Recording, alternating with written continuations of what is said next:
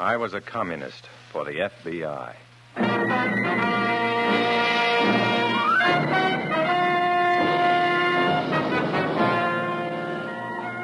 Starring Dana Andrews in an exciting tale of danger and espionage. I was a communist for the FBI.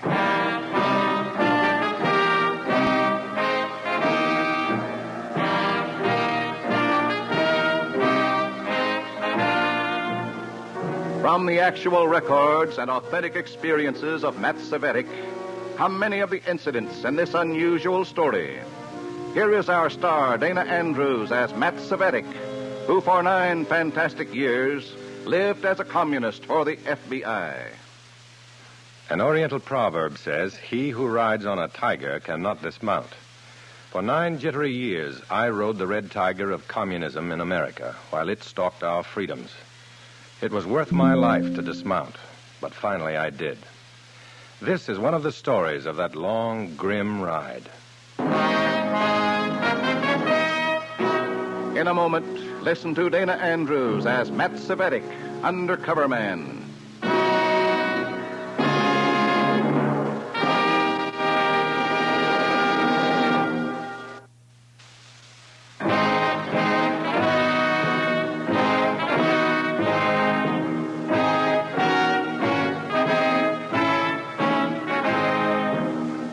Now, here is Dana Andrews as Matt Cvetic, undercover man. This story from the confidential file is marked The Pit Viper.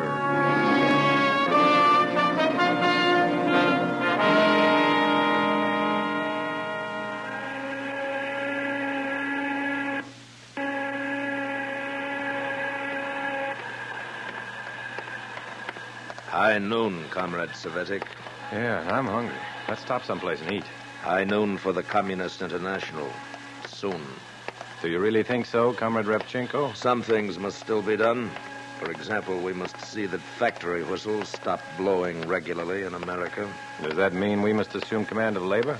Here's the lunchroom. We must talk. What about, Comrade? The care and feeding of factory whistles, Comrade.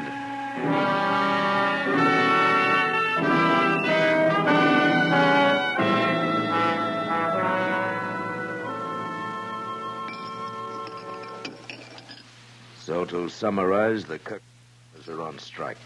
The union is about to reach an understanding with the management. That must not happen.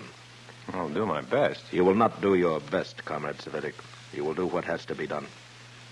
I'll leave for Kirkton tonight. Comrade Simon Horvath understands such matters as inciting to riot and other mob violence, where it will do the most good. He will drive with you to Kirkton. I'll need help. You are to hesitate at nothing. How do you mean? You are a deputy sheriff in this county? It's just sort of an honorary thing. It just keeps me on call to stamp out brush fires in dry weather. But you are permitted to own a revolver. Yes. Have it with you in Kirkton. You leave tonight.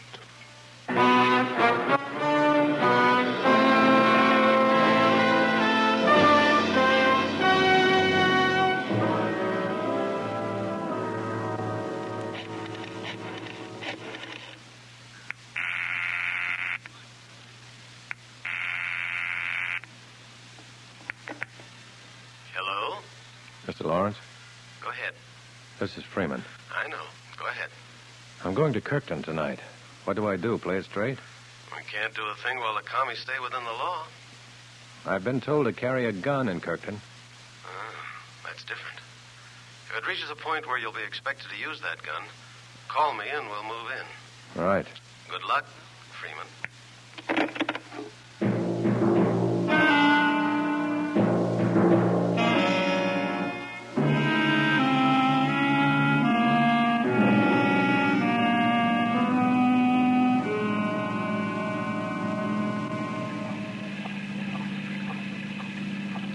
Miserable night to drive, Comrade Simon. I'm not worried about that. But strikers don't enjoy picketing in the rain. These Kirkton schmoes will be more anxious than ever to settle their strike. We'll fix that all right, though. Yeah? How? Those 100 hot lunches I ordered by telephone in Kirkton, pass them out to the pickets. I see. Nothing like a hot meal to keep the hotheads hot. I like these deals. This is going to be fun.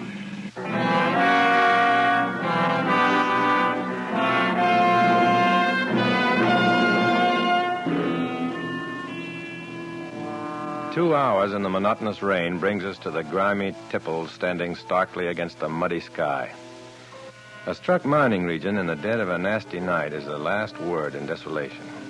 I feel a chill and I shiver. The revolver in my shoulder holster is cold and heavy. I look forward to a warm place to sleep. And then Simon's car begins to feel the weather. Uh-oh. Now what? Water in the carburetor or something, I don't know. Now, wait, you better stop here while the stopping's good. You mean while the initiative is still with us? And what's here? It's like a miner's house. I'll call a garage. Wow. Do that, Junior. I'll wait in the car.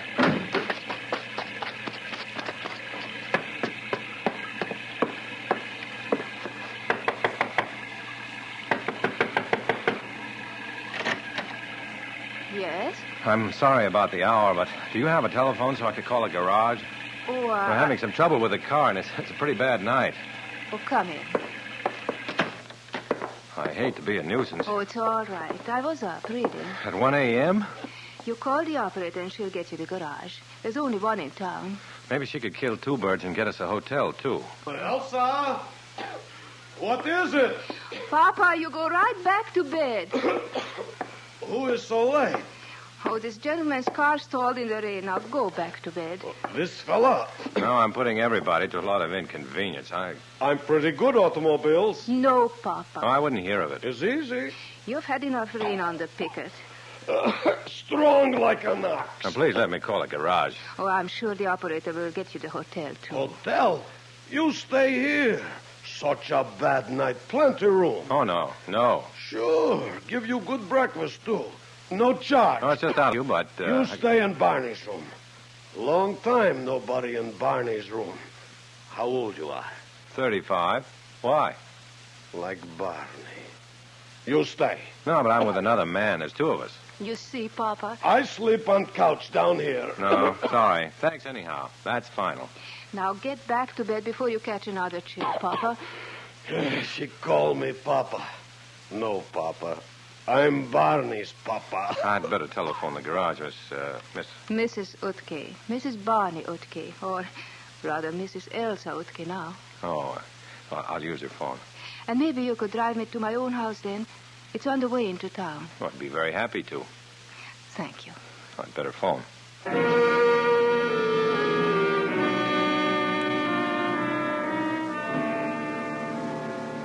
The garage car arrives, and pretty soon we're driving Elsa Utke to her dingy little house. Good night, thank you, etc. We drive away, but she disturbs me. A fine-looking woman, educated and alone. A widow. A mine accident, explosion, cave-in. In any case, Barney, her husband, is dead, and it's sort of too bad.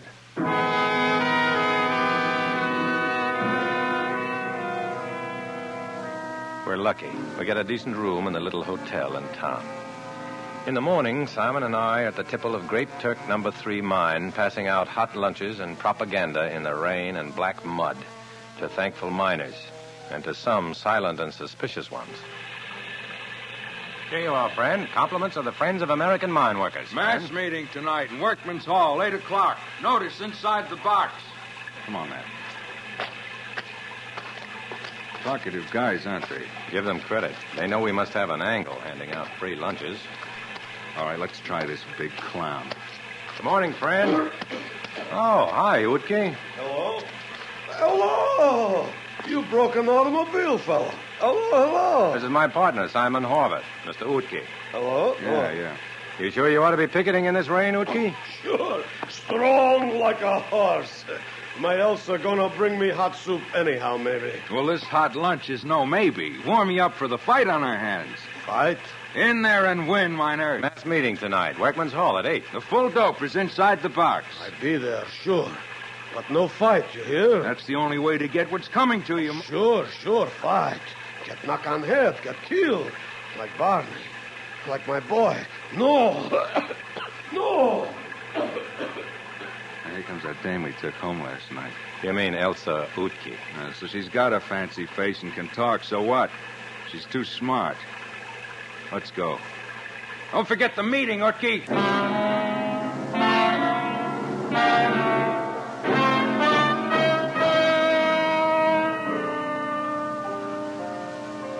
You've been on strike for 5 weeks now. And what are you settling for? 6 lousy pennies a load. Go back to work for that, and you're selling your American birthright for that well-known mess of pottage. Sign up with the Friends of American Miners, and we'll get you 3 times that. 3 times. How we know this? You're out of order, Utke. You out of line. We're the workers. We satisfied. This guy Utke's gonna be trouble, Matt. Who are you anyhow? Who you come tell us what to do, huh? We're your friends.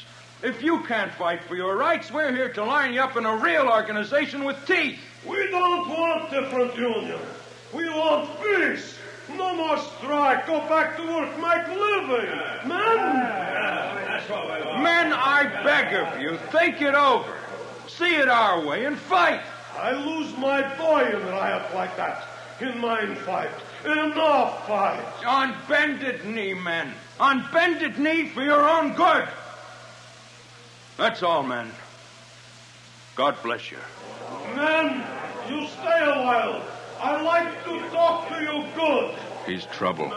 But he's important. He's their spokesman. He's liable to have a serious accident one of these nights. Look, comrade, let me handle Utke, okay?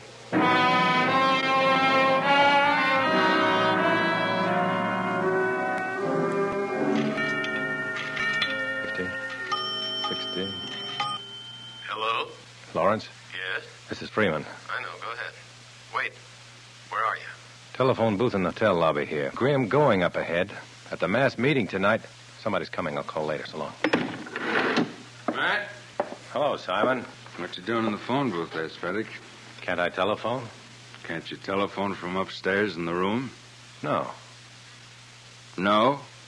Look, the party doesn't have to go on my dates with me, does it? That's the... What's her name, dame? Elsa. Elsa Utke. I'm going out with her tonight. Okay? You better get started. It's pretty late. I'm on my way. I'm going that way. I'll drive you over. It isn't far. I'll walk. It's pouring.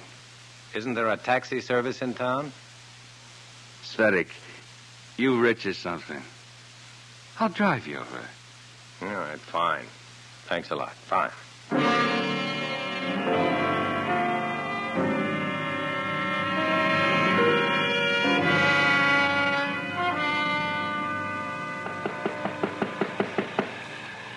Come on, please. Please be home. Be home. Well, Matt, you standing up? Well, she must be getting dressed. It's pretty late already. Please. Be home. Be home, please. Please.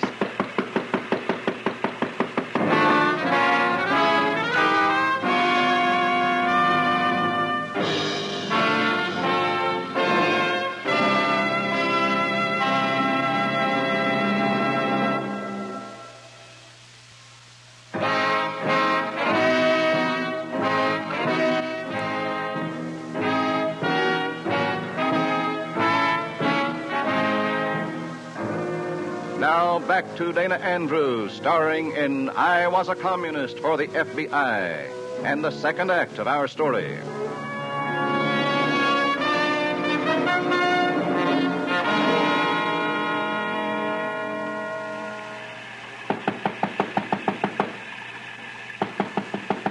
Please, Elsa, be home. Please. Please. Elsa. What is it? It's okay, Simon. Thanks for the lift. Come in. I can't explain, but I have to use your telephone. Oh, you're welcome to it, of course. There. Well, do you mind? It's rather private. Oh, I'll wait in the next room.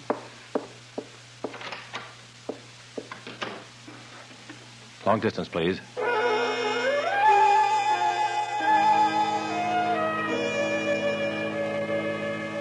Hello? Lawrence? Lawrence? Freeman again. I'm calling from a private telephone now. Go on. Look, there's a miner down here, sort of the head man with the boys. Lost his son in one mine riot and doesn't want any more violence. He wants the men to go back to work, and my sidekick doesn't like it. Simon Horvath, that is, huh? Yeah. I don't know if I can keep him under control. You think he might knock off this miner? I don't know. I'll start for Kirkton right away. So long. All right, Elsa, you can come in now. Well, that didn't take long. Is anything the matter? You looked like bad news when you knocked at the door. Well, yes.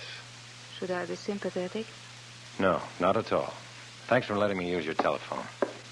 Good night, Mrs. Yutke. Oh, wait. Waiting.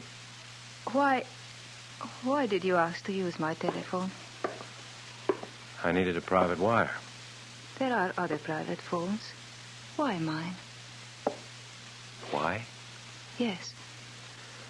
Well, let's say I made a cheap boast. Let's say that I pretended to my partner that I had a date with you. A date with me? That's what I told him.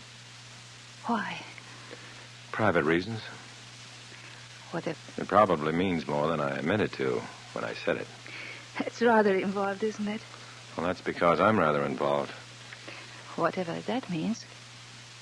Elsa, Elsa? don't you get involved.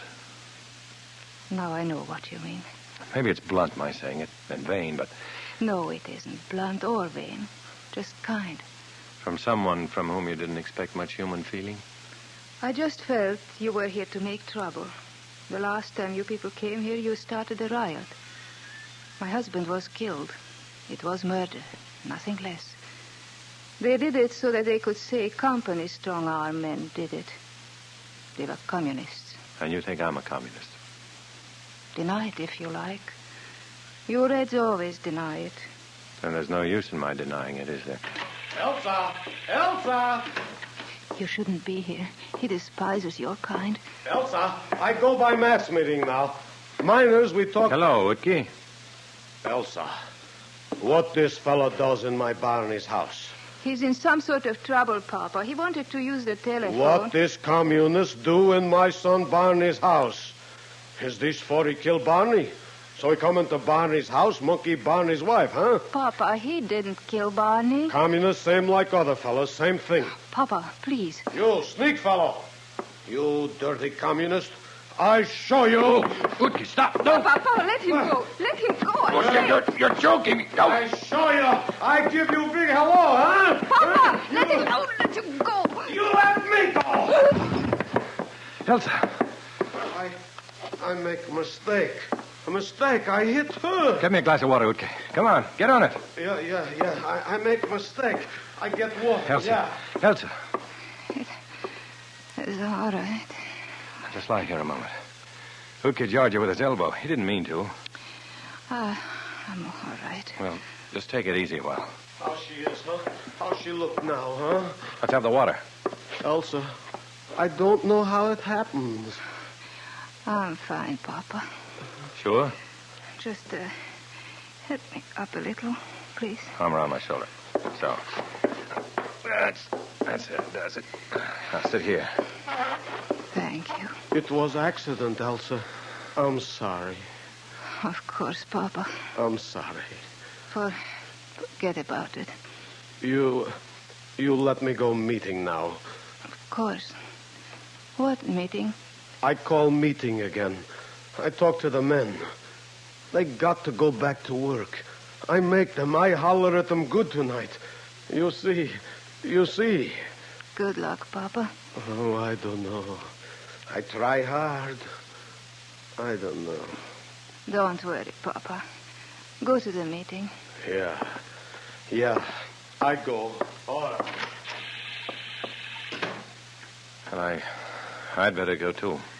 I'm sorry there was a scene. Well, thanks for interfering when you did. He wouldn't really have hurt you. He was making pretty nice progress. So thanks. Goodbye. Shall I get that for you? No, I'm fine now. Hello? It's very important for me to locate Stanley Utke. Is he there? No. He just left for Workman's Hall for a mass meeting. Who's this? Hello? Who is it? Hello? Doesn't matter. I know who it is. It's your fine friend. My friend. You told him Utke went to the hall. Did I? I don't Yes, maybe I did. I've got to go after him. Why? Never mind. I've just got to go after him. Matt.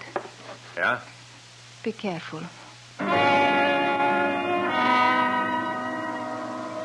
I slog across the black, sticky fields in a dreary downpour toward Workman's Hall. If Simon Horvath is looking for Big Stan Utke, he means no good. And I don't know how many of his goons have been standing by. The lights of the hall begin to glow dimly through the rain. Has Utke arrived there yet? Utke. He hasn't arrived, but the goon squad has. Sure as brass knuckles, sure as sandbags. I start running and almost pitch headlong into a battle in the dark. Horvath! Hold off! Cut it out! You're making a mistake! Something hits me in the mouth, and I go down, tasting blood. Heavy milling feet stamp over me. Then I hear another voice from the direction of the hall. This way, boys, are mauling Stanookie. Let her have it, boys. Good. The miners pour across the field and fall upon Simon Horvath's goon men. And I crawl out of there while the getting is good.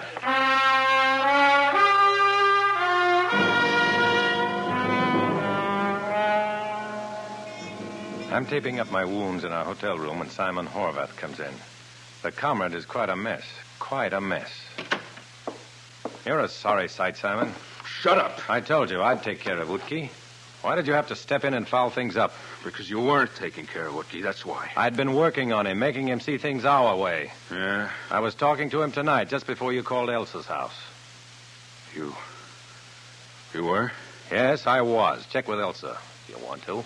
Will she talk to a communist? Look, I had Utke convinced that the men should stay out. He was going to the hall tonight to tell him it was a fight to the finish. You're a liar. I'm a liar. Let's see if I'm a liar. Hello? Operator?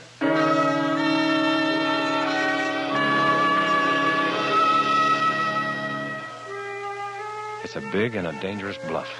I'm counting on Elsa Utke's wit and her need to believe in somebody, even somebody she thinks may be a red. And then her voice is on the wire and the bluff is on. Hello? Elsa, this is Matt Cvetic. Oh, How is Mr. Utke?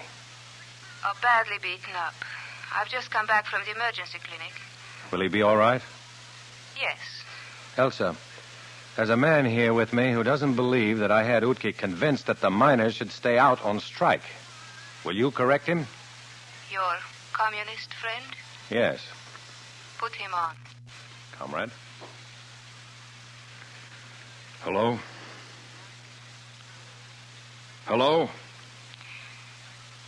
What your comrade says is true. Okay. Let me speak to him again. She wants to speak to you again. Elsa? I lied for you. Thanks. Somehow I think you are not really one of them.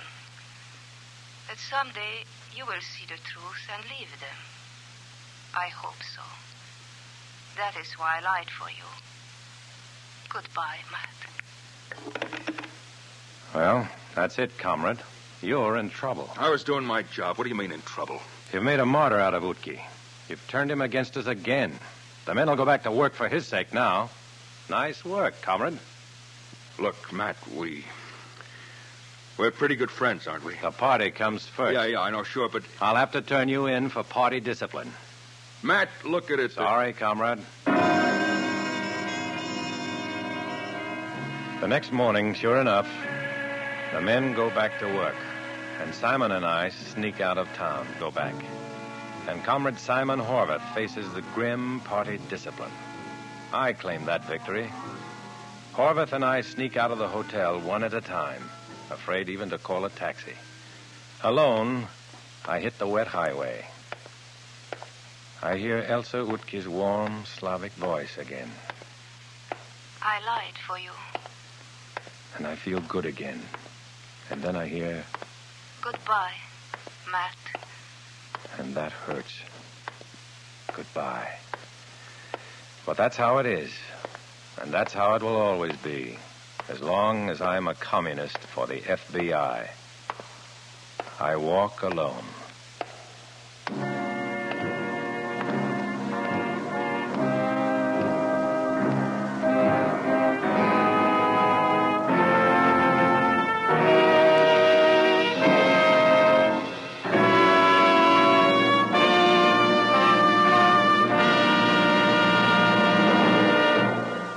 Our star, Dana Andrews, will return in a moment.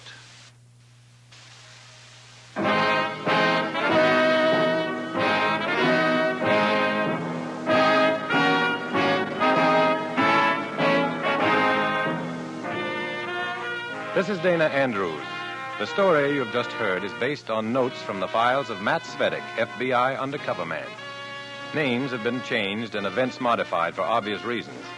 Next week, another exciting adventure out of Matt Cvetic's experience as a communist for the FBI. So be with us then. We're expecting you.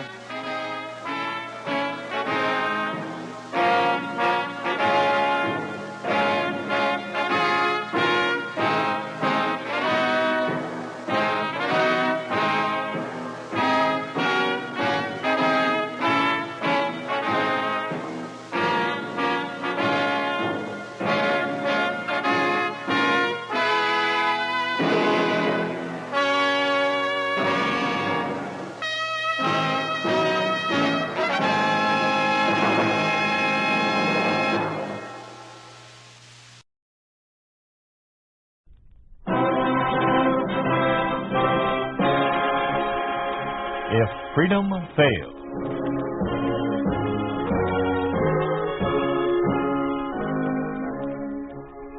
We'd like to take you on a visit to a town that doesn't exist.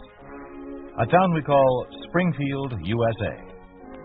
We'd like to show you how things would be in any American town if communism took over. This is the story of what happens to freedom of thought under a communist regime. Mercedes McCambridge stars as Ann Bishop in Tears for Miss Bishop.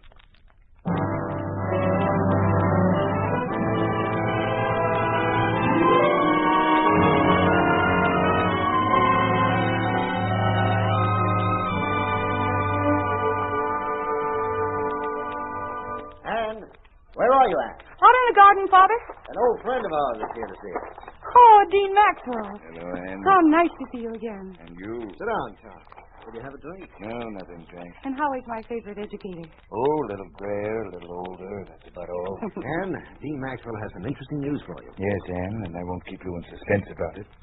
I put in the request for you to join our teaching staff at Midwestern, and it's been approved. Oh, wonderful. Here's your certificate and the note of approval from the communist leaders in charge of education. Oh, when do I begin? 3 weeks. The start of the fall term. May God have mercy on your soul. Oh, Dad doesn't have much confidence in my ability as a teacher. But I have to be doing something. No, it's not that. You know it isn't. But what? Anne, honey, I've tried to protect you from what's going on. I've been pretty well able to do that up until now. But now, for almost the first time in your life, you're going to be on your own. You'll see things and you'll find out about things that... Henry, I'll give our girl all the help I can. You know that. Yes, I know. If it weren't for you being there, I'd be a lot more frightened. Well, I, for one, don't understand what all the fuss is about. I speak 5 languages and speak them well, thanks to you, Father. I can certainly teach them to others. So stop pulling those long faces, you two. All right. And now I have 1,001 things to do to get ready. So if you'll excuse me, Dean Maxwell. Certainly. I'll be upstairs if you want me for anything, Dad. All right, dear. Tom, please take care of her. Promise me you will. Yes, Henry. I promise.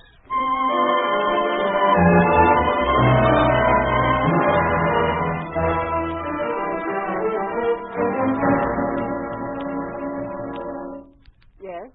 What is it? Good morning.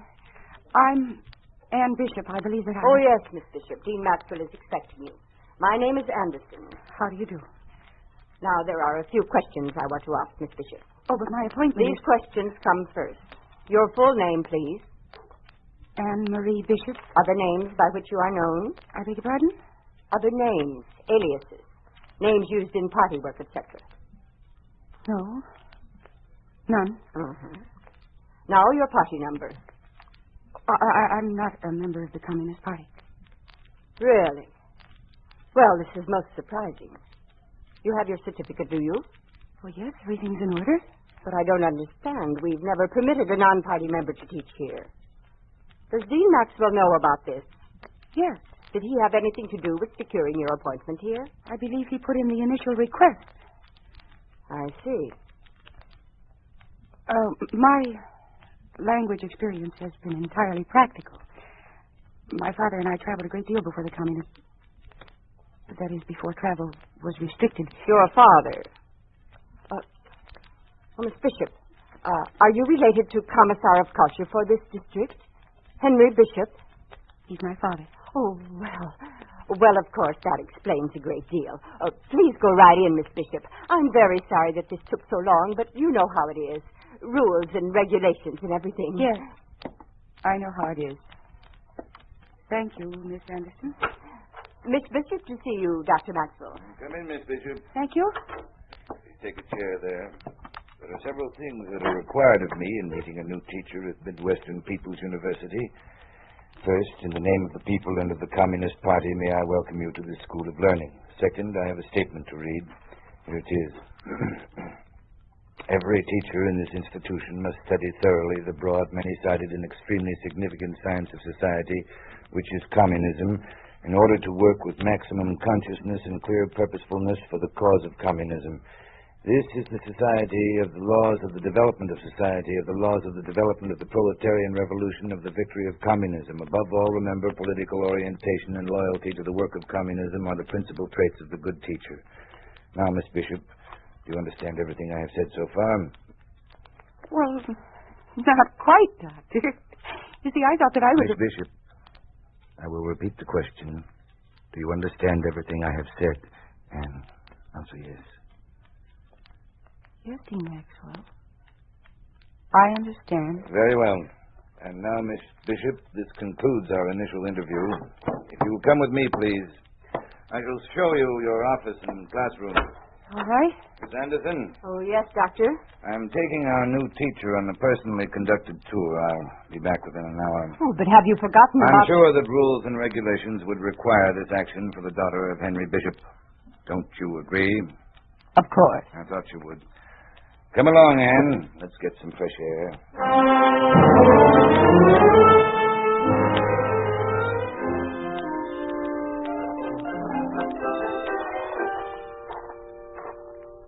I'm all confused with what's going on.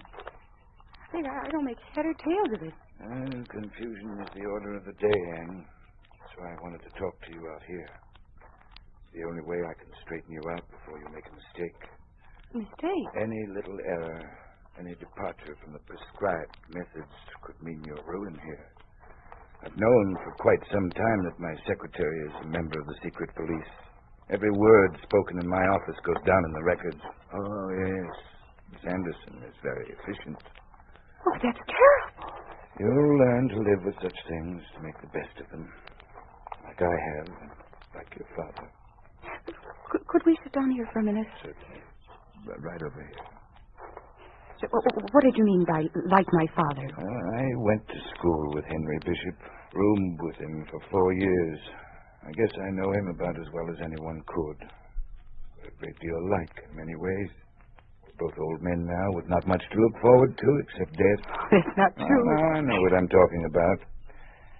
Your father had the same reasons for joining the Communist Party that I did. The easiest way to keep living. He follows directions just as I do, for the same motive. Certainly he can do some good as Commissar of Culture. I can do some good as the Dean of the Language Department. But we're still afraid. Afraid to show any independence of thought because that's dangerous. We obey blindly in constant fear of being called down for deviations. And you must learn to do the same, my dear. I'll try, Doctor. I'll try very hard. I'm sure you will. Now, let me tell you about a few institutions we have here at the school. There's what we refer to as the triangle. It consists of 3 people who spy on teachers and students alike in every department. They're the ones to watch out for. First, there's Frederick Lodge. He's the organizer for the Communist Party. Second, Stanley Tortel, organizer of the Communist Youth. And third is our own Miss Anderson, my secretary. I'm beginning to understand what you're up against. Yes, it makes it all very cozy. Various triangles in the campus are joined together in the PTA. You mean the parents are involved? Oh, no, I forgot to tell you. The PTA exists, but not as the Parent Teachers Association. Now it is the People's Triangle Alliance. Clever, don't you think? Yes, very clever. It's frightening, too. Yes. And just one more thing to say, Anne. I know how much you think of your father. Oh, yes, we're very close. We have been ever since my mother died. I know that. But remember this. Your father is a big man as far as the communists are concerned. A man with an important position. They need him because the people respect him. His name alone will help you a lot.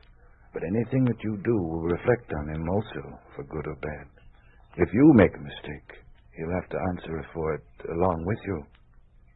Do you understand? Yes, Dean Maxwell. I understand a lot more now than I ever did before. And thank you. Well, then, let's show you to your classrooms now.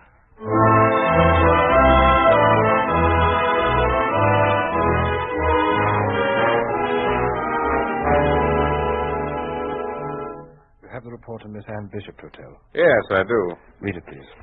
Subject teacher does not display proper political orientation. On 4 September, she made the statement in front of the class that the French textbook was outmoded, backward, and ridiculous. On 27 September, she claimed to find an error in the German grammar, and with complete lack of discipline, substituted what she claimed was the correct facts. That's the end of it. You've been very thorough, Miss Anderson. I have one more thing to report. One day in Dean Maxwell's office, the subject made this statement. I have the recording, too, if you want it. No, just read it, please. She said, I know these textbooks are prescribed, but does that mean that they have to be adhered to as rigidly as if they are government edicts? Yeah. Very inflammatory. What a criminal answer. I didn't get the answer. They left right after that. Together? Yes. Obviously working together. But I think we'd better be careful about this one. Her father, you know. Yes, by all means. I'm going to have Miss Bishop meet with this triangle and see if we can straighten her out.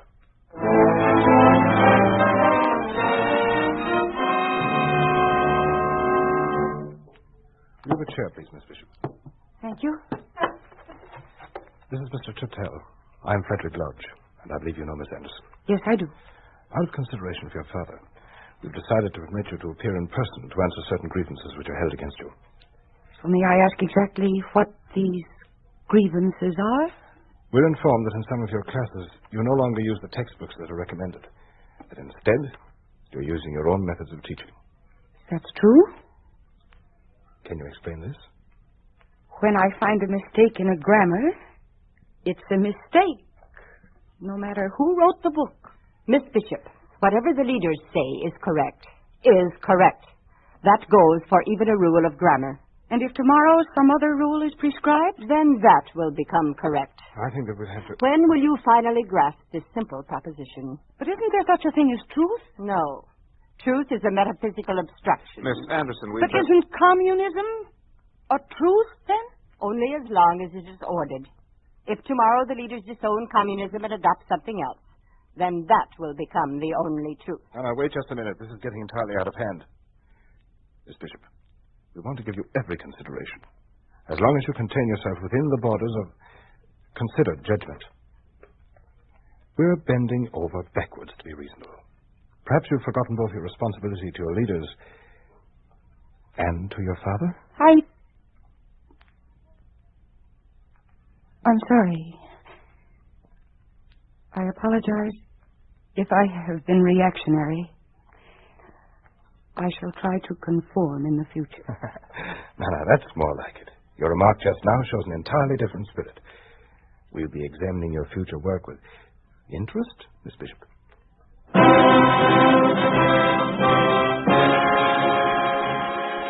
You are listening to Tears for Miss Bishop, starring Mercedes McCambridge.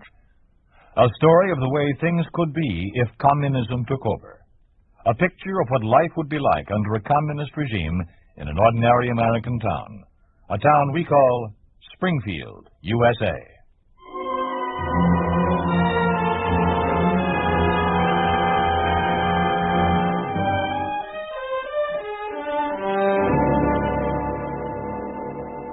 Traduisez l'exercice, s'il vous plaît, Monsieur Martin. Oui, mademoiselle. L'histoire américaine. La traduction, je vous prie. Pardonnez-moi. The American history. The colonies were settled as an outthrust of capital, of British capitalism. During the colonial period, two exporting classes. C'est correct? Two exploiting classes appeared in the new land. The capitalists of the North and the slaveholders of the South. Thus, at the time of the War for the Independence, the War of Independence, the people were subjected to a triple exploitation by the English bourgeoisie, by the northern capitalists, and by the southern slaveholders. C'est bien. La phrase suivante, mademoiselle Turner, s'il vous plaît. En anglais ou en français? En anglais, comme Monsieur Martin. The slave system was deteriorated. Class? C'est bien, encore, mademoiselle. The slave system was destroyed, but the people did not win freedom. Following the death of Mr. Lincoln, or following the death of Lincoln, who was killed by an assassin, bribed by capitalists and slaveholders, the northern bourgeoisie established a dictatorship,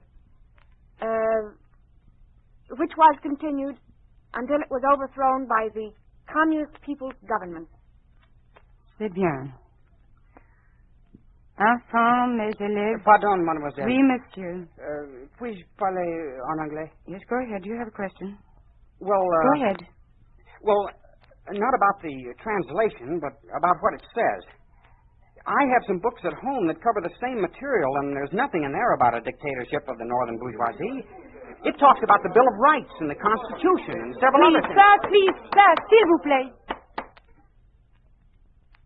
Mr. Martin, I believe that you should check with the authorities to see if your books are on the approved list. As you know, times change, circumstances change, things, viewpoints change from time to time. And what we think is right today may prove wrong tomorrow. I know that you have asked these questions because of an honest desire to find the truth. All I have to say is that this quotation on American history is taken directly from an approved book. And I wouldn't think too much about it. After all, it's only an exercise in grammar. And now back to the French. Enfin, à 75, nous trouverons un promenade dans les rues. Si vous avez souvent visité une ville...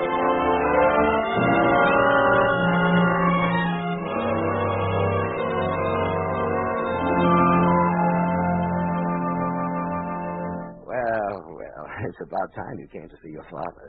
Hello, Dad. Give me a kiss, huh? Mm-hmm. How's that? Then come kiss me again, sweet and 20. 10 kisses short as one long as 20. Shakespeare. Oh, from what? 12th night, Act 2, Scene 3. Ah, you old faker. You'd have said anything just to show off. Oh, no. Can't fool me on my Shakespeare. In fact, you can't fool me at all. What's wrong, Anne? Nothing? Yes, there is. Come on, tell me about it. I feel so helpless. Month after month, watching those students say the words of communist propaganda. Not even knowing that their minds aren't being taught, they're just being trained. I know. It isn't a system of education, it's a mass training along the party line. Here, look at these. These are orders for the teachers. Listen to this one. Mathematics teachers will choose or devise problems which involve the application of mathematical knowledge to military affairs. That is an order. Here's another one. Physical education in our school is most intimately related to the cultivation of communist morality and the traits of Bolshevik character in the students. And they have that same sort of thing for every class in the college. And You can't fight it.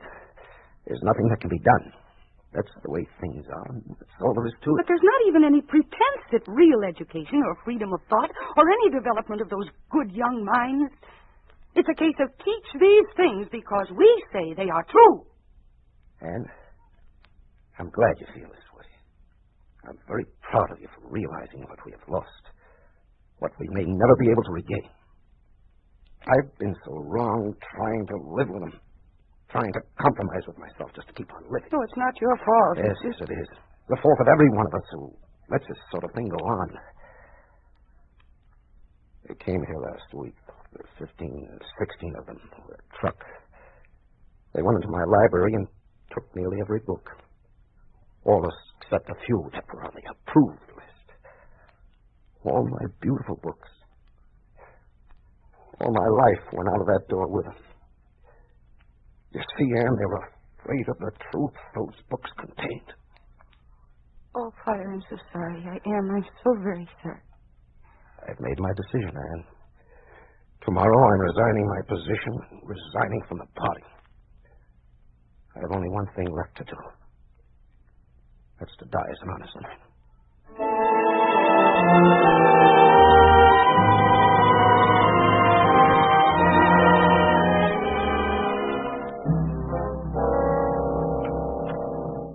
Come in. Come in, Miss Bishop. Close the door, please. I have a note here, Miss Anderson. Does Dean Maxwell Dean Maxwell will see you in a few minutes. First, I want to see you. Very well, but I have only a few minutes. Everything going well in your classes? I think so. No complaints about our methods of instruction or what you have to teach? No. It will be interesting to see if your replacement likes them, too. My replacement? I don't understand. I never liked you, Miss Bishop. Right from the start, I knew you were a troublemaker. But I've been doing everything... Every time I tried to get rid of you, the others would talk me out of it because of your dear father, the great Henry Bishop, Commissar of Culture, world traveler and lecturer, and a member of the party. Miss Anderson, I'm only trying to... Shut up and sit down. I've sent in 100 reports on you. Every little slip you made was grist for my mill. Every time you tried to put in your own ideas, I reported it. I didn't like you when you first walked in the door. Oh, the others kowtowed to you because you were Bishop's daughter, but that didn't mean anything to me. And now it's paying off. Now I'm getting rid of you, and I'll see to it that you never work again at teaching or anything else. I'll have you followed by the police every hour for the rest of your life. The great Henry Bishop's daughter, all the advantages, money, beautiful homes, travels all over the world.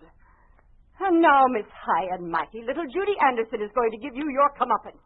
You're through. Finished. Washed. I think I've heard enough. You haven't heard half enough. I demand that you let me see Dean You Maxwell demand. Oh, that's a good one. That's right. Yes, I demand it. And I'm sure that when my father hears about this... Oh, your father. Did I forget to tell you? Your father's dead. No. No, he can't be. No. No, he can't be. But he is. He's dead since this morning. Oh, no. And with him goes all your protection, little Miss Bishop. You're a nonconformist, a troublemaker, and no good for the party. For you're not even a party member. And what's more, Dr. Maxwell! Dr. Maxwell! Miss Henderson, did you tell her? Yes, I did. Get out of here. This is my job, and I intend Get out to do of here now. I am an old man. But if you don't leave, I'll kill you with my bare hands. Well, I'll certainly see that the leaders hear about this. There. Try it out, Anne. Go ahead. Try it out. It's true. My father... Yes, Anne, it's true. Henry died this morning. They sent word to me, and I wanted to tell you myself. I didn't know that... But I saw him just last night, and he was... How anyone could be so low. No, that's right, Dean Maxwell. Don't... How did it happen? There weren't any details. The state is taking care of his funeral. Oh, they should. They ran his life for him. They killed him. He was going to resign, and so they killed him. I don't know what to say, Anne. I can't think straight anymore. If there were only some... Nashville, for the first time in months, I am able to think straight. Maybe you'll understand this, maybe you won't, but I feel as if a heavy weight had been taken off my brain. My father is gone. But he's where no one will ever be able to hurt him again. Or make him do things that he knows are wrong. I almost envy him. Yes, Anne. I do understand. But what will you do now? Something I should have done a long time ago. Tell my class the truth.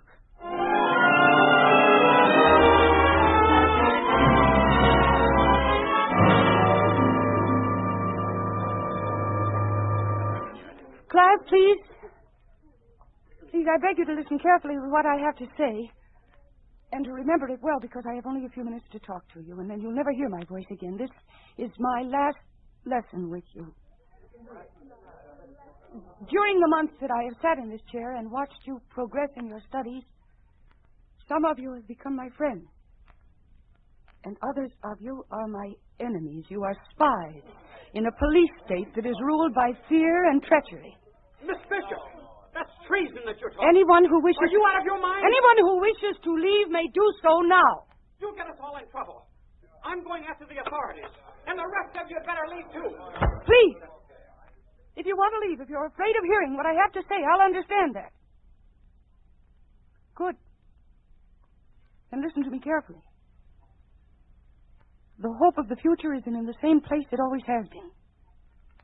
In the minds of young people like you. In the students of today. But today you are not students. You are only workers in a school. Your books are filled with lies. You know that. Or you've suspected it. And you've seen how simple truths have been twisted into immense lies through communist propaganda. Your parents may have told you some of the truth. And you yourselves have noticed other examples of contradiction. You have seen how every class is filled with what they call Marxist morals. But this is all I have to say to you. It's a simple thing. If you are students, then study what is going on. Study life as you are living it. See how communism has brought fear and mistrust and deceit and corruption to every part of this life. Study what they have done to our proud American history. Talk about it among yourselves and with others. Our most priceless possession was freedom of thought. Without that, we're nothing but animals obeying orders of our masters and cringing beneath their whips. But they are afraid, too.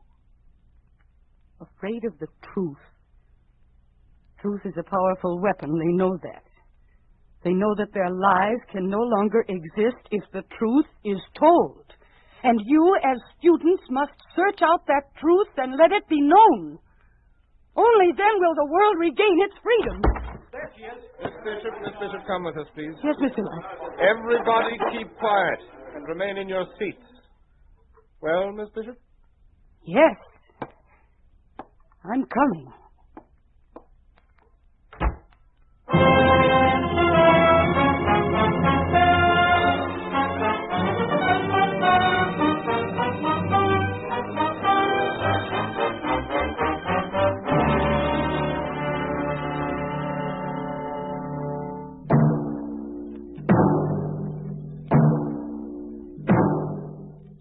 You have just heard a story of what happens to freedom of thought, to the democratic system of education under a communist regime. This is what would happen to our American system if communism ever gained control. You think this could not happen? It is happening right now today in every country dominated by communism. It did happen to Dr. H.C. Burckhardt in Soviet Russia. After living the events you have just heard, Dr. Burckhardt disappeared from Russia as an enemy of the state.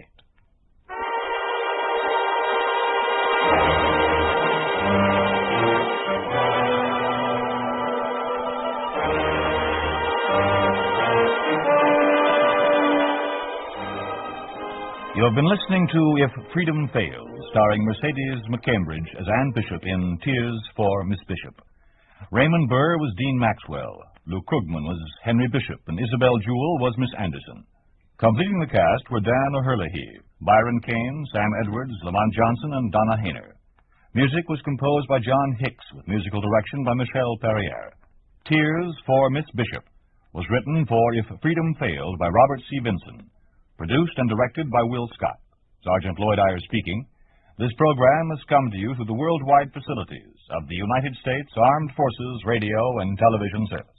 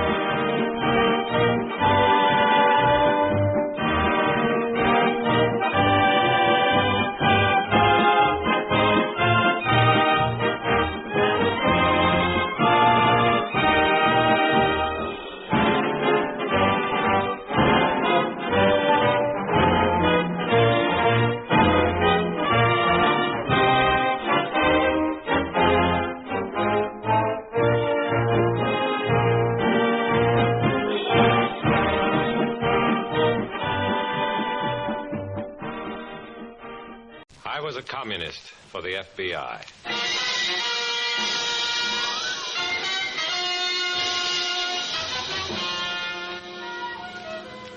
Starring Dana Andrews in an exciting tale of danger and espionage. I was a communist for the FBI.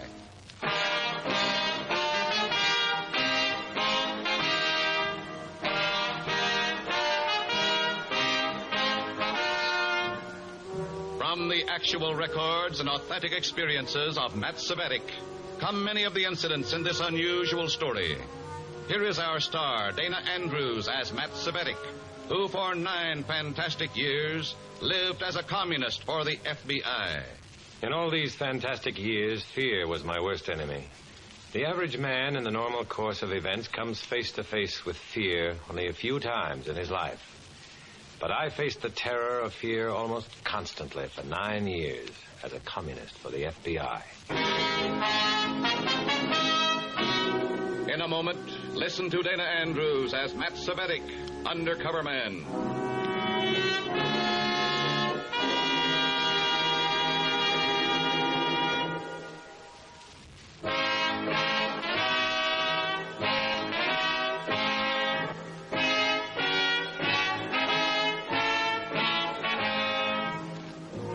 Here is Dana Andrews as Matt Cvetic, undercover man.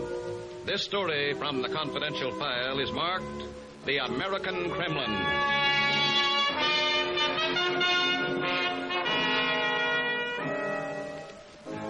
An early spring afternoon in a large Midwestern city. The sun has found its way through the haze that shrouds the downtown business section and is drying the remnants of a morning shower. I decided to walk from my rooming house to the meeting at party headquarters, an unobtrusive address on an undistinguished side street. Yeah, mister? No, thanks, Cabby. I'll walk. I think you better ride, mister.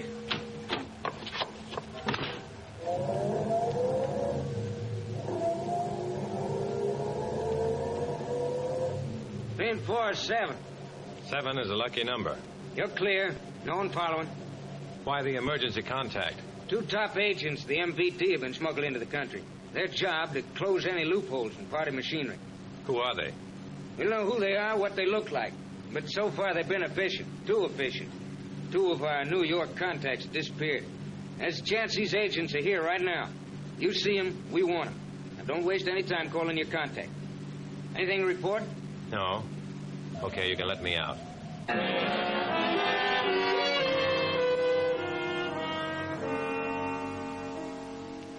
Two top agents of the MVD here to check on their own party members. They're never sure of themselves or the people who work for them and with them. For how can you really trust a man who's a traitor to his own country?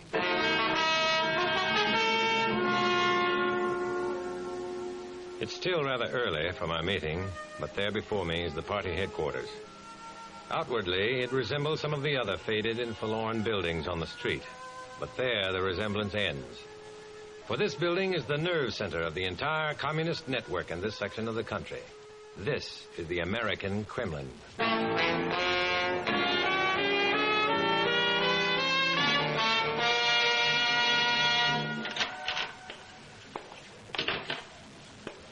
Comrade Barstow? Comrade Barstow! The door to Barstow's office is open. I walk in. Barstow? Not here. Beyond this office, the printing presses. I start to call Barstow's name, but the words choke in my throat. There, above me, dangling like a limp cord of an overhead light, hanging and swaying from a pipe which runs across the ceiling, the body of Comrade Barstow.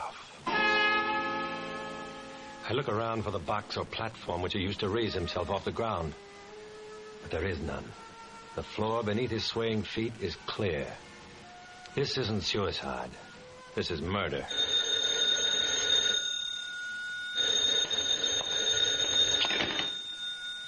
Hello? Yes? Is it done? Yes.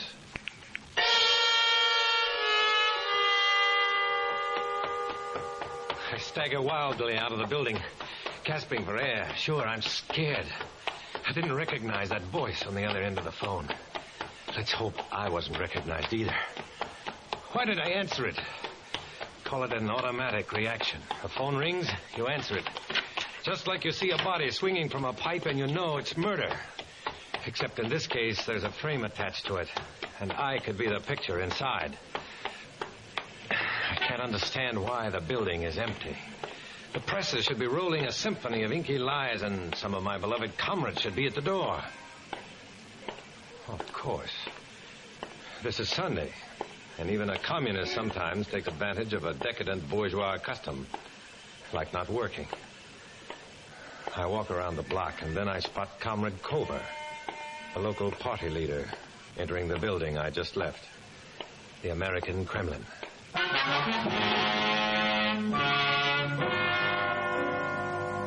I wait about 2 minutes, and then I walk back in. Who's there? Well, it's me, Comrade Cvetic. Quickly, lock the door and come back here.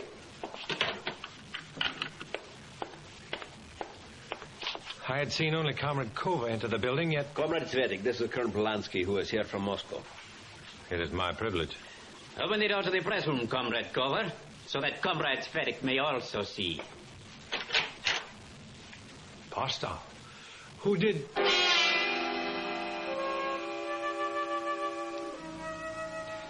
Either my eyes are playing tricks on me, or else I didn't get a good look the first time. For there, under the swaying feet of Comrade Barstow, is a box. Yes, Comrade Cvetic. Barstow realized that any weakness in our party structure is dangerous to the entire cause. You may close the door, Comrade Covert. Comrade Cvetic, Colonel Polanski has asked me to recommend a man to take Barstow's place. I have recommended you. I'm here to serve. When the revolution comes, our strength will lie in the instrument of the workers, the trade unions. Your first assignment, Comrade Cvetic, is the shipbuilders' union in the Brooklyn Navy Yard. There's a train which leaves in exactly 40 minutes. You will be on it. Your contact is the waitress in the King Street Diner. Her name, Millicent Johnson. Comrade Covert here will give you specific instructions. About Barstow. You have seen nothing? You know nothing. Wait for me, Comrade Cvetic. I will accompany you to the station. Oh, don't bother, Comrade Covert. No bother, Comrade Cvetic. Who knows when I may see you next?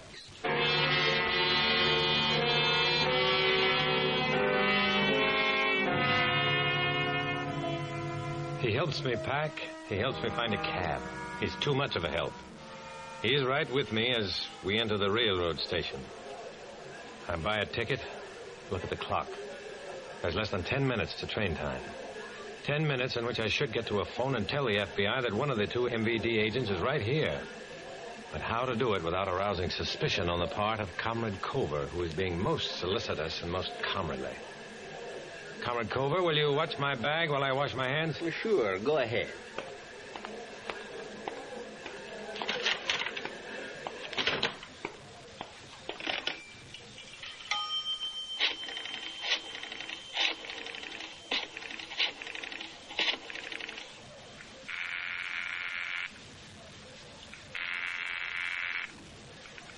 Hello?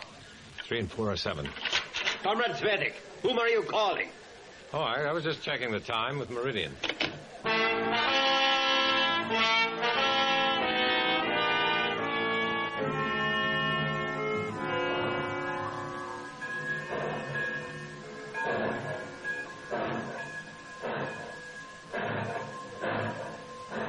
The last thing I see as the train picks up momentum and speeds out of the station is Comrade Covert standing on the platform and smiling goodbye.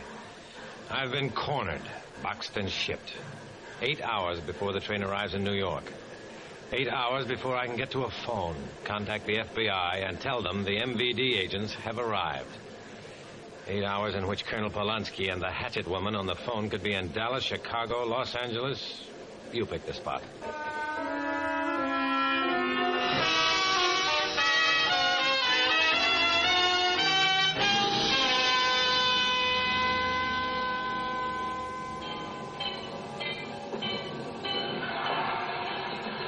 Penn Station, a canyon of noise and activity. I disregard the porter with the outstretched hand waiting to take my bag and head for a telephone booth. I call home to my FBI contact and reverse the charges. Hello? What are you doing in New York? I'm on my way to the Brooklyn Navy Yard, replacing a local comrade who was killed. Details? August Barstoff, party courier. Murder made to look like suicide. The body was still hanging in the press room when I left 8 hours ago. Be careful how you check it. I don't think anybody knows except myself, Comrade Covert, and one of the two MVD agents you're looking for. Name?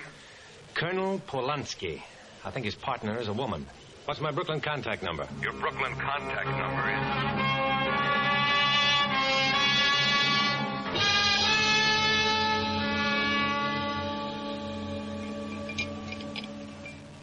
What'll it be, mister? Hello, Millicent. Hello yourself. Brooklyn isn't near Pittsburgh. Pittsburgh isn't near Brooklyn. We've been expecting you. The meeting starts in 30 minutes. I finish here in 10. I'll get you a cup of coffee while you're waiting for me. What about a place to sleep? We have a room for you. Hey, Millie, how about some cybers?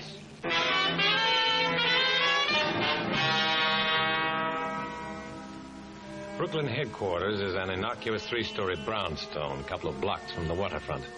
A converted rooming house which boards all the local agents. I'll be under constant surveillance here. Is this by design or accident? Oh, Comrade Millicent. Come in. And this is... Comrade Cvetic from out of town. How do you do?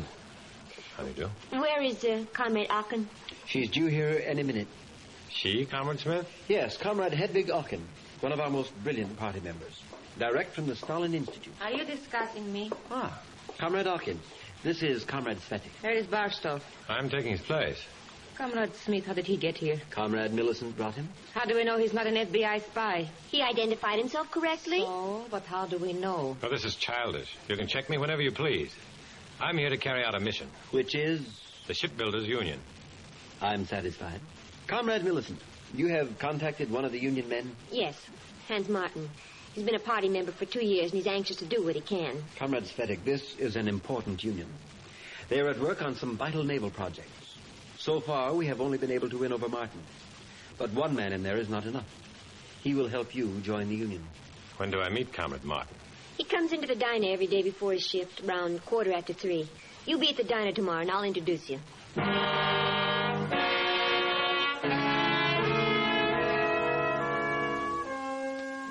There are other items on the agenda, so I just sit back and listen. I listen and look and catalog their faces. What is the connection between Hedwig Aachen and Comrade Barstow? Was she the voice on the phone?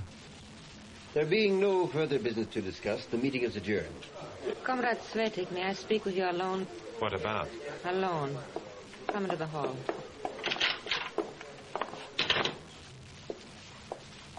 What's on your mind? Why did you kill Barstow? What did you say? Why did you kill Barstow?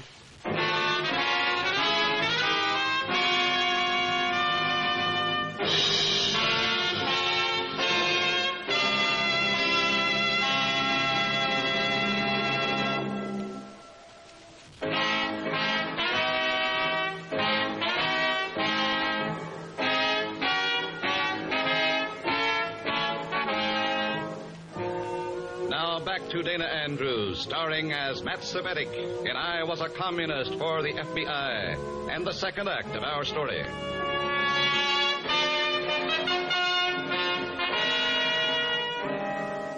This was it. Fear again. Fear projected by the cold, deadly, accusing voice of Comrade Hedwig Aachen. Why did you kill Barstow? I had to stall for time. The best defense is an aggressive offense. I grabbed her arm and replied, "What did you say?" Why did you kill Barstow? Let go of my arm. You're hurting me. Come on. Let go. Let go. What is the meaning of this? Come on, Comrade Aachen. Repeat what you just asked me. You fool. I said repeat what you asked me. I will hear it from you, Comrade Cvetic. She asked me why I killed Barstow. Comrade Aachen, you place yourself in a very bad position with such a question. How many times have you seen Comrade Barstow? And under what circumstances? Was there a romantic attachment Comrade between you? Smith, you exceed yourself. Comrade Smith, perhaps Comrade Aachen's suspicions might be alleviated by a long-distance phone call. And you might ask Comrade Covert why Colonel Polanski recommended me. Colonel Polanski? Comrade Smith, I wish to withdraw my charge against Comrade Cvetic. Good night.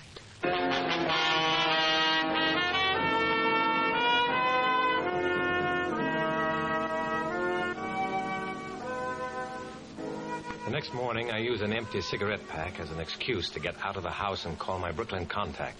Hello? 3 and 4 are 7. 7 is a lucky number. Have you made contact? I'm living at local headquarters. Nothing to report as yet. Did you hear from out west? Party headquarters had a visit from the local building inspector, but everything was in order. Did they find Barstow's body? No. Was Barstow an FBI contact? No. Okay, if he were, you wouldn't tell me. Any other contact besides you? The shoeshine man outside the King Street subway station. Tell him you prefer a red polish. A deep red polish.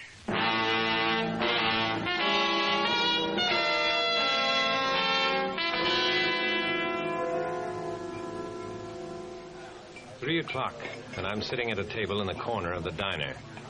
And over in the opposite corner, a fat, paunchy individual blows the steam off a spoonful of soup. It's during my second cup of coffee that Hans Martin comes over to the table. Sit down. You're Millie's friend? And your friend, Hans Martin. First, we got to get you into the union. There's a meeting of our shift tonight at 11:30. The business agent for the union will be there. You meet me at 11:30, and I'll introduce you as my cousin. Where is the meeting? In the warehouse off Pier 9. Don't worry, nobody will stop you. Just walk past Pier 10 and across the cutover, which you can't miss. Meet me at the entrance to the warehouse.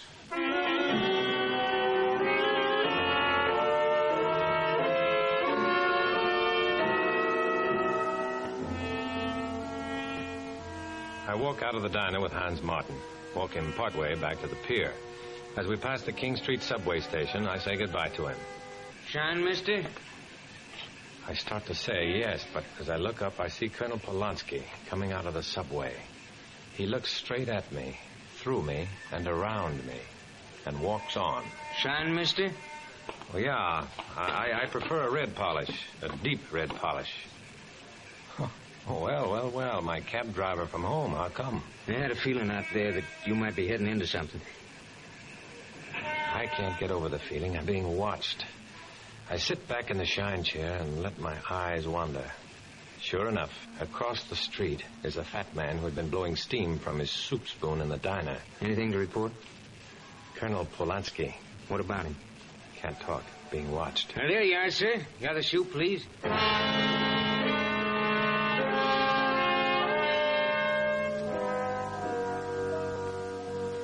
As I walk away from the shoeshine stand, I notice that the fat man has disappeared from the doorway. Rather than walk the 4 blocks back to the party headquarters, I take the trolley. Was the fat man really watching me? Did I do anything to give myself away? Oh, nuts. I'm falling for the old commie trick. But the guilty man will always worry. The innocent man will only be confused. As I start up the stairs to the 3-story brownstone, I turn around and freeze. There, across the street, is the fat man. I shut the door behind me and run up the stairs into the meeting room. Ah, Comrade Cvetic. Colonel Polanski. What is it, Comrade Cvetic? You look perturbed. I think I've been followed. He's right across the street. Who? The man who's been following me. Look.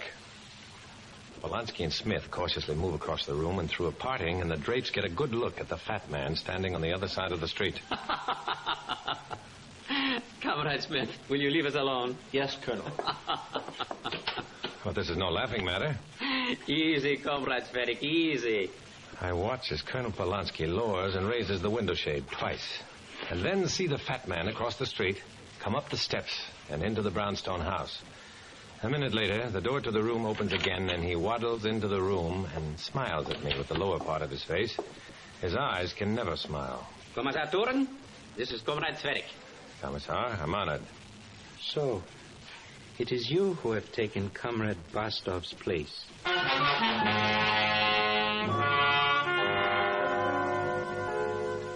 This is the other member of the 2-man team from the MVD. This is the voice on the telephone. I watched you handle your contact in the diner, and I'm very pleased to know that we have such workers in the party. Good. Comrade Cvetic, what have you arranged? I'm to meet Hans Martin on the pier tonight at 11:30.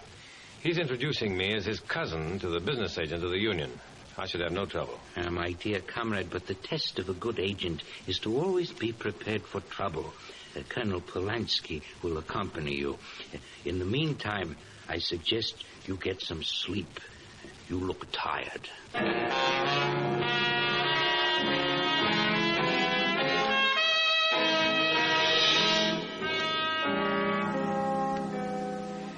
At exactly 11, Colonel Polanski knocks on the door of my room and takes me down to the car he has rented especially for the occasion.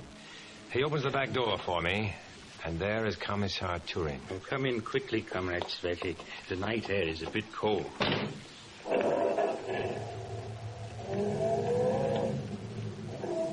Comrade Cvetic, you wonder why a commissar and a colonel should accompany you on such a routine matter. My duty is not to wonder, just to obey. Very convincing, Comrade Cvetic. You should not have run out of the building where you found Bostov's body after you spoke to me on the phone. Oh, yes, do not look startled. It was you. And you should not have entered the building a second time and acted as if it were the first time you had seen the body of Comrade Bostov. And finally, you should not have called the FBI. This is some sort of joke. I don't get it. Oh, come now, Comrade Cvetic. Spy, traitor, fascist tool of the FBI. Let us put an end to pretenses. If, as you say, I am an agent for the FBI, why do you accompany me to my meeting with Hans Martin? Why don't you just kill me now? You have an appointment with him. If you do not appear, he will ask questions. Commissar, we are approaching Pier 10. Turn your lights off. Why was Comrade Bostov killed? Let us say he served the cause. Served the cause? Yes. To trap any traitors in our ranks. And we did trap you, didn't we? I shall put it all in my report tomorrow. Moscow will be pleased. Bear in mind that Colonel Polanski and I are both armed. Now we shall get out and keep our date with Hans Martin.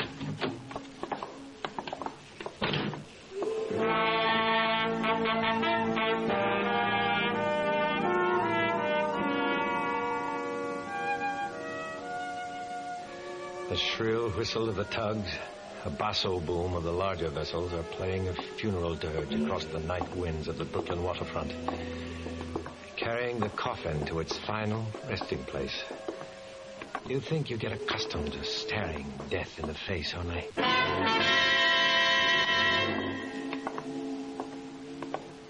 Where's that light coming from? Drop your guns. An FBI trap. This is my cue. I make a dive for shelter behind some piling. I miss my target. Find myself choking. The water drags me down, choking, gasping, fighting my way up. I break for air, and I hear the barking of guns punctuating the stillness of the night. There's an eerie quiet, and then... Cvetic! Cvetic, are you all right? Just a little wet, that's all. Here, grab this rope and I'll pull you out. Thanks.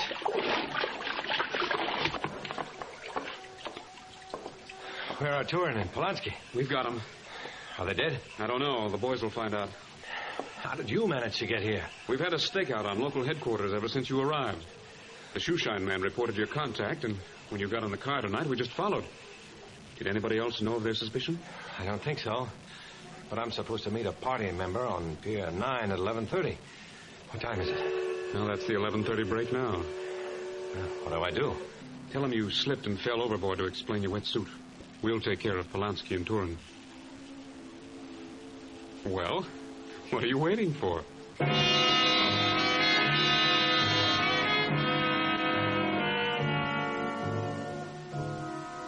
As I make my way to Pier 9, the calm of the waterfront is as before. As if those gunshots had never been. As if Polanski and Turin had never been. But there will always be more Polanskis and more Turins. For this fight I'm in is a lonely fight. An undercover man who must forsake his friends and family for the false friendship of the comrades in the party. I must continue this fight alone, as I walk alone.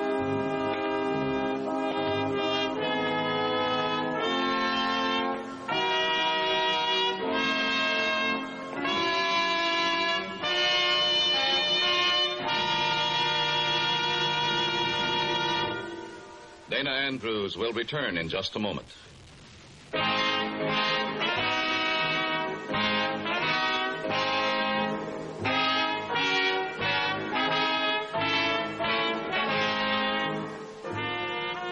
This is Dana Andrews with the word about the story you've just heard.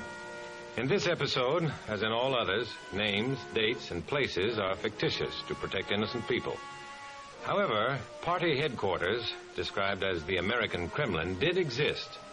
And similar places will continue to operate in this country until we won the fight against communism.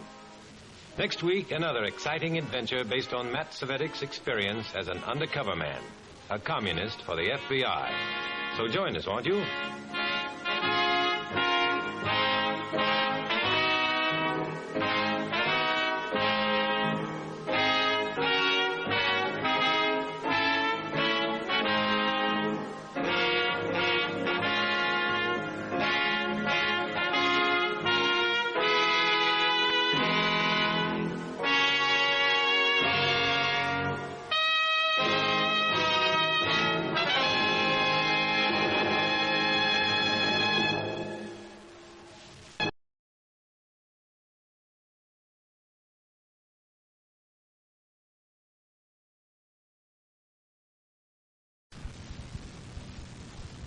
I was a communist for the FBI.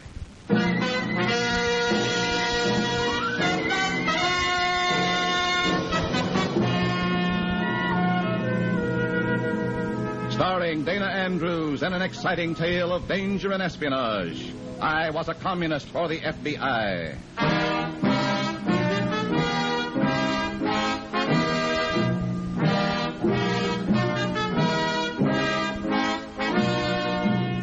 From the actual records and authentic experiences of Matt Cvetic come many of the incidents in this unusual story. Here is our star, Dana Andrews, as Matt Cvetic, who for 9 fantastic years lived as a communist for the FBI. A traitor is a miserable thing, even to himself. During those 9 long, endless years I spent as a communist for the FBI, the overwhelming feeling of treachery never left me. And yet you, mister, never seemed to feel a thing. Maybe you ignored it because of your sense of fair play. Maybe the wind of red propaganda confused you. Whatever the cause, ignorance or indifference, this attitude is dangerous. I want you to hear my story. It's the story of communism. In a moment, listen to Dana Andrews as Matt Cvetic, Undercover Man.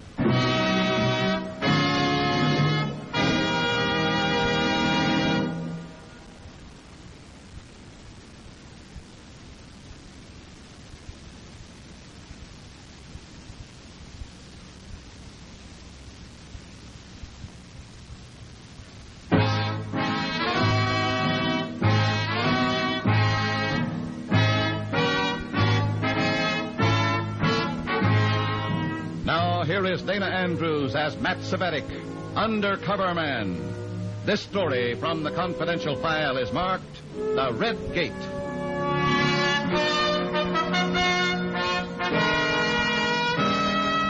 You lost no time getting here, Comrade Cvetic. I don't like to keep cell leaders waiting, Comrade Millar, especially when I'm told they want to see me immediately. This is a matter of great importance. Your success or failure on this mission may mean the success or failure of the party at some future date. Go on. These recent wholesale defection and exposures of party members have cost us the services of some of our most valuable people. Members who were in excellent positions for sabotaging war plants, power, and communications. That's a serious loss. Your mission is to replace those people with others who are entirely unknown to the FBI. Recruiting trustworthy people isn't an overnight job, Comrade. This is not recruiting, Comrade Cvetic. Our replacements are waiting below the Mexican border. Your assignment is to get them across that border into this country. Alone? You'll have all the help you need when you get to the West Coast. When do I leave? Even I won't know until I pick up your tickets. New York made the arrangements. Afraid of possible information leaks, eh? Obviously. Go to your hotel and get your things together. I'll bring your tickets there within the next hour.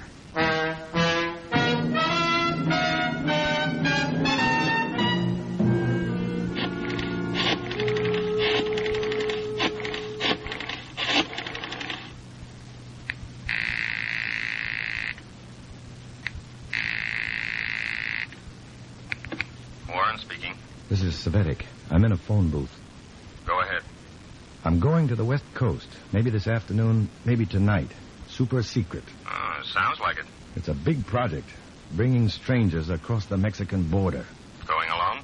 Until I reach the coast, I don't know where I'll be put down. We'll cover all West Coast airports from San Francisco south. Wherever you get off the plane, keep changing your grip from hand to hand as you walk.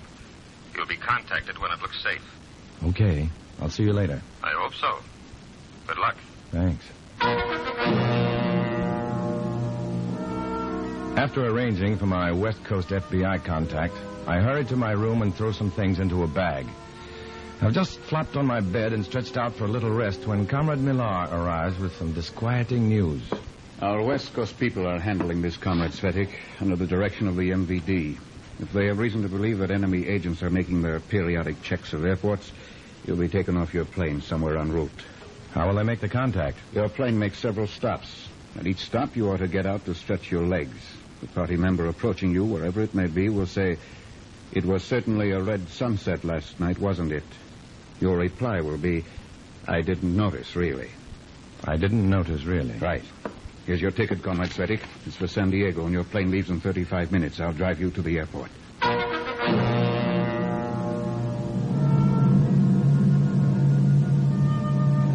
Comrade Millar stays at my side until I board the plane and stands watching until we take off. So I have no chance to notify the FBI of the possibility of my leaving the plane before it reaches the West Coast airports that they're watching. Following orders, I get out at each stop, but no attempt is made to contact me. I'm beginning to relax. Then, as the plane circles the field at Albuquerque, the man sitting next to me speaks. It was certainly a red sunset last night, wasn't it? It's seconds before I realize the significance of what he said. Then I managed to stammer. I didn't notice, really. Take your bag when you get off this time. Right.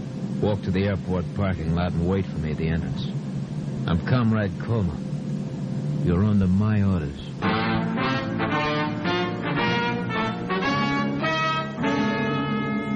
I'm under Comrade Colma's orders.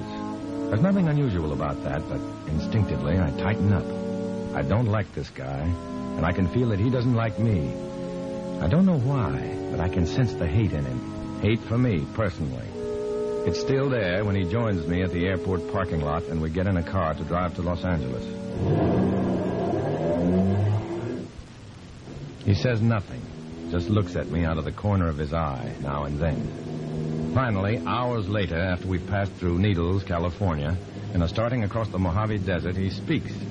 But there's no information or comfort for me in anything he says. You're doing a lot of thinking, Comrade Cvetic. You didn't seem to want to talk. This is an important project. Yeah. If nothing goes wrong, we'll have this country flooded with people the FBI has never heard of. Trained people who can stop production for weeks whenever we get the order. We've got to get them across the border first. That's why we're here, you and I. It's believed that we're not known to the FBI, at least on the West Coast. So that's why I was chosen for the assignment. Only partially. I asked for you specifically, Comrade Cvetic. Oh, it's very flattering inasmuch as we've never met. My brother spoke very highly of you once. Your brother? He was with you on one of your less successful missions. Oh. There was an information leak somewhere, Comrade Cvetic. My brother wasn't as lucky as you. I miss him greatly. Are you trying to blame me for whatever happened to your brother? I'm making no formal charges, Comrade. I'm merely warning you. Make certain that nothing goes wrong on this mission. Because on this project, I'm making you my special project. For purely personal reasons. This makes it really tough. Comrade Colma isn't just a naturally suspicious MVD man. He's an MVD man who lost his brother on a mission and blames me for it. We don't exchange another word until we reach Los Angeles and enter the house of Comrade Walters. You had trouble finding my place, comrades? A little, Comrade Walters. Too bad. But so have the FBI. That is good. You have orders for Comrade Cvetic and me? Yeah. But first, I must explain the operation to you. Oh, sit down, Comrade Cvetic. Thanks, Comrade. Now, we can thank the Americans themselves for the mechanics of this operation. It is an underground railway. And we're helping slaves, too. Spoken like a true communist, Comrade Cvetic. What is the meaning of this, Comrade Colma? Nothing. You two dislike each other? How could we? We only met on the plane coming out here. Antagonism between you two could defeat the whole project. I save my antagonism for the enemy. Good. And you, Comrade Colma? Look, why don't we quit talking and get down to business, huh? Who is in charge here, Comrade Colma? You are, Comrade Walters. Then I will handle this in my own way, without any comment from you. Yeah, of course, Comrade. Well, it's good we understand each other. Now, from Oceanside north, I have arranged for stations in this underground railway. What do you mean by stations, Comrade? Buildings, attics, cellars, where after you get them that far, our people can rest and keep out of sight until we can manufacture the proper identifications and move them into the desired jobs. This has taken a lot of work, Comrade Walters. Yeah, and patience, Comrade Cvetic. Some of our underground station masters have required considerable persuading. Oh. Look, where do we come into this, Comrade? You are impatient, aren't you, Comrade Colma? Sorry. Never mind. I was coming to that anyway. Because I do not speak exactly English like an American, I have made no attempt to establish stations between the border and Oceanside. But these must be established on the ranches in the back country. You and Comrade Cvetic must handle those. You have a plan, I suppose, Comrade? Yeah, I have a plan for everything, Comrade. Now, I have here a map. Here, these circles indicate ranches without telephones. Ranches where the owners have been very tolerant about Mexican wetbacks. Posing as ranchers from Northern California, you and Comrade Colma will approach these southern ranchers asking for help in shoving a bunch of wetback laborers north for you.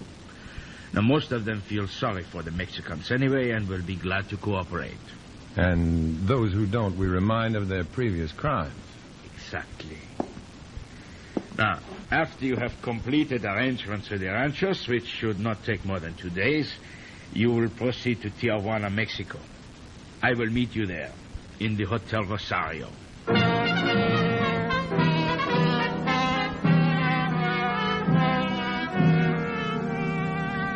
For 2 days, Comrade Colma and I drive the back roads of San Diego County, seeing nothing but ranches, reservations, and rattlesnakes. And Comrade Walters has the ranches pegged right. Of course, we promise that the wetbacks will do a day's labor for each rancher who gives them shelter, and that we'll pay for it at the other end of the line. It's a good deal for everybody. Even Comrade Colma acts almost human. And when we report to Comrade Walters at the Hotel Rosario in Tijuana, he's happy about the whole thing, almost. You have done very well, comrades. Well, what's our next move? To send our people back over the route you have just followed. Unfortunately, we must wait a few days. Why? The Border Patrol has been suddenly, unaccountably reinforced. It is very strange. An information leak? Possibly. However, according to an informant who loiters near the Border Patrol station at the Tijuana gate, they are searching for a missing FBI undercover man.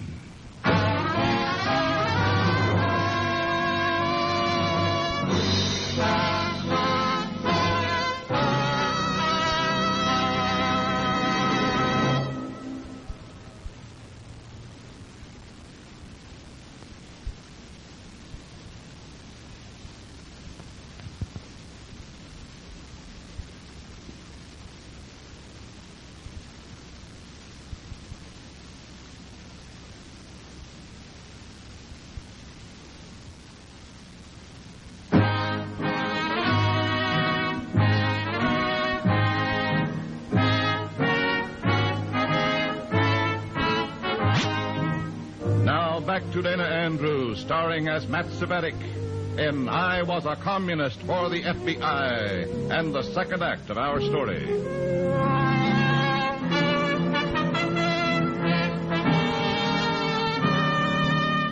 They're searching for a missing FBI undercover man. When Comrade Walters says that, I want to yell, dance, and sing. And it must show in my face because suddenly I realize that Comrade Walters and Comrade Colma are both staring at me curiously. You react strangely to this unfortunate situation, Comrade Cvetic.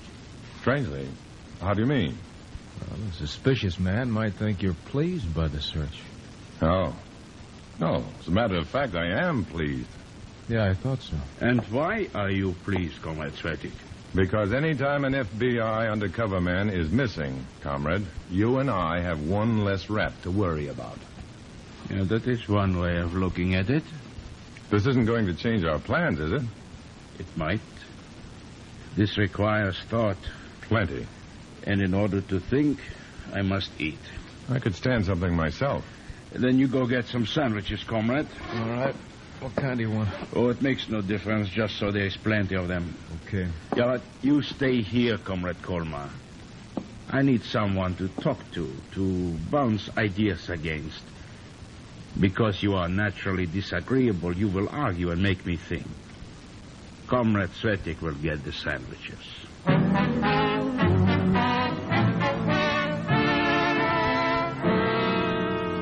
This is the break I've been playing for. A chance to get away from Comrade Colma. A chance to contact the FBI. If I could just get to a phone. Then as I spot a phone booth and head toward it, I have a hunch. Walters may have been giving Colma a lot of conversation. They may be checking up on me. I turn around and head back toward the hotel and bump right into Comrade Colma. Why don't you look where you... Well, Comrade Colma, I was just coming back to the room. Oh. Where are the sandwiches? Well, I didn't get them yet. You didn't tell me whether you wanted yours with or without. You're pretty clever, Comrade Cvetic. Clever? You fooled Walters completely. I hear what you're saying, comrade, but it doesn't mean anything. At least to me. But it will someday, because I'm not fooled. Someday, comrade, you're going to make a slip. And when you do, I'll be there.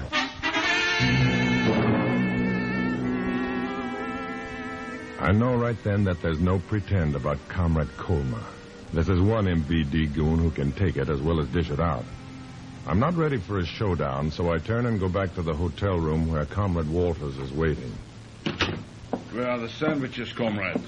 I forgot about them. Forgot about the sandwiches? That is what you went out for.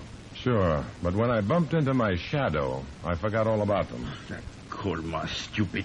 Look, Comrade Walters, if you don't think I'm right for this assignment, if you don't trust me, take me off it. Send me home. But I do trust you, like a comrade. You just have more faith in Colma? Now, why should you think that? There's no one out following him around. I was not following you, comrade. It was his idea. I wonder. You doubt my word, comrade? No, I was just wondering. I've never seen Comrade Colma before this mission, and yet he seems awfully anxious to get me out of the way. A little overzealous, maybe. Yeah, maybe. Maybe not. What are you driving at, comrade? Wouldn't it help an FBI undercover rat if he could drive a wedge between you and me? You think Colma is the missing... Oh, no, Comrade Cvetic. You are letting your anger talk. Come on. Where are we going? To an old deserted mine a few miles out in the desert east of here. 23 of our people are hiding there. 23? Yeah, all of them key production personnel and expert saboteurs. Comrade Walters does not engage in small projects. I didn't realize how very important you must be, Comrade. I am useful. Now let us be on our way, Comrade Cvetic. What about Colma? He gave you something to think about. We give him something to think about. Come along.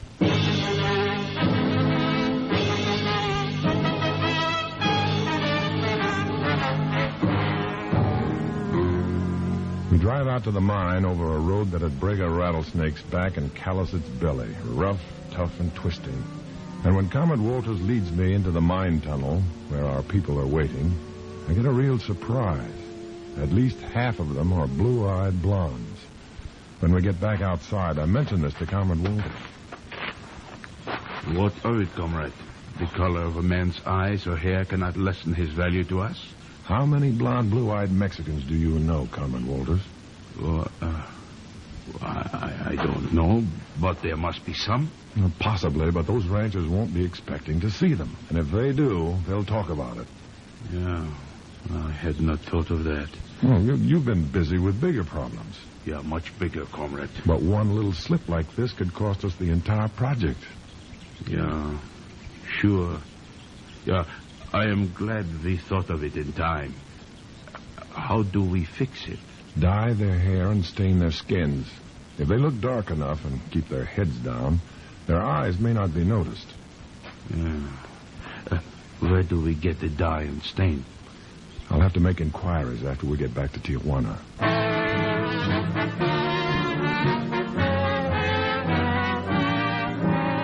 We drive back to the hotel and find Comrade Colma waiting for us. He's ready to blow his top.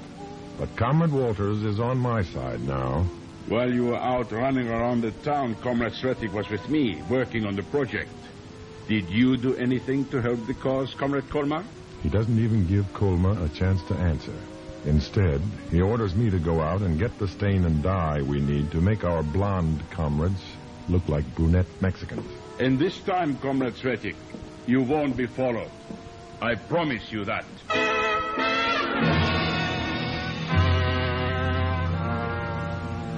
Now maybe I have a chance. The first drugstore I go into has the stain and dye that I need, but I don't want to buy it in the first store. I want to attract attention, hoping that the Border Patrol, too, has its informers, and that one of them will report that an American is trying to buy stain and dye that'll make him look like a Mexican. I cover the town, taking plenty of time, but no one follows me. Finally, I go back to the first store and buy the stuff I'm after. It makes a pretty good-sized package, and as I step out into the street, I shift it from one hand to the other. As I do, a guy steps up to me. Got a match? Oh, I think so. Wait till I shift this package. You always shift things you're carrying from one hand to the other?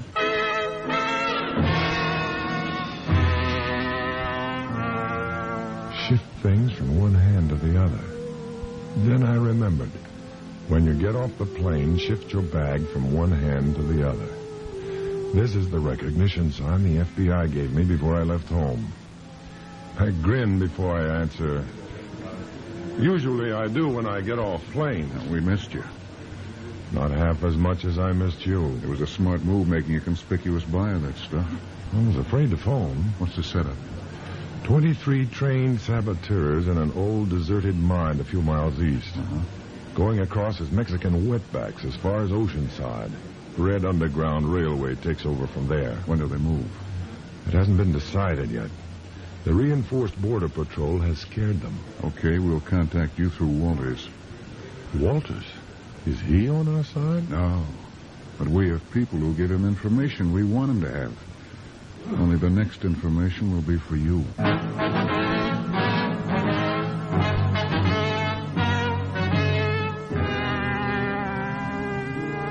Before I can mention that Walters has informants who are not working for the Bureau, the agent breaks the contact by walking into the crowded store and never looking back.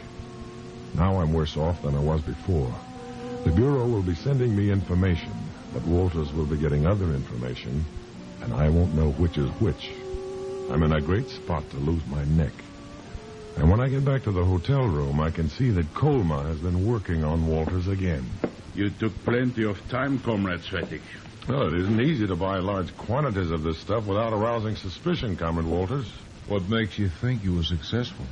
What makes you think I wasn't? The Border Patrol was informed that an American was buying stain and dye to make him look like a Mexican. When did you hear that? When you were out shopping. Or whatever it was you were doing. Here are the packages. We're going to have to move fast, Comrade Cvetic. You give the orders, I'll follow them. They're going out to the mine immediately. We will make up our people to look like Mexicans and go across the border tonight. Tonight? There will be no moon. We will start as soon as it is dark. But what about the Border Patrol? While you and I were gone this afternoon, Comrade Colma was working too. Yeah? Yeah. I was able to enlist the services of several experienced Mexicans. Men who've made the trip across the border many times. They will lead our parties.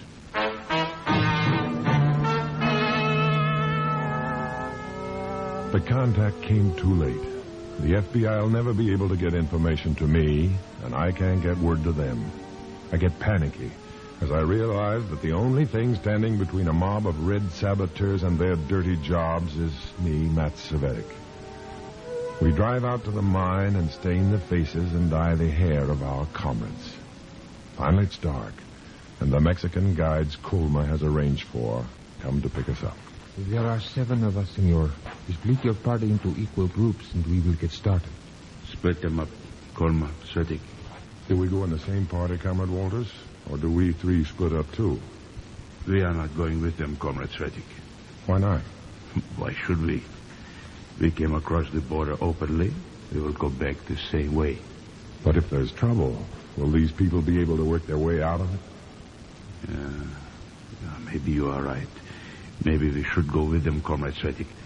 What do you think, Comrade Colma? Wherever Comrade Cvetic goes, I'm going too.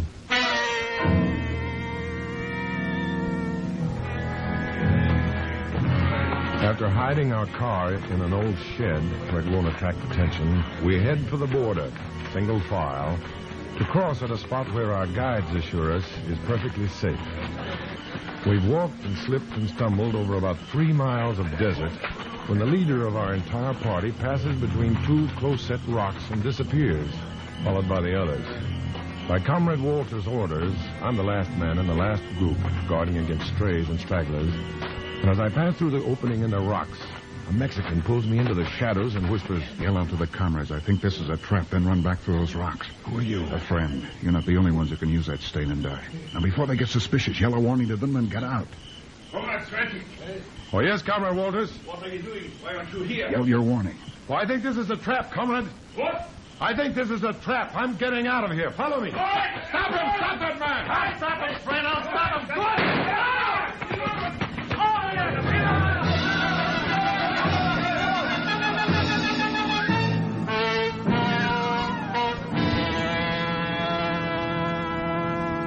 Well, Matt, that cleans it up. Yeah, those Mexicans certainly had me fooled. They fooled Comrade Colma, too. If you hadn't gotten in touch with them, well, we'd never have known you were moving out. They don't like spies and saboteurs any better than we do, huh? Not a bit. In fact, it was one of those boys who settled Colmer's hash when he was trying to knock you off. What happens with Walters? He's being deported. Incidentally, while he refuses to give us your name, he speaks very highly of you and taunts us with the way you escaped our trap.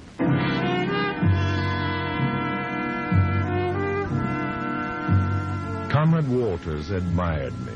Spy, saboteur, possible murderer, he admired me. While my brothers and sisters, loyal Americans, grew cold and distant when I entered the room. For 9 long years, this was my choice. To be shunned by those I loved and served, or to be admired by those I detested. I couldn't face up to either choice, so I chose to walk alone.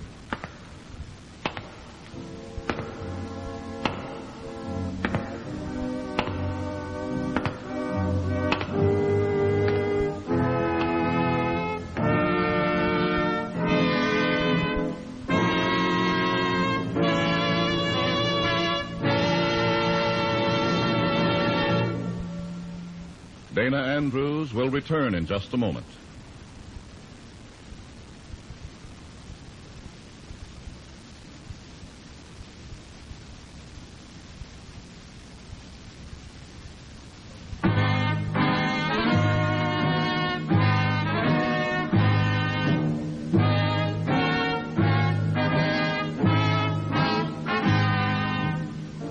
This is Dana Andrews. Although you may not see any surface indications, the tempo of the Cold War is rising. At the moment, it's a silent, bitter, undercover struggle. And in that silence lies our greatest danger. If we feel that we can relax, we can't. To protect innocent persons, the names, dates, and places you've heard mentioned are fictitious. But there's nothing fictitious about the danger. Next week, we'll bring you another strange adventure based on the fantastic experiences of Matt Cvetic. Join us, won't you?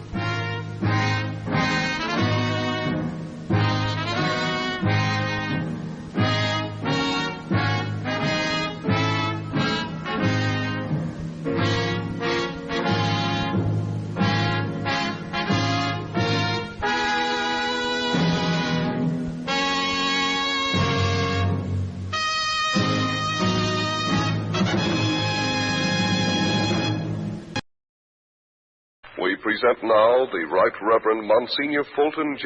Sheen, who delivers the third address in his series generally entitled, Light Your Lamps. The title of today's address is The Philosophy of Communism. Friends, I'm very grateful to the National Council of Catholic Men for making an exception today and allowing me 23 minutes to develop the philosophy of communism and its view of history, ethics, and religion. The communist attitude toward man we will discuss in another broadcast. An even fuller development of today's theme will be sent you free if you request it. I suppose it is safe to say that about 99 and 44 100% of the American people think that communism is just an economic system. It is not. Communism is a complete philosophy of life. What the Germans called a Weltanschauung, a total view of the world, different from all other secular systems, in that it seeks to dominate not only the economic periphery of life, but to control man's inner life as well, his intellect, his will, and his heart. Communism has a theory and a practice. It wishes to be not only a state, but a church judging the consciences of men. It is a doctrine of salvation, and as such claims the whole man, body and soul. In this sense, it is totalitarian. Last Sunday, we told you that communism was Western in its origin, and today we will prove it. Communism had its origin in the brain of a German, Karl Marx, who was born of Jewish parents on the 5th of May in the year 1818. in the city of Treves, Germany. At the age of 6, Karl Marx, along with his family, were baptized and became members of one of the Christian sects, not for religious, but for political reasons. His mental development came from 3 countries. He took his philosophy from Germany, his sociology from France, and his economics from England. Our concern is with the first 2. The first stage in the development of his thought began at the age of 19, when he enrolled at the University of Berlin to study law, but in his own language to wrestle with the problems of philosophy. At that particular time, all the German universities were obliged to teach the philosophy of Hegel, who had died in the year 1831. Now, in order to understand the philosophy of communism, I have to bore you with this philosophy of Hegel for just a minute or 2. And bore is the word, for it is very difficult, and Hegel is responsible for a great deal of modern nonsense. Marx began studying Hegel and plunged into his almost unintelligible abstractions and intensified his study of the philosophy of Hegel that was known as dialectical idealism. Idealism, because it was concerned with thought, ideas, mind, spirit. Dialectical, because that was the method by which thoughts or ideas developed, namely by dialectics, or debating, or contradiction. For Hegel, there was no such thing as an unchanging truth. Ideas are fluid, and they are arrived at by a debating or dialectical process in which, like a tennis ball, they are batted back and forth over a net until finally a point is scored.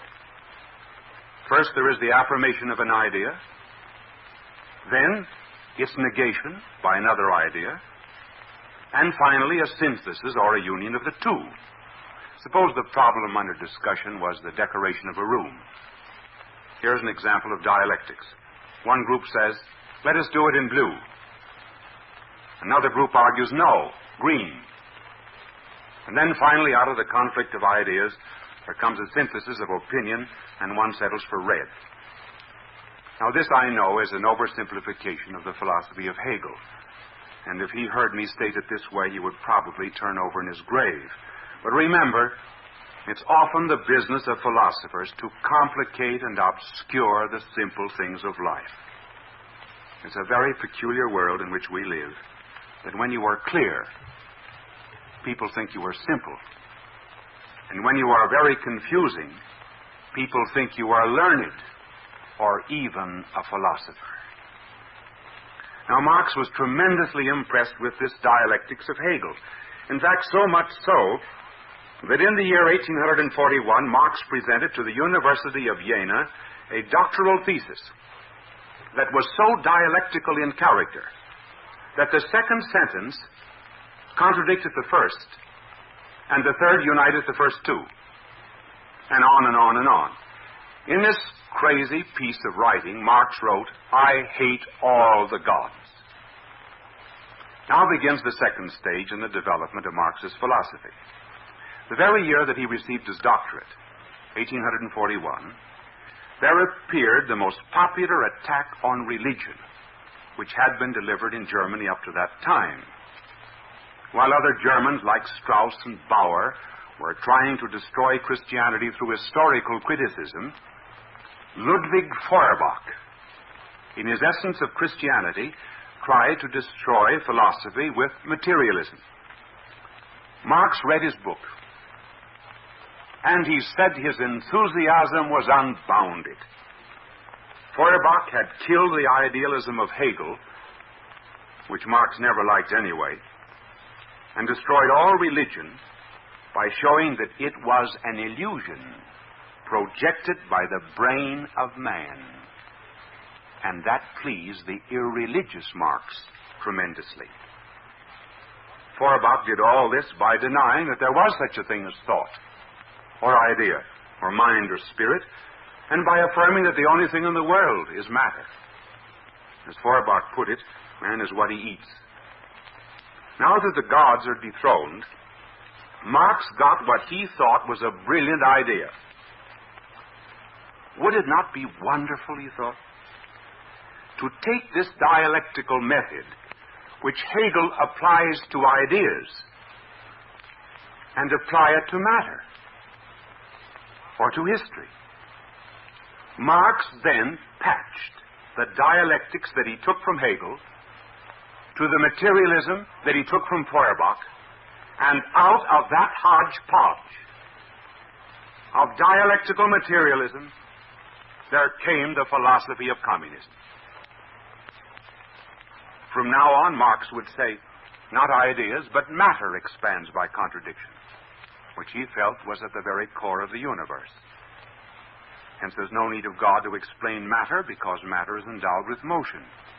It develops by shocks, opposition, clashes, struggles, catastrophes.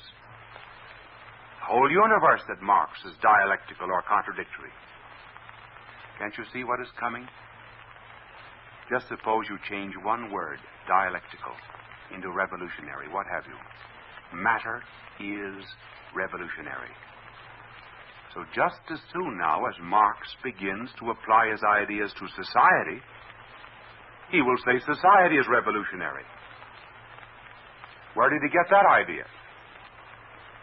Well, just as he stole his first idea from Hegel, stole his second idea from Feuerbach, so now he steals his third from Proudhon, who was a Frenchman. Marx had read and was tremendously impressed with a pamphlet that was written by a French printer, Proudhon, on the subject of property, to which Proudhon was trying to apply the dialectics of Hegel. And one night at the Paris lodgings of a famous Russian revolutionist, Bakunin, Marx met Proudhon and expounded to him dialectical materialism and his application to politics. Proudhon, the Frenchman, said to Marx, Marx, you're a typical German. You're way up in the air with your abstractions. No one is interested in these problems. The big problem today, said Proudhon, is economic, not political. It is social, not Hegelian. And he said to Marx, if you want to keep your dialectics, you had better begin applying it to property. And this Proudhon did by suggesting that perhaps capital was the affirmative side of dialectics, and that in its turn begot its negation, which was labor. Somewhere there ought to be a synthesis in which both would disappear. Marx called this synthesis communism. And where the Frenchman led, the German followed. Inspired by Proudhon, Marx now decided to apply his dialectics to history as he had applied it once before to matter, and he came up with the idea that history is nothing but the story of class struggle or contradiction between those who own property and those who do not own property, or what we today would call capital and labor. If you have a private property system, said Marx, then you get a literature, an art, a philosophy, and a religion to support the iniquitous system. And these things are just like foam, said Marx, upon the bier of private property. Take, for example, the commandment, thou shalt not steal. How did that come into existence? Well, that's the concoction of capitalists. They're the communists. They invented it in order to defend their ill-gotten goods. Doesn't it follow, then, that if you do away with free enterprise and private property, you no longer need morality and religion? How do away with private ownership and production? By violent confiscation of that property under the leadership of communists. Let Marx tell you. I am quoting him here verbatim. This will be done by revolution, in which the working class will use its political supremacy to wrest by degrees all capital from the bourgeoisie, to centralize all instruments of production in the hands of the state. It may be taken for granted that bloody conflicts are coming. Far from opposing so-called excesses and making examples of hated individuals or public buildings to which hateful remembrances are attached by sacrificing them to the popular rage, such examples must not only be tolerated, but their direction must ever be taken in hand. The arming of the workers with rifles and ammunitions must be carried out at once, and steps be taken to prevent the rising of the army, which would be directed against the workers. The workers need not be misled by democratic platitudes about freedom. Their battle cry must be revolution in permanence. And that brings us to the communist theory of ethics. It has a negative and a positive side. Negatively, it denies that morality which is based on the eternal law of God and reflected in conscience, since it is not God, but economics which make morality. As Lenin put it, we deny all morality taken from superhuman or non-class conceptions. We say that this is a deception, a swindle, a befogging of the minds of the workers and peasants in the interests of landlords and capitalists. From a positive side, communism teaches that the end justifies the means. The needs of the revolution determine morality. Hence, whatever fosters the revolutionary overthrow of democracy or the violent dispossession of those who own property is a morally good act. Whatever hinders the revolution, such as a refusal to take orders from a dictator, or a refusal to think the way that you are supposed to think, is a morally bad act. That is the ethics of communism. Democracies do not seem to understand why communism extends a friendly hand to religion one year and then the next year persecutes it. Why it allies itself at one time to democracy and then at another time seeks to overthrow it. Why at one time it sides with the Nazis and then fights against them. This is very easy to understand if you know anything about communism. It happens that these contradictory attitudes were developed as techniques, each one being thought best at the time for furthering world revolution. Is there any limit to chicanery, duplicity, and deviltry? None. Absolutely none. I do not want you to take my word for it. I think perhaps I'd better quote Lenin at this point. He says, "It is necessary to use any ruse, cunning, unlawful method, evasion, concealment of the truth." And Stalin has the same idea. Dictatorship means nothing more nor less than the power which directly rests on violence, which is limited not by any laws or restricted by any absolute rules. And from ethics, we pass on to the subject of religion. It is sometimes said that communism is not opposed to religion. Do not believe it. This is untrue.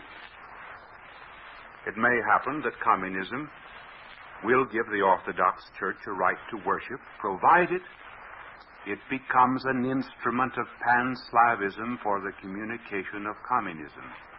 But this conception and concession is for tactical purposes only and is granted at the cost of freedom of religion.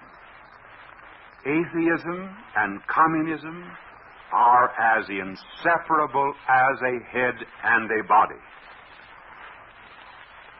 Two statements of Marx prove it. Marx argues, man has been divorced from himself in two ways, by religion and by private property. Religion divorces a man from himself by subordinating him to God. Private property divorces a man from himself by subordinating him to an employer. It follows that if man is ever to be restored to himself, both religion and private property must be destroyed. That was why Marx contended that the transformation of society must begin with a criticism of religion. A statement of Marx that is not generally known, but which puts communism's attitude toward religion in a nutshell, is this. Now, this is Marx speaking. Communism begins when atheism begins. Let our educators and our legislators ponder well over that statement. Such is the philosophy of communism. I am not going to offer any criticism, none whatever, because I believe that I am talking to intelligent people who can immediately see all of its fallacies. You can also see that the philosophy of communism or dialectical materialism is nothing but a crazy quilt made up of patches of Hegel and Feuerbach and Proudhon, all sewn together to cover up the nakedness of Marx's own thinking. One might just as well try to make a living organism out of the head of an ox, the body of a canary, and the tail of a dinosaur as to try and make sense out of this intellectual stew. Note that there is not a single Russian idea in this whole philosophy of communism. Not a one. It is bourgeois, Western, materialistic, and capitalistic in its origin. It was a creature of its age and could never have arisen in the 13th or even the 18th century because the influence of Christianity then was too strong in the world. Only when the organism of the Western world began to weaken could the germ infect it. Well, if the intellectual origin of communism is Western, how did it ever get into Russia? The concrete way in which it became effective there in its final form happened during the First World War. Germany was anxious to save herself, and she felt that her cause could be helped if she could win Russia away from the Allies. One way of doing this was to start a revolution in Russia. Accordingly, the German General Staff tossed 31 revolutionists into a boxcar marked extraterritorial, attached it to a train leaving indirectly for Russia. In this boxcar was Vladimir Ulyanov, better known to the world as Lenin, who, on arriving in Petrograd, mounted an armored car and began preaching the revolution.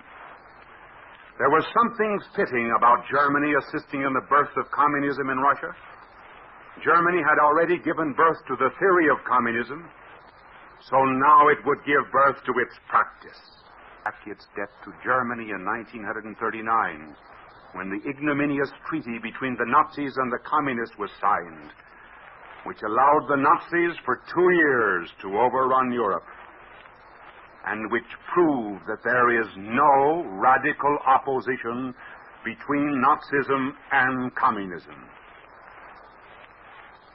Do not take my word for it.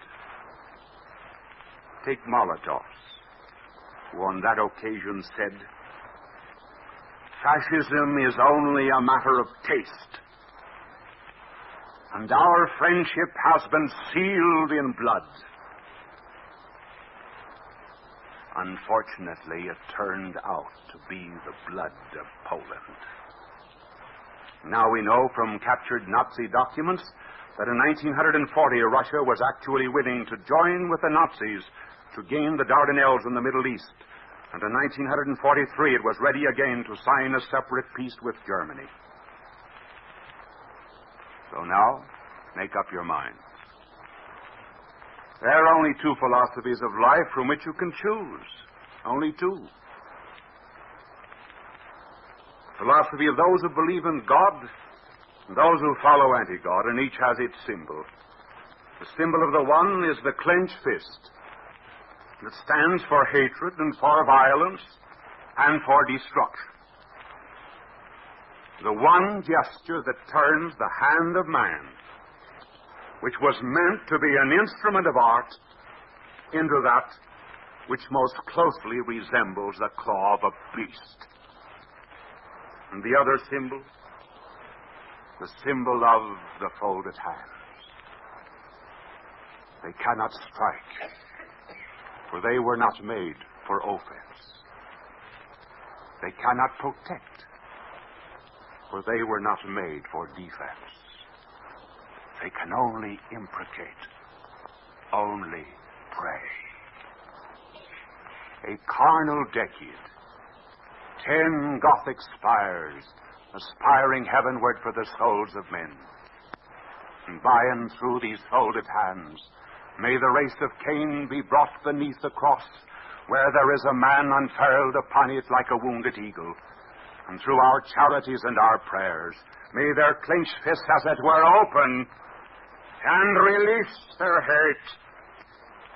And then when hate has gone out of the world, those hands which were nailed by hate will detach themselves and fold themselves together, not in judgment, but in embrace, that all the world may know how sweet is the love of Christ.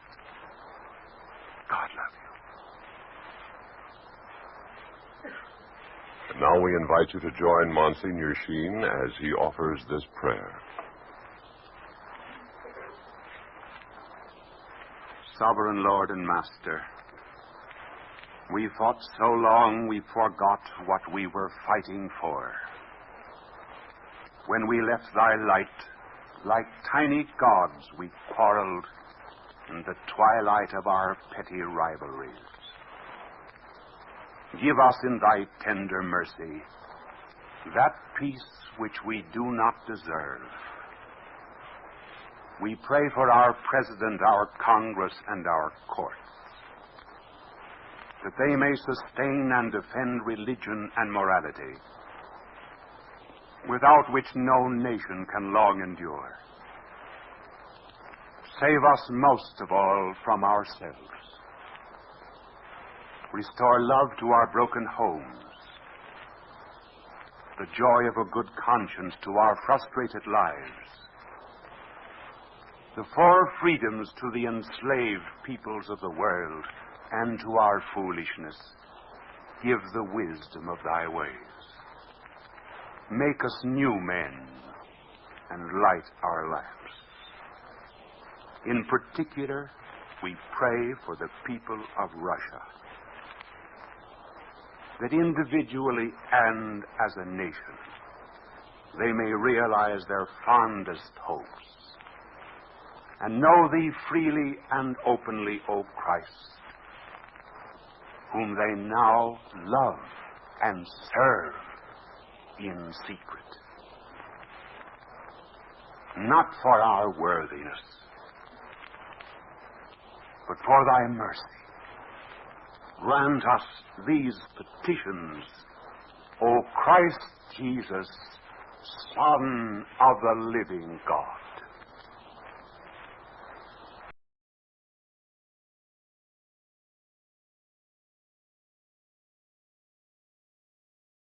I was a communist for the FBI.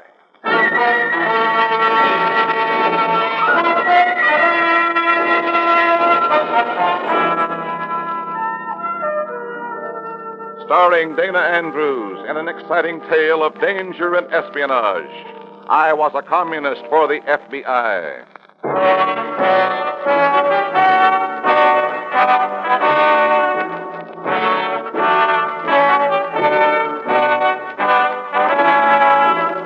From the actual records and authentic experiences of Matt Cvetic come many of the incidents in this unusual story.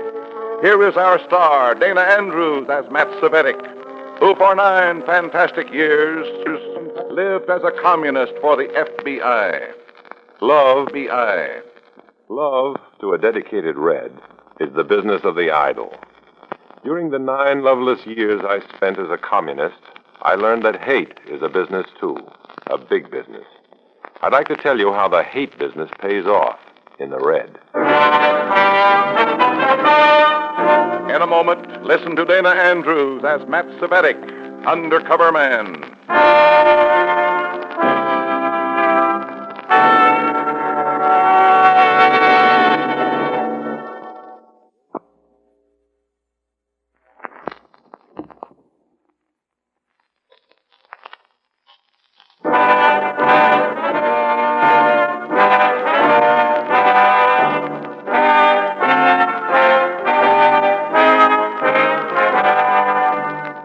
Now, here is Dana Andrews as Matt Cvetic, undercover man.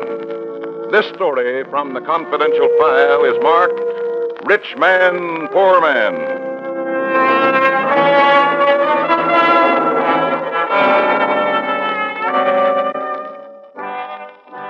A communist cell meeting can take place anywhere.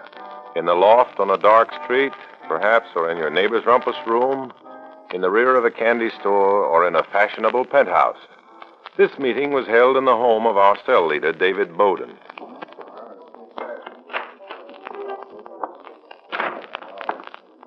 Comrades! Good news, comrades! Delightful news. The plum has been chosen for our exalted cause. A fat, ripe, juicy plum. His name? The name of our plum.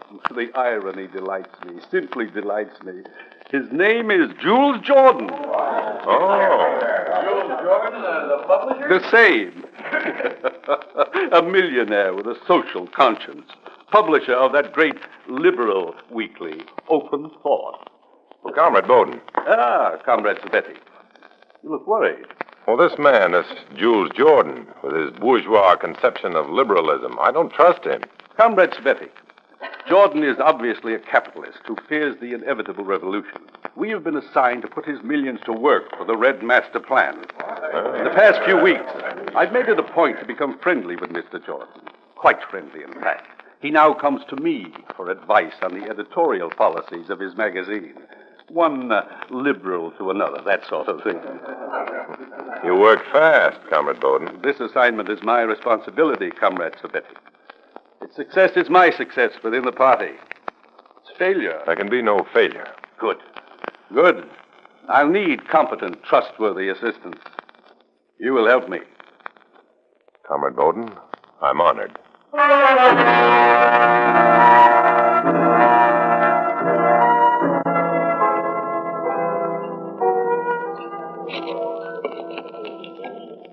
Will you pass the menu, please? Oh, here you are. There's red on the M. Red on the C. You're losing weight, man. It's understandable, isn't it? They're not suspecting you, are they? I don't think so. I just got a new assignment. Assistant to our cell leader, David Bowden. The job's to suck Jules Jordan into the party. Oh, that's a new twist. A red millionaire. How come they picked Jordan? His magazine, for one thing. They'd like to print it in red ink. What about Jordan himself? He's a perfect patsy. Young, naive, worried about doing some good with the dough he inherited. He thinks he's a liberal, but the commies think he's a chump. They started work on him yet? Bowden's become real palsy with him. He's even advising Jordan how to run the magazine. Ouch. And the next step? Just run the magazine. When does the FBI step in? You better wait. There may be more to this than I know. I'll keep in touch.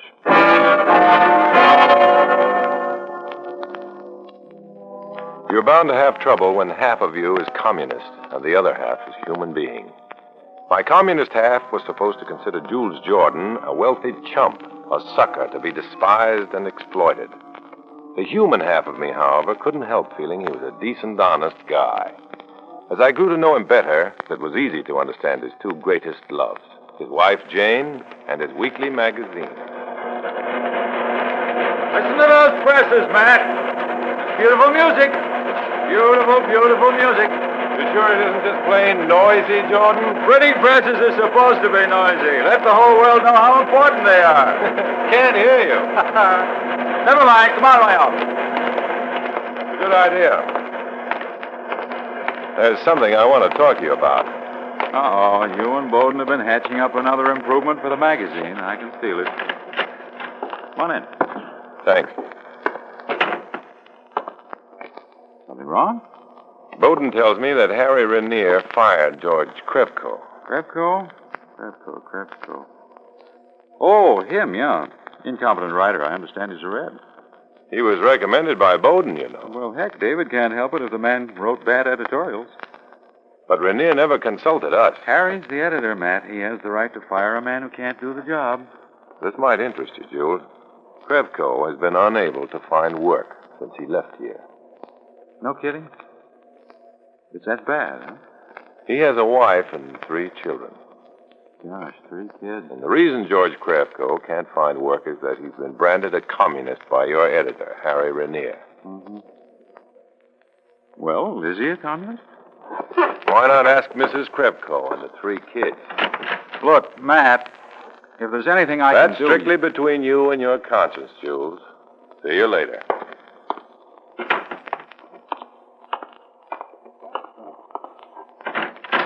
Ah, Matt, you were superb.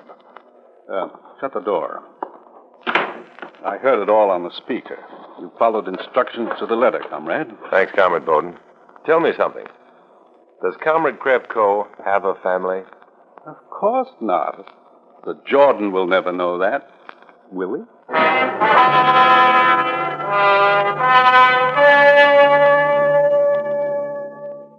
It made me sick just thinking about it. But evidently the germ that had been planted in Jules Jordan's conscience took effect immediately. The following night, David Bowden and I were invited to dinner at the Jordan home. Jules was his usual genial self, light-hearted, gracious, charming. His wife, Jane, was charming, too, but cold. Cold as ice. What's the matter, Janie? You don't seem to be with us. Huh?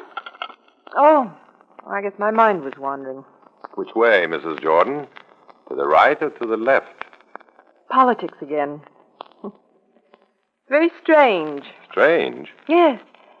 Other men talk about their families or baseball or that terrific weekend in Atlantic City or have you read any good books lately? But not you. You and Mr. Bowden seem to be impaled on one subject, politics. The revolt of the masses. Jane, I invited them here to talk politics. I'm sorry, Jules. Must be the woman in me that objects. As for the revolt of the masses, Mrs. I said Jordan... I'm sorry. Here's what I had in mind, gentlemen. After Matt left yesterday, I did a lot of thinking about, what's his name, the fellow who was fired? Krevko. Yes, Krevko. Now, I'm sure that Harry fired him on the basis of his ability alone, but still, if he's been branded a commie... He's been unable to support his family because of it. And that bothers me. It really does. I'd like to do something for Krevko. I can't help feeling responsible. Why stop at Krevko, Mr. Jordan? What do you mean? Well, I think David means that there are many individuals in this country today who are being persecuted for their views. Krevko is just one of thousands. Well, I can't really help thousands. Why not? Why not? Well, after all, After all what, Mr. Jordan? More dessert, anyone? After all what, Mr. Jordan? You, Mr. Cvetic? No, thank you. Look, suppose a man like, say, Krevko gets fired, needs money, can't get a job, all because of mistaken ideas about his politics. Now, isn't there some place he can go for financial help, legal aid? Well, there are a few organizations. None that has been set up specifically for that purpose. There's no fund as such available to unfortunates who are victims of political persecution. Mm-hmm. You know something, folks? I'd like to set up that fund. Jules, for heaven's sake. We could call it something like, Fund for Freedom. American Liberty Fund. How's that? Hey, that's great. American Liberty Fund, dedicated to the preservation of security for the individual, or something like that. You probably want a charter from the government. They're hard to get. Jules, how do you expect to get a charter? You're considered a fellow traveler. You've been hanging yourself on the party line for years. Jane, I've told you 1,000,000 times they can consider me anything they please, but they can't consider me a commie. It's just unfortunate that some of my ideas coincide with the Red. Unfortunate is right. Certainly, Mrs. Jordan, you'll agree that a man of your husband's means should have no trouble securing a charter. This is a mercenary world, you know. Money is influence.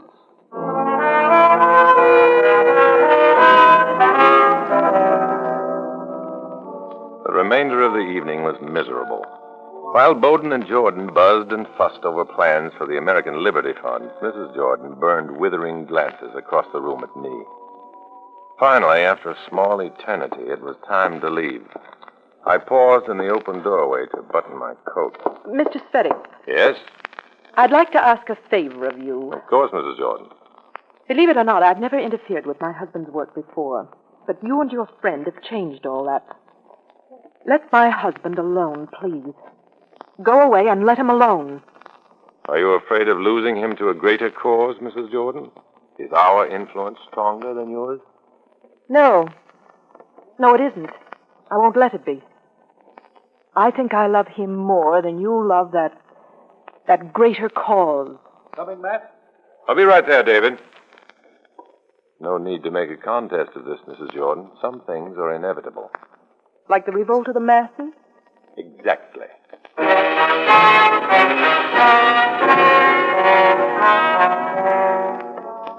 It's a difficult thing to be hated by a beautiful woman. But in this case, there was one consoling thought. If Jane Jordan could hate me violently enough, she might prevent her husband from becoming ensnared in the communist web. That web, by the way, was being drawn tighter and tighter about him. The charter for the American Liberty Fund was granted before I could have my FBI contacts stop action on it. And then my red cell leader, Bowden, introduced a new element, something I had hoped to be able to avoid. Sit down, comrade. I want you to listen to this. What is it? Perhaps you've wondered why I mistrust that Harry Rainier. I recorded this conversation in Jules Jordan's office this morning on tape. Those hidden microphones are invaluable, aren't they? Standard procedure. Very practical. Listen. Those two friends of yours, Jules. The place is crawling with Reds. Relax, Harry. You're getting giddy. Giddy. Wake up, Jules. Check up on your personnel. Check up on the content of your magazine. No matter what measures I take, the stories come right out from under Stalin's mustache. I've been expecting this from Rainier for some time. See these things yourself, Jules. If you'd spent less time with that American Liberty Fund. What's your beef about that? Have you noticed where that money is going? Your money is being used to bail out commie goon boys. To give a bunch of red plug uglies a chance to... Yeah, I see what you mean about Rainier, comrade. But I think he feels a need here. Keeps things in proper perspective. Rainier is dangerous, Comrade Cvetic. You will please see that he's eliminated. Aye. How? Any way you see fit, as long as it's quick and lasting.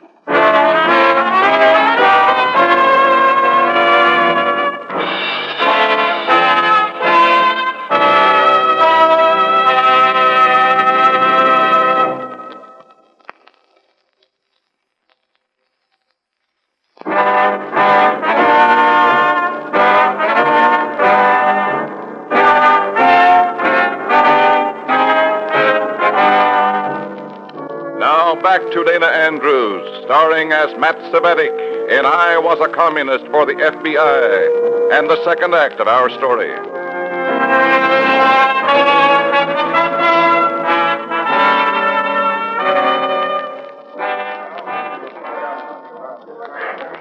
Now then, you'll enjoy these reports, I'm sure.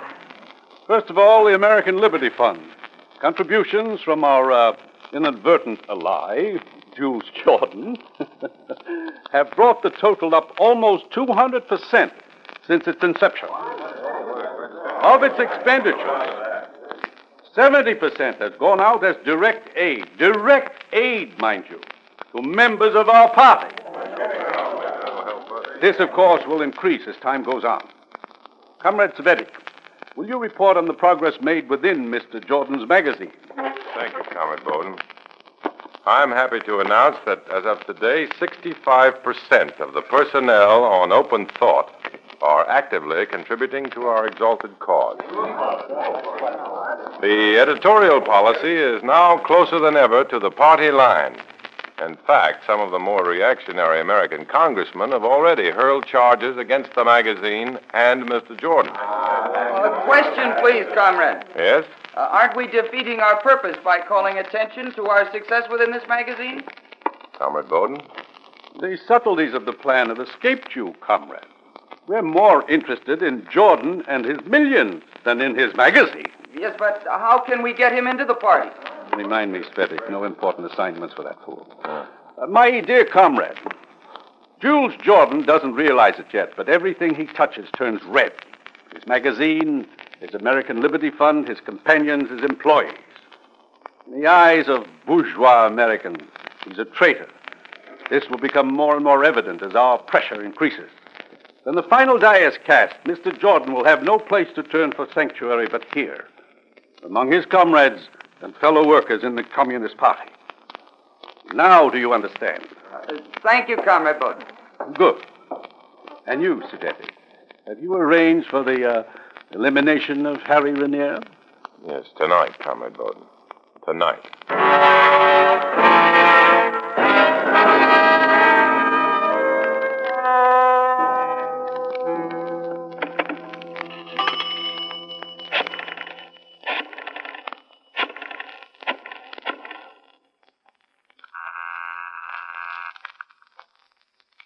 Speaker speaking. Speaker, this is Red. Well, it's about time. I had us worried. Listen, Bowden wants me to liquidate Harry Renier. Who's he? Editor of Open Thought. He's too suspicious of us. Well, can't you get out of it? Funny, man. It's got to be done tonight. Tonight? You've got to help me. All right, start talking. I've arranged to pick up Renier at his home about 10 o'clock. I'll drive out Highway 14 to about 3 miles west of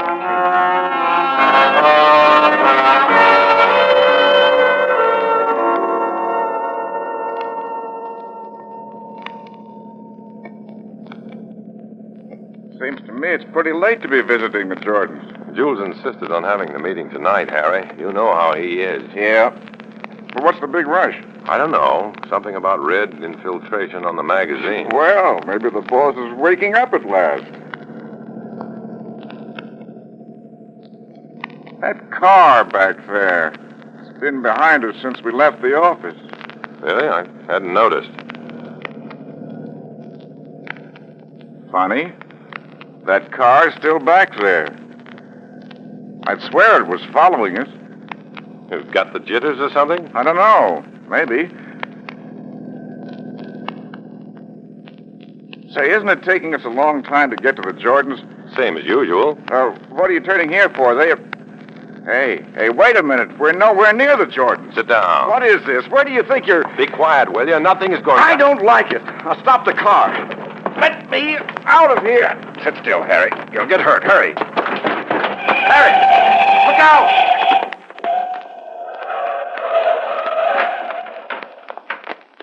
All right, Renier, stay where you are. You won't get hurt. What's this all about? What do you think you... We're from the FBI. FBI?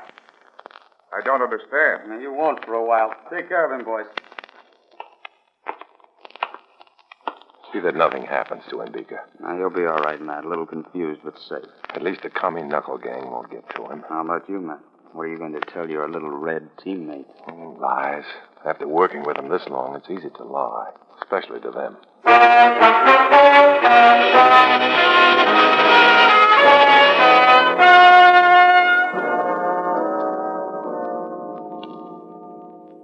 Matt Cvetic, do I understand you correctly? You turned Harry Renier over to the FBI? That's right, Comrade Bowden. I planted some false credentials in his desk and reported him as a communist agent.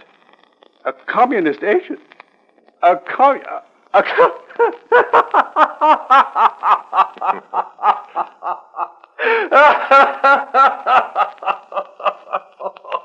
Oh, dear me, delightful. Harry Renier, a communist agent. Comrade Cvetic, you have a delicious sense of humor. The irony appeals to me. Delightful. I'm flattered, comrade. And now we must swing into action. We must report this news to Jordan.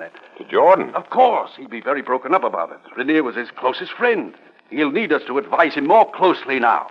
So closely that we'll be running the magazine. After all, how can Jordan trust his own judgment? His best friend turned out to be a communist agent.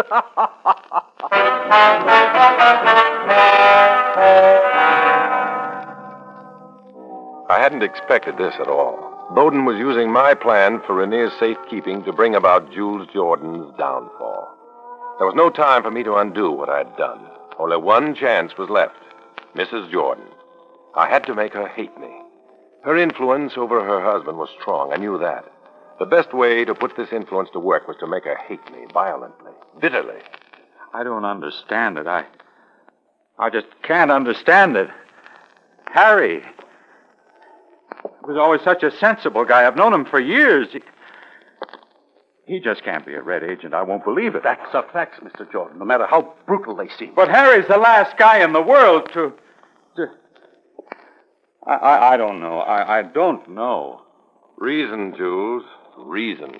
Emotion is useless at a time like this. You're not being much help, Mr. Cvetic. Look, would you mind, fellas? I think I'd kind of like to be alone for a while and figure this mess out.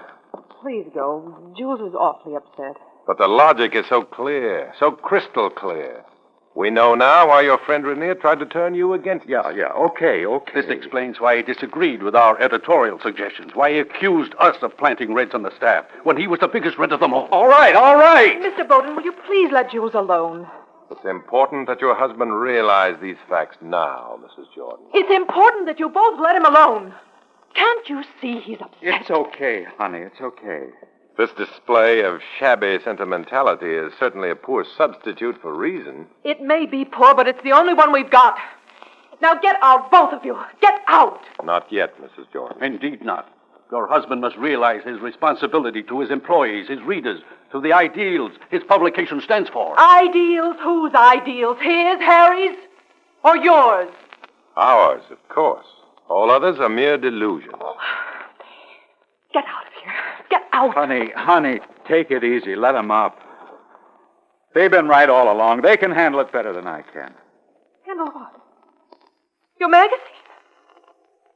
Jules, you can't. Let's face it, honey. Who am I to tell them what's right and wrong? I can't even pick my friends. At least I know David and Matt are right thinkers. Thank you, Mr. Jordan. We'll go now. Jules, for the love of heaven, listen to me.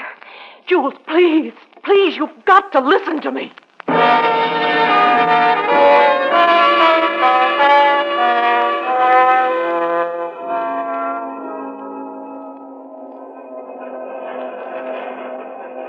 Comrade Cvetic, I can understand now why Jordan had so much affection for these presses. Now that they're ours... Ours? In spirit, at least. And soon the rather broken spirit of Jules Jordan will be ours, too. You're to be commended, Comrade Bowden. Well, thank you. You won't mind if I take full responsibility for this project, will you? Not at all. You deserve it. Interesting how the humiliating prospects of failure seem less sinister from the pinnacle of success. What's happening down there? The presses, they're stopping. We'd better see what's wrong. Nothing's wrong, gentlemen. They're just not working anymore. Jordan? The presses are out of business. And so are you. Oh, what's that mean, Jules? As of right now, the magazine known as Open Thought is closed. Finished. Dead. Finished? Dead? Well, you can't. What's the reason for this? I have a wonderful wife, Cvetic. She explained a few things to me. How you run a self-respecting magazine right smack into the mud. How you sacrificed my best friend. How you tried to break up my home, turn my friends against me, ruin my reputation with that American Liberty Fund. By the way, that stopped when the presses stopped. But if you do all this, Jordan, what will become of me? Didn't know you cared that much, Bowden. I've never been sure what your angle was, but it doesn't make sense. Nothing made sense since you entered my life. So you may go now. But this means failure. Failure means annihilation. The magazine is dead. The American Liberty Fund is dead. As far as I'm concerned, you're both dead. Get out. Dead? I failed. Goodbye, Jules. Oh, Cvetic. Yes? Just to keep your ego where it belongs, my wife mentioned that she hates the ground you walk on. So do I, Jules. So do I.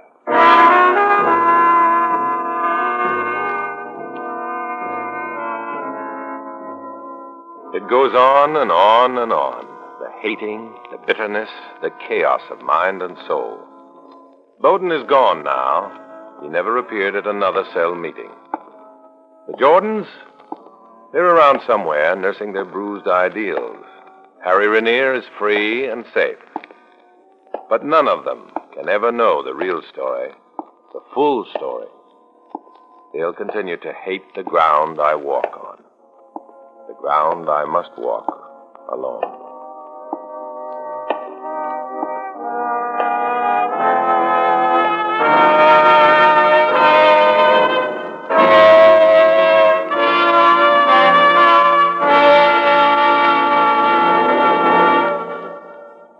Our star, Dana Andrews, will return in just a moment.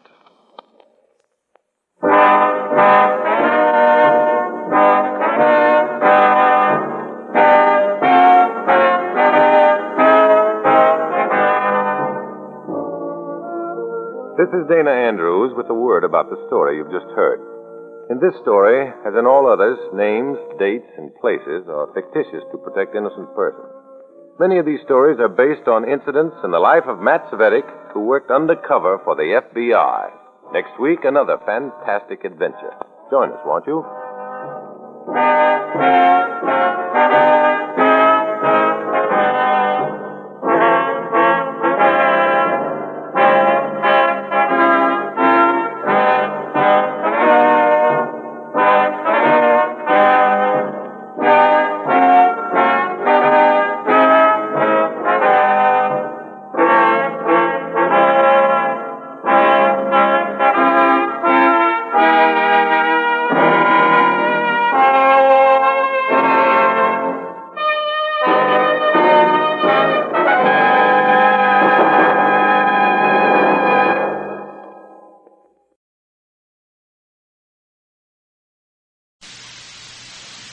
I was a communist for the FBI.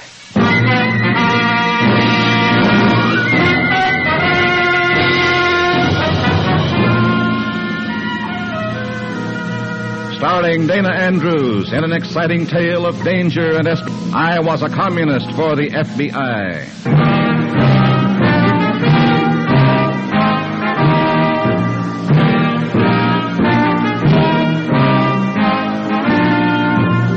Many of the incidents in the story you're about to hear are based on the actual records and authentic experiences of Matt Cvetic, who for 9 fantastic years lived as a communist for the FBI. Here is our star, Dana Andrews, as Matt Cvetic.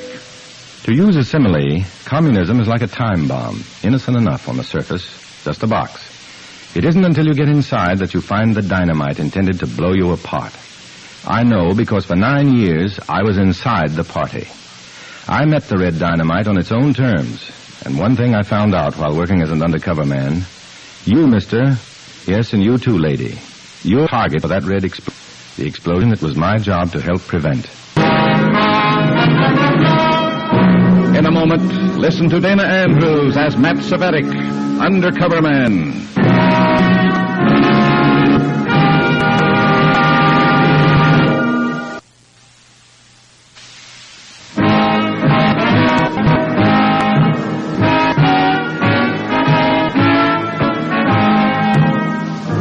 now, here is Dana Andrews, Underman. Story from Confidential Files marked The Dangerous Dollars.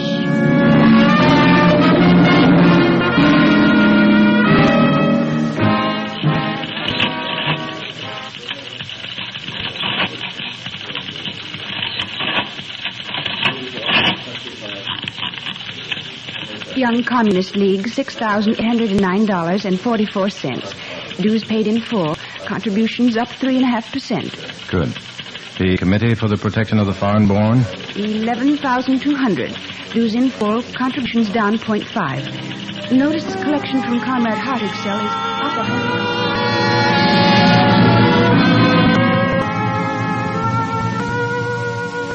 I was assigned to the Communist Finance Committee in charge of collections for the district, and I watched the figure of Comrade Nora's adding machine. Money, big money, from Reds and from just plain suckers. Dues paid monthly, contributions paid as often as could be squeezed out of so-called voluntary donors. Subversive activity is expensive, and it was my job to pay for it, and to make sure the FBI knew where the money came from and where it. Big jumbo red hot. Come on, get your popcorn here, mister. Be a sport, feed the pigeons. Sure. Give me an order of 17 peanuts. 17's a lucky number. For a man who eats red popcorn. Oh, Jay Cox, how's business? Lousy. But I love blowing this darn whistle. That's what I like about the FBI. The agents have so much talent. Never mind my talent. Did you trace that money? Yeah, I think so. The big portion goes to party headquarters in New York, of course. But there's one other picked up by a special messenger. Regularly? Well, past 6 weeks anyway. Who's the messenger? Who gets the money? I don't know. And the messenger I know only by number. 43. The blonde woman. Tall, beautiful if you like the type, and who doesn't. Slavic accent. She's due to make a pickup tonight. Good. I'll have men waiting to tail her. Important? Plenty. This is a hot one, Matt. Meet me in my office tonight at 11. I want to give you a rundown. Listen. Come on, buddy. You've window shopped long enough. Beat it. Make room for the customers. Peanut. Big jumbo red hots here. Peanut.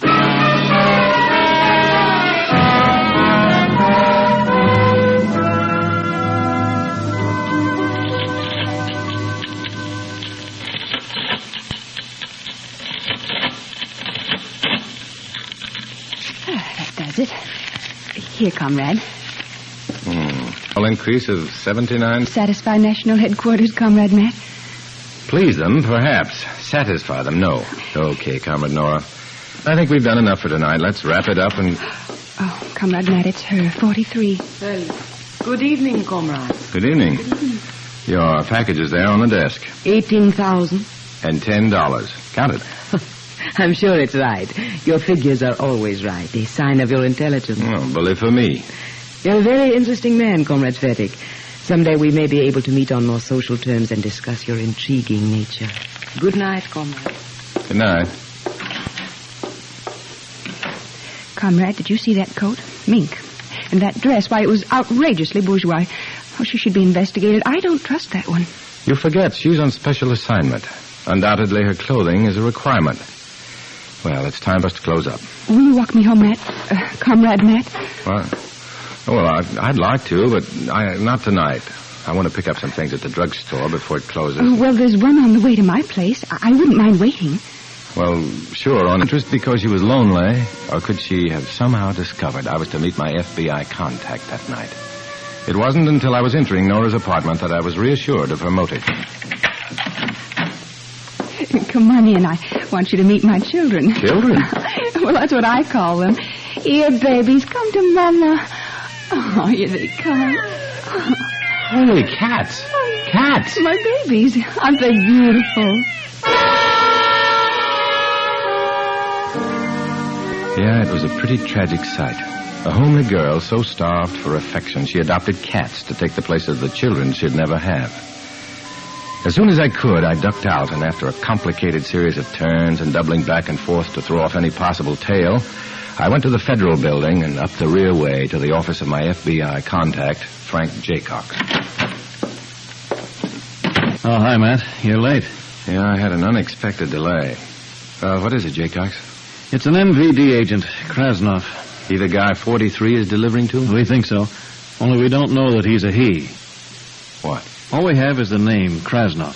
Otherwise, it's man, woman, or monkey. You pays your money and you takes your choice. We've got men following 43. If she takes that money to Krasnov, you'll know soon whether he's a man or not. Krasnov's sex is not the problem. What is? Sabotage. Krasnov was the commie secret police agent behind a job in a West Coast aircraft plant a while back. Looked production for weeks. You got proof? Yeah. We got him nailed if we can find him. If? You only come 43 like a blanket. She'll lead you to him. Maybe, but it seems too easy. Krasnov is the Reds' top agent. Word we've gotten is that Krasnov plans to import a small but highly trained group. Specialists in arson, demolition, and murder. Whew. Yeah. It's the kind of organization we can't afford to let get started. And that's the why of it, Matt.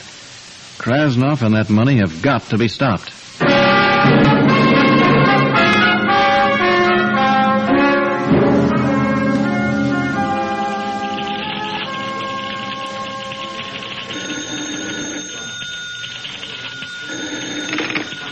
Greenview 61124. Who's calling? Just a moment. Comrade Matt, it's a Mr. Jorgensen for you. I'll take it here. I've got it, Nora. Of course, I'm sorry.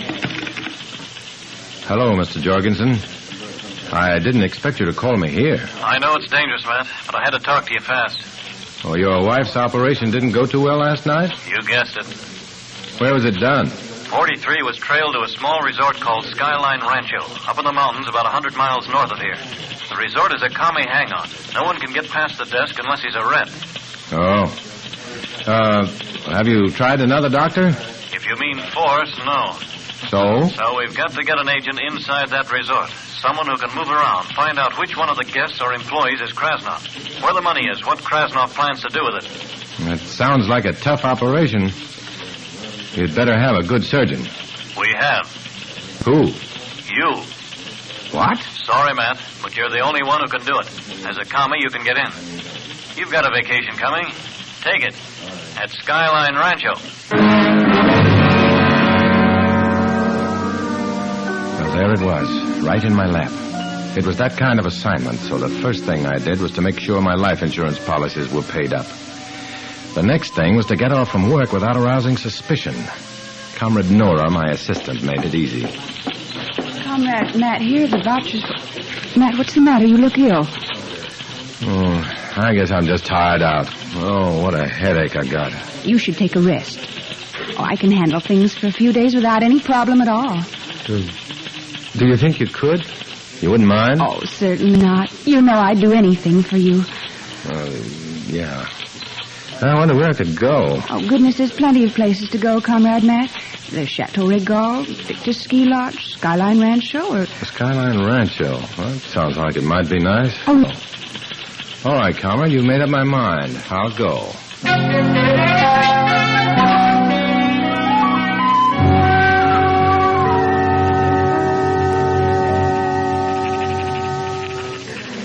Welcome to Skyline Rancho, Mr. Cvetic. Here. Thank you. I'm Mr. Hungerford, the owner. Odd coincidence. You're coming to this resort? It was well recommended. I'd never heard of it. Who recommended it? I want to write and thank them. Nora Bayless, my assistant. Why not call her? You'll get the answers quicker. You're a clever one. Come with me. I'll show you around.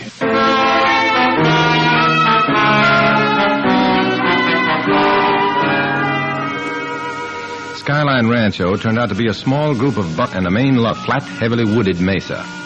After seeing my bag stowed in bungalow number 8, I let the suave Hungerford take me to the main lodge to meet the other guests. Ah, Hungerford, there you are. Let's go outside. Como Benaices is clear tonight, and Vega is unusually bright. Later, Charlie. Matt Cvetic, Charlie Grace are about the things in our heavens. It's just disgraceful.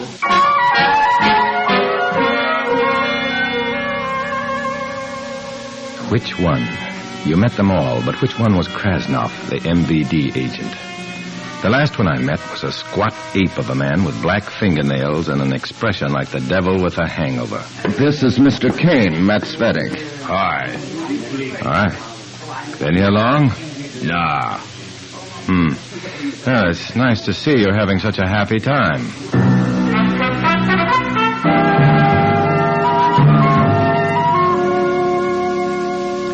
Later that night, I decided to make my own private survey of the resort. I found nothing interesting around the bungalows, and the stables contained nothing but horses.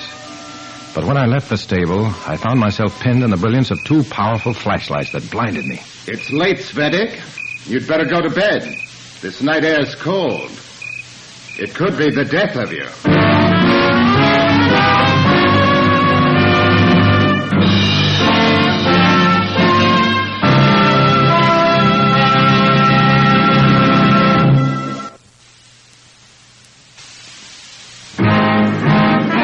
Back to Dana Andrews, starring as Matt Cvetic in I Was a Communist for the FBI, and the second act of our story.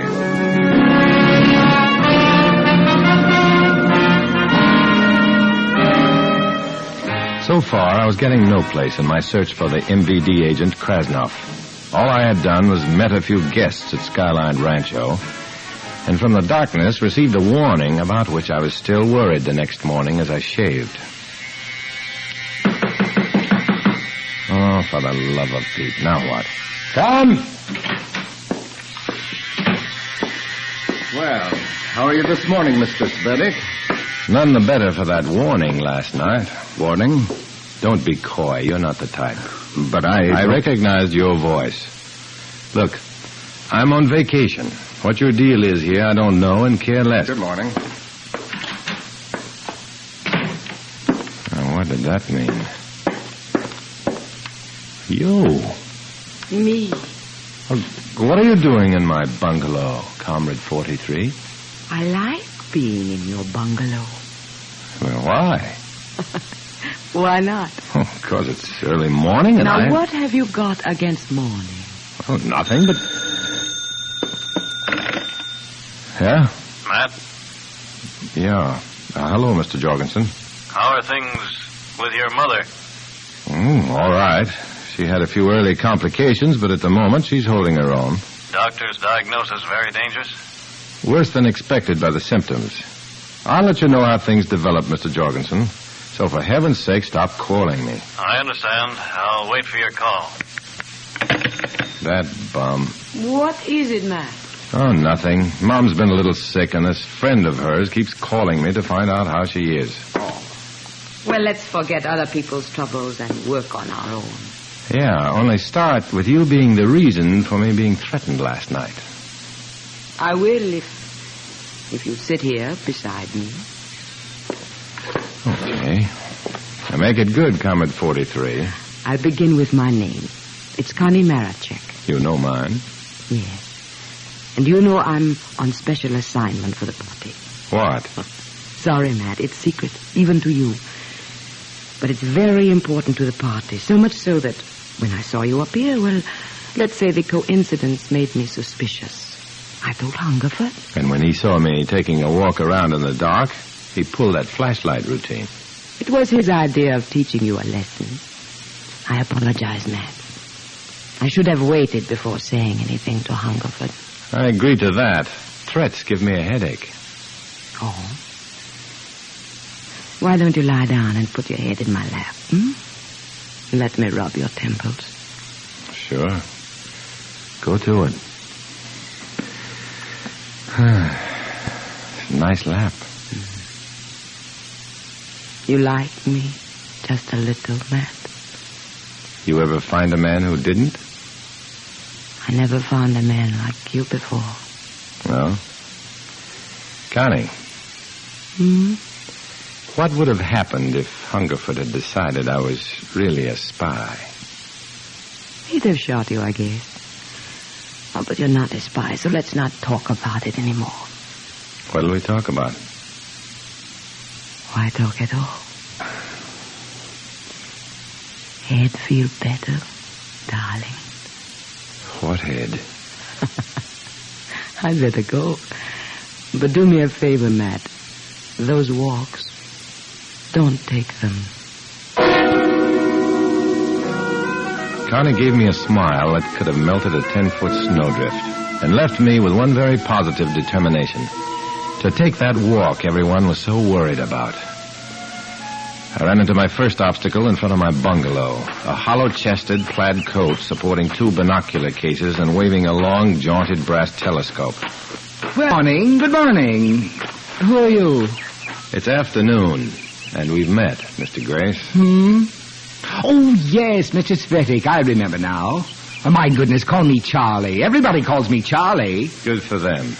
Bye. Oh, don't go. I want to show you I've something. seen it. Why don't you toddle on to the main lodge, Charlie? Your aunt's waiting.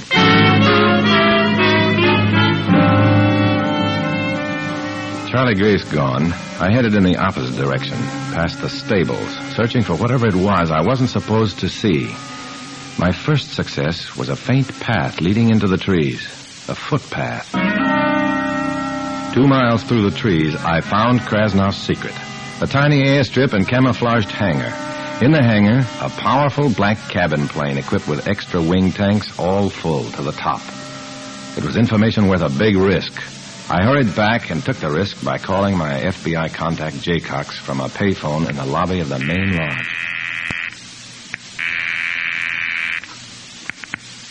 Jorgensen speaking.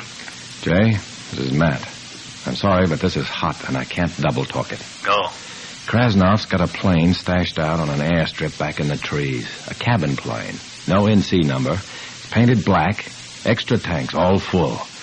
A guy staying here named Kane. His nails are full of black grease. I figure he... Krasnoff? I haven't spotted him yet, but I'm playing footsies with his messenger, 43. Her name's Connie Marachek. Marachek, got it. You'd better get Krasnoff fast. Black plane, night flight, wing tanks. Long flight, probably to Canada or Mexico. Yeah. Hate to ask you to do this, Matt, but you'd better jimmy that plane first thing. Do what? You have to. We can't let him escape now. You know anything about planes? They got wings and they fly. In that case, open the engine cover, reach in and grab something. Yeah, then what? Pull. If it comes loose, you're right.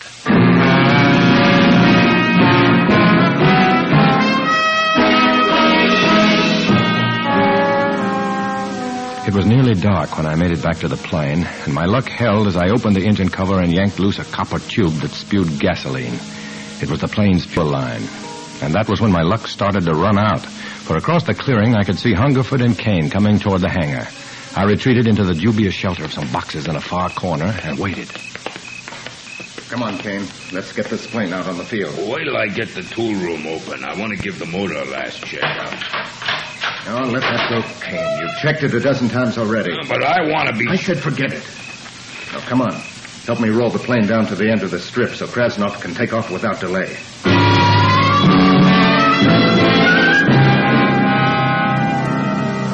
I watched as the plane was pushed out and down the field several hundred yards. It was turned into the wind, ready to take off, so they thought. When the 2 men headed back to the hangar, I got an idea. I tied a long piece of wire to a heavy wrench on the table inside the windowless tool room, ran the loose wire out to my hiding place among the boxes. When Hungerford and Kane entered the hangar, I yanked the wire so it pulled the wrench off the table in the tool room. What's that? It came from the tool room. Let's take a look.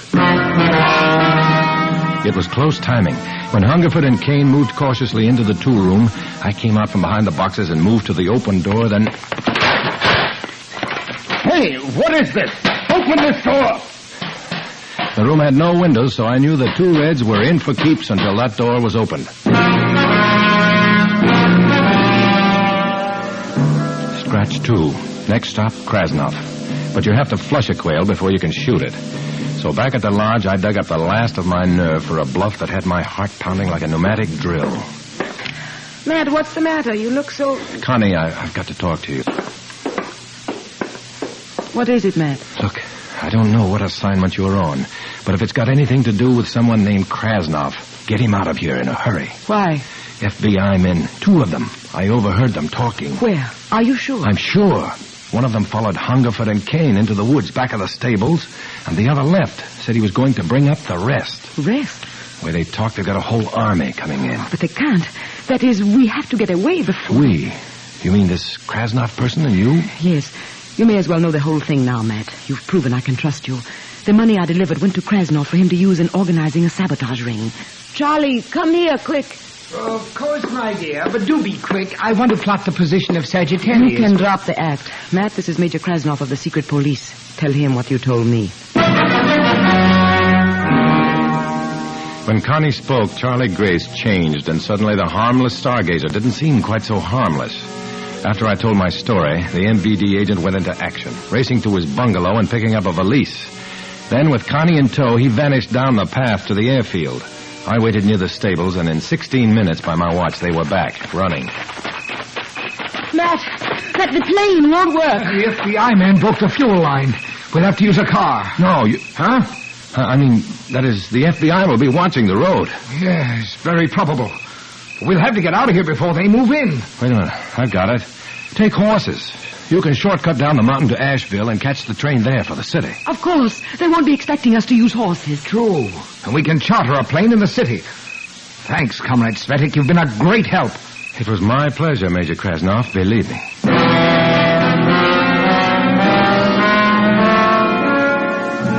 I watched Krasnov and Connie ride their horses into the darkness. Then, in the main lodge, I went to the payphone and made a call that was a real pleasure.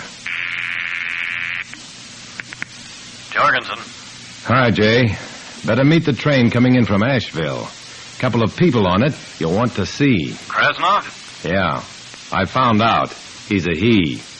You'll know him. He'll be with Connie Marichek. Oh, and he'll be carrying a valise. Take good care of it. It's full of happy cabbage. Don't worry. We'll take care of it. And while you're at it, send a squad of men up here to make a phony raid to cover my story. They'll find 2 men locked in the 2 room of the hangar. Got it. You coming back to the city? Sure. I've got to get back to my little red cabbage patch.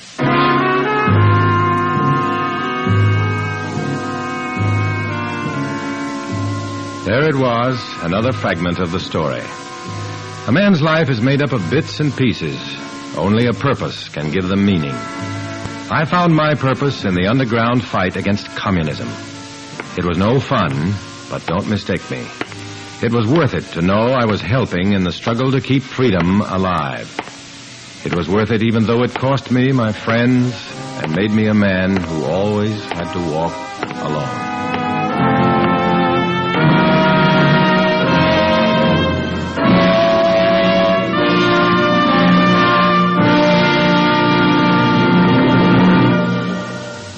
Our star, Dana Andrews, will return in just a moment.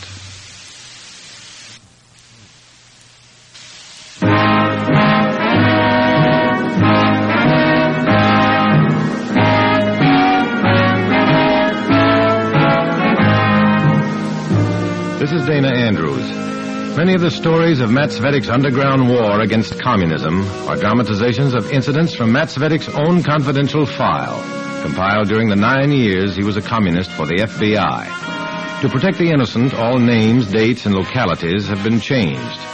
Next week, we'll bring you another exciting adventure of Matt Cvetic. We hope you'll join us.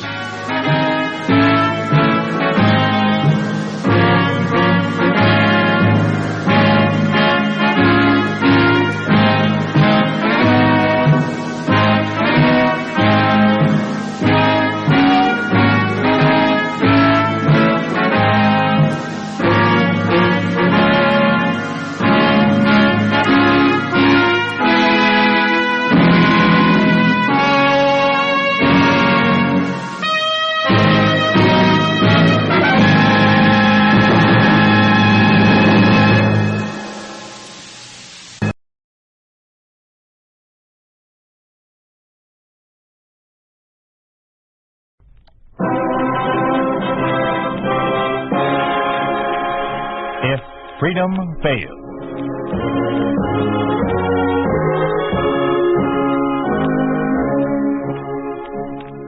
We'd like to take you on a visit to a town that doesn't exist. A town we call Springfield, USA. We'd like to show you how things would be in any American town if communism took over.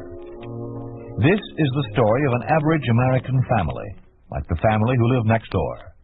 What would happen to this family under a communist regime? Carl Brady is the name of the father in our family as we tell the story of Springfield Revisited.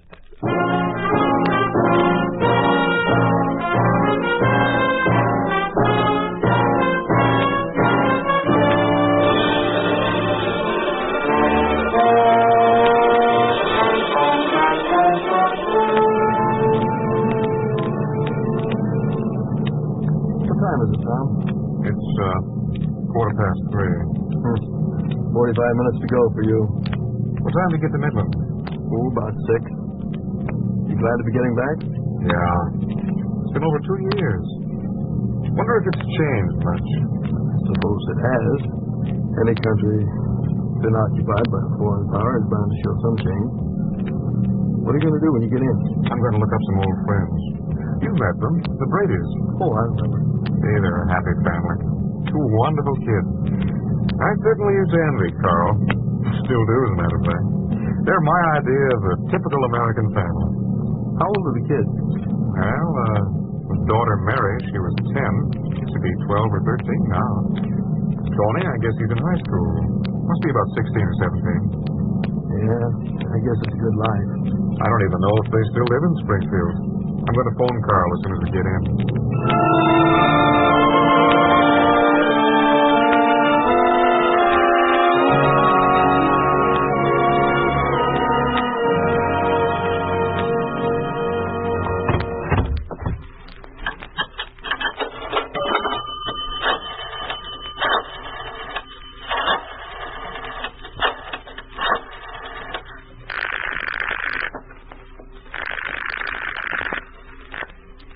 Jordan Company. Say, I'm calling to Mr. Carl Brady. Does he still work there? Yes, he does. I'll connect you. Brady speaking. Carl! It's good to hear your voice. Who is this? Midwestern University, class of 26. And best man at your wedding. Tom, where are you? I'm here in Springfield. That's fine, Tom. Look, can you come to dinner tonight around 6:30? Fine, I'll be there. You still live at the same place? Yeah, I do. I'll see you then. Goodbye. Hey, wait a minute. What's the rush? Look, I can't talk to you now. I'll see you at dinner. Goodbye.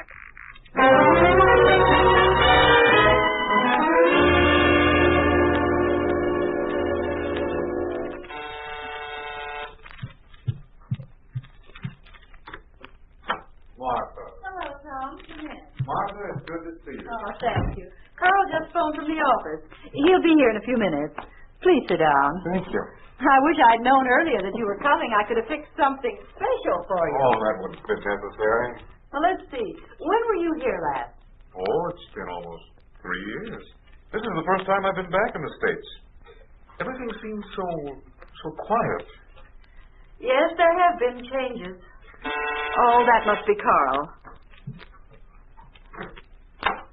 Good evening, dear. Hello, dear. Yes. Oh, hey, Tom. Oh, good to see you, Tom. Oh, what a pleasure.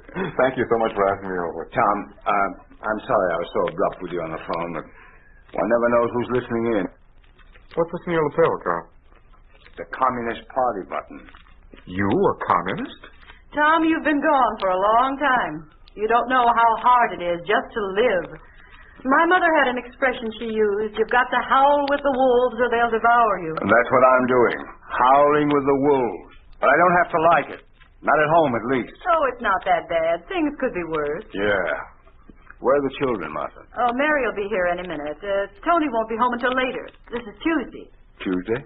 You know, political education. Oh, that. Let's all sit down. Yes. Political education. 3 times a week. The boy hasn't even got a free evening anymore. Sundays he has to go out with the brigades, working on farms or building roads. Political education. Well, it's orders. Everybody does it, and Carl knows it, but he just won't bring himself to realize that times have changed. Oh, Martha, please. Well, I'd better go see about my pie. Do you still like apple pie, Tom? Green apples, cinnamon, and fresh cheese? Sounds delicious. I've thought of your pies many times. Good. I'll get you a drink. Well, Tom, tell me about yourself. Oh, well, there's not much to tell. You know I was working for the oil company in South America when the communists took over. Yeah. They kept us all there on the job. Took over the supervision, of course. But the more I see of things here, the more I realize how much better off we were there. No restriction? Oh, we're still subject to the communist rules and the laws. They closed the plant down there and ordered us all back. Told us to register at our homes and find new jobs. I see you've got a lot to learn about living in an occupied country. Here's everything you need for drinks. Will you mix them, Carl? Yes. Tom, still scotch? And water? Well, that's what I drink when I'm able to get it. And this is our last bottle of imported scotch. Well, if you'd only stop finding fault and try to make the best of things, you could have all the scotch you want. Party members have priority, don't they? Oh, now, Martha, I've told you time and again that I joined the party on account of my job, and not so that I could beg favors from some pompous stooge. Here you are, Tom. Thank you. Martha? Thank There you, you are. Well, Tom, let's drink to your return into the old days. Very good. Very good. Well, who's this? Good evening, Father. No. Mother. Hello, dear. Mary Brady, how you've grown. Well, don't you remember me? Yes, of course. Good evening. Oh, come now. How about a smile? You've become a very pretty girl. Thank you. Well, what's new in school? We had more trouble with that reactionary history teacher of ours, Miss Garson. She wanted us to hang a picture of George Washington in the classroom under the Ritter and Stalin pictures. Who's Ritter? He's a local commissar, head of the State Action Committee. So what about Miss Garson, Mary? Why, I had to bring it up before the pupils' committee, of course. Oh, of course. Forgive my question, but I'm a little behind on these various organizations. This pupils committee. Every class has a committee. We elect members of the class to make special studies of political education, sports, newspapers, lectures, economics, and history. That's Miss Garson. Naturally, she was voted down 6-1. What do we need a picture of George Washington for? Mary, you shouldn't say things like that. Mary, we wouldn't have had this democracy without George Washington. That's not true, and I can prove it. The chapter in our history connected with Washington is now closed. Today, the United States is marching toward Russia and socialism. Where'd you pick that up? Mr. Hastings. He says that Washington and Lincoln, all of the so-called American heroes, are nothing but bourgeois swine. I've told you time and again you're to stay away from Mr. Hastings. Now, I'm sure that you can find a more fitting associate than the janitor of an apartment building. Mr. Hastings has very high standing with the Action Committee. He's one of our finest party members. Well, Mary, look, don't you think you're a little too young to understand what George Washington did for this country? Are you in the party? Mary, Tom is our guest. Are you in the party? No, I'm not, but... So, another of Father's reactionary friends. Even now he's being watched and checked. And so will you be when Mr. Hastings finds out. Mary, leave the room. Leave the room! Carl, Mary, please. I'll be happy to leave. Excuse me. Not outside. Go to your room. I'm going to talk to Mr. Hastings. Mary, you'll do as I say. Go to your... 12 years old. What are girls of that age supposed to be interested in? Books, games, dolls? I don't know. She doesn't care for any of them. The walls of her room are covered with pictures of Russian marshals. Well, she must have some other interests. Yes. Our janitor, Hastings. The local party stool pigeon. Oh, Tom, you would have seen this happen sooner or later, but I'm sorry it had to be here. Oh, what do you mean? Oh, the spying and the rest of it. Your room will be searched. You'll be followed. Possibly even arrested, unless you're very careful. This sounds like something out of a 10-cent novel. Yes, I told you have much to learn. I'd better go see to my dinner. Martha, I think I've lost my appetite after listening to my daughter. I wish you wouldn't keep antagonizing the child, Carl. I'm going to thrash that nonsense out of her head. Someday she's going to tell her teacher that Don't be an idiot. Oh, Martha, I'm sorry. I never used to lose my self-control. Well, you lose it often these days. Honey, it's cold in here. Can't we have some heat? Heat's rationed, you know, dear. Why don't you come into the kitchen? It's warmer in there. A good idea. Come on, let's go. Yes, sir.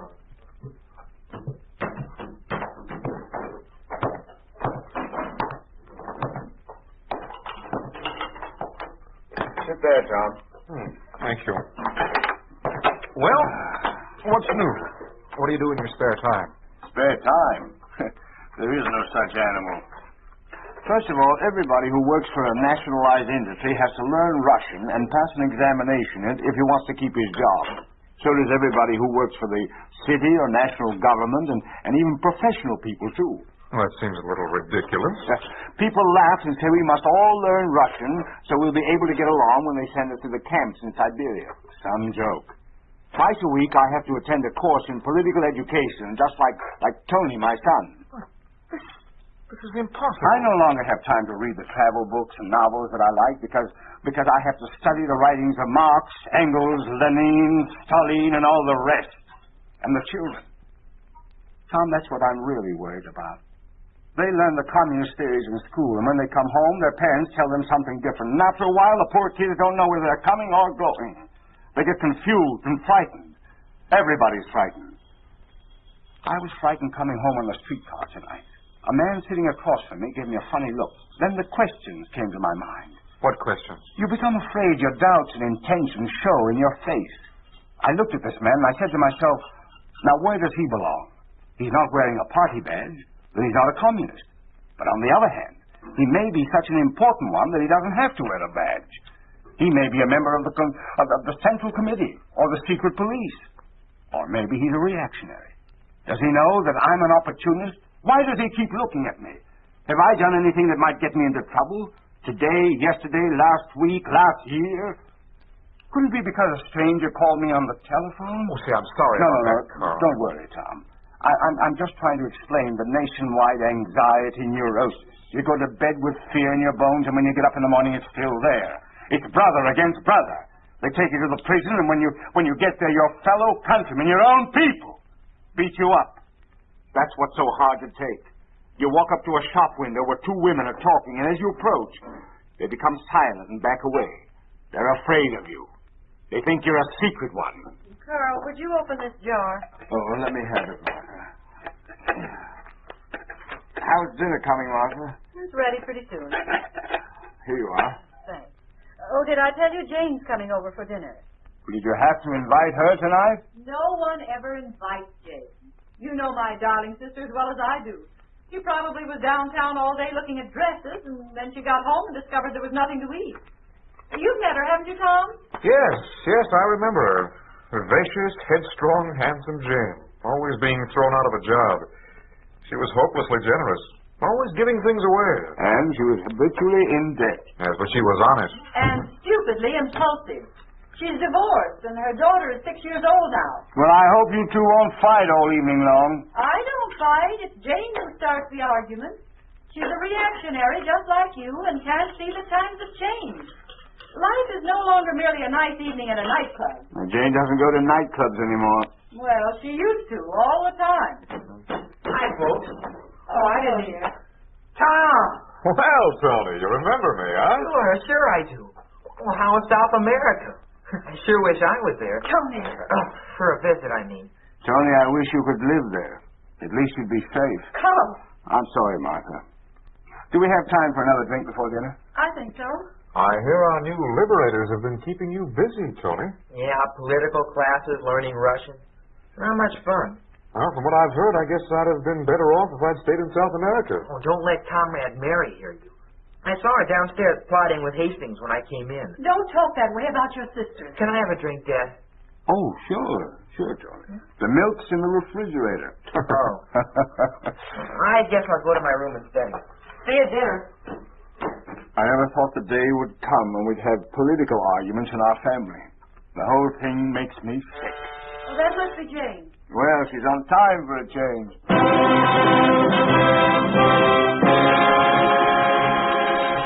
You are listening to Springfield Revisited, a story of the way things could be if communism took over. A picture of what life would be like under a communist regime in an ordinary American town. A town we call Springfield, USA.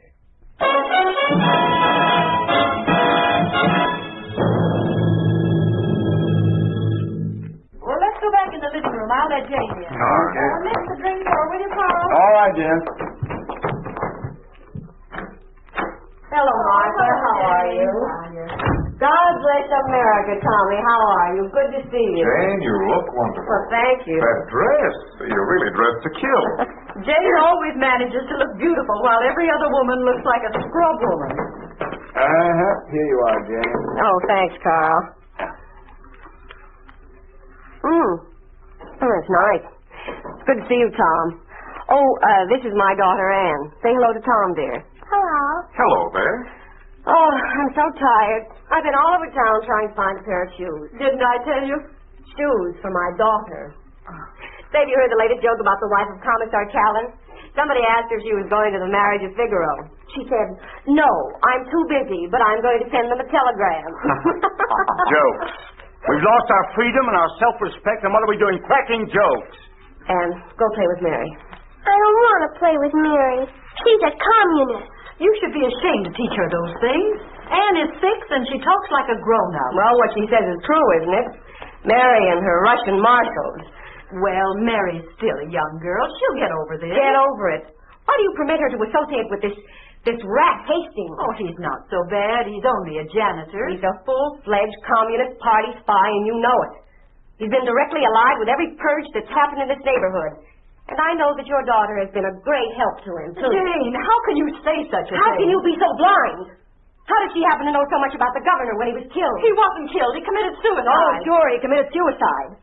Just this morning I was discussing the very thing with the clerk at the shoe store. Someday you're going to talk to the wrong person, and then you'll be in trouble. You're crazy to talk and act as you do. I don't change my loyalty every year. Well, just the same, it's not prudent. Someday you'll get yourself in trouble. You mean someday I'll get you all into trouble? Well, don't worry, I won't. If anything should happen to me, I'll make it perfectly clear that all the members of my family are loyal worshippers at the altar of Commissar Callan. Besides, you're Mary's mother. You can't lose. Oh, for Pete's sake, stop fighting, you two. We have a guest tonight. Tom is no guest, he's a friend. Let him find out what goes on in a family in occupied America. The same thing is going on in practically every house in this country. People sit at home and stare at each other and are afraid of each other. Children fight their parents. The parents are afraid of them. I wanted to take Anne to see the revival of Snow White and the Seven Dwarfs. But they told her in school she ought to go only to Russian pictures. Who wants to see those tractors and wheat fields and the wonderful life on a collective farm? They're so happy there, why didn't they stay there? Some Russian pictures are very good. Well, you should know. You've seen them all. Does Hastings give you orders to go, the dirty informer? If everyone you call an informer was one, half the nation would be sitting in prison today. Well, they are, aren't they? Oh, be quiet. You talk like a fascist. And what are you, if I may ask? I'm a Democrat. Oh, quiet, both of you, please. I'm sick and tired of your squabbling. Let's have dinner. I'll go and see if it's ready. I'd better go and help Martha. Come on, Anne. Now they'll have a good cry out there and they'll make up. But in 5 minutes, the same thing will start all over again. Well, you've managed to keep pretty well in the middle, I see. Well, Martha gets cross with me because I don't take sides with her. But I can't help respecting Jane, even though she often talks nonsense. She could marry a very, very high-ranking communist official. He was an organizer in this very state way back before World War II. Now, Jane could have a nice house, clothes, a car, but she won't even go out to dinner with this man or even a nightclub. And you know what that means to Jane. Have another drink, huh, Tom? Yeah, sure. Well, she makes it very hard for herself. But I certainly wish I had her strength of character. Yeah. Here you are. Thank you. Sure, but you have a wife and 2 kids. You know, Tom, at night when I'm lying in the dark, I try to remember what my life was like before all this happened.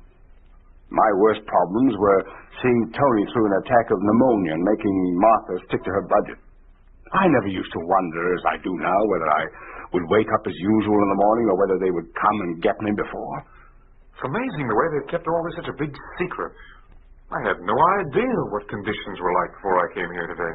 Tom, Carl, dinner's ready. We'll leave the kitchen. All right. Tony, go get the sister. Dinner's ready. Never mind, I can. Now, you here, Tom. Oh, thank you. Jane, over there with Anne. Carl, will you serve the soup, please? Yes, I know. Boy, this looks good. Hey, what's that book you've been reading, Tony? It's a grammar book. Russian. It's required in school. Oh, by the way, Dad, they finally found Harry Wayne. In the same place? Yeah. His mother went there today to give him a change of underwear and a little extra food, but they wouldn't let her see him. I hope you weren't mixed up in this, Tony. Your mother cried all one night last week, and she was so upset about it. I've asked you to be careful, Tony. There's nothing to be mixed up in, Mother. Well, just the same, I wish you'd keep away from those boys and stick to your work. Does Tom know what this is all about? Oh, no. Forgive us, Tom. 3 weeks ago, 2 of Tony's classmates suddenly disappeared. Their parents were frantic, of course. Then last week, word came from one of them. He was in a cell at police headquarters. You can imagine what that means. Now it seems that the other boy, the one we're talking about, is there too. Probably has been questioned somewhere for days about anti-state activities. Anti-state activity. The fella found some pre-invasion literature on anti-communism and passed it around the classroom. The Latin teacher saw them. That's all there was to it. That teacher pretends to be a reactionary, but we think he's just a stool pigeon for the police. He's a very good teacher. What do you know about it? I know plenty. He reported that song you've been singing. Song? What song? My brother and the rest of his reactionaries in his class have a song. They sing it just to cause trouble. Why shouldn't we? Half our class is against the communists. Tony, you should be more careful. I am careful, Dad, but what's the use? You can't fool them. They know I'm anti-communist.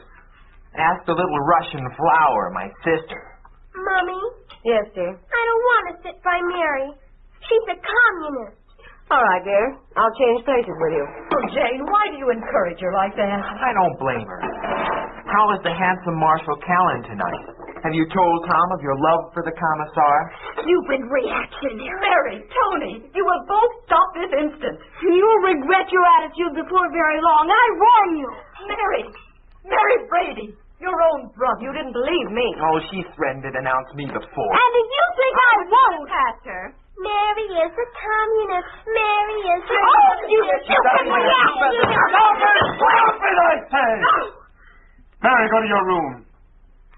Do you hear me? Go to your room. All right, I'm going.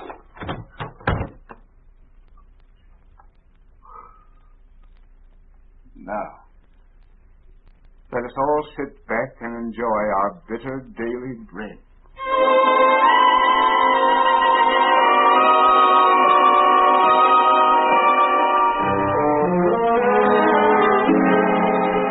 How about some brandy, Tom? Yeah, it sounds good. Martha, where is it? You know where it is, Carl. You still make a delicious pie, Martha. Oh, thank you. I'm afraid the meal was rather plain. Well, it's good, healthy food. What there is of it. Carl's pretty upset. Something should be done about that girl. What can be done?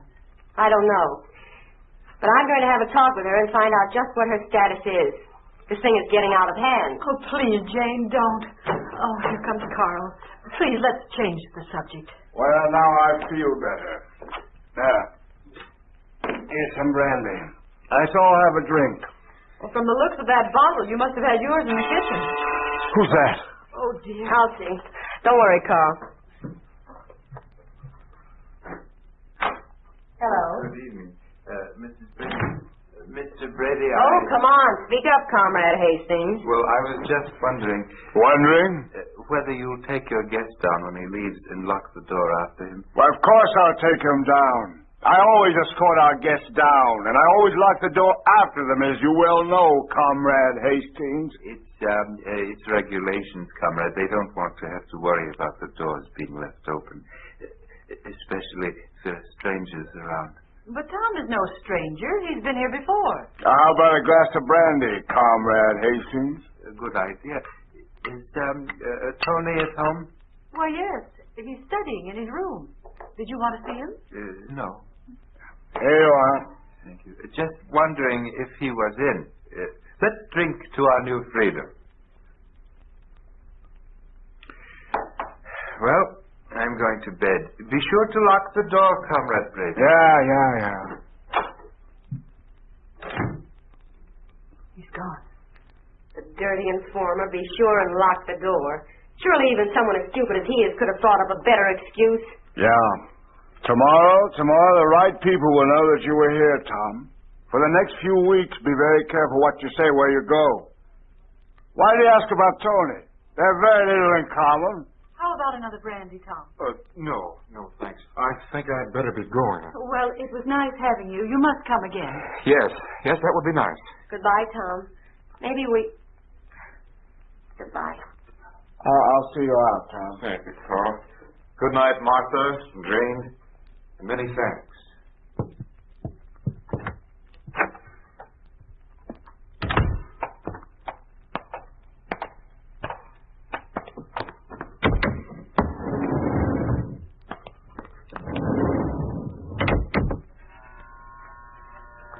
Well, I suppose all this has been somewhat of a shock to you.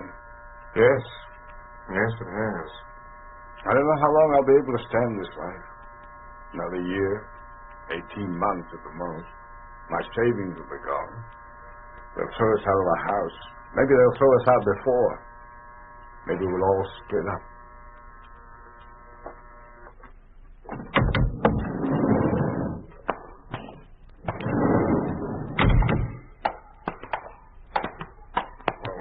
Thanks again, Carl. I'll be seeing you. Yeah. I gotta go up now. Is this the place? Yes, it's on the third floor, number...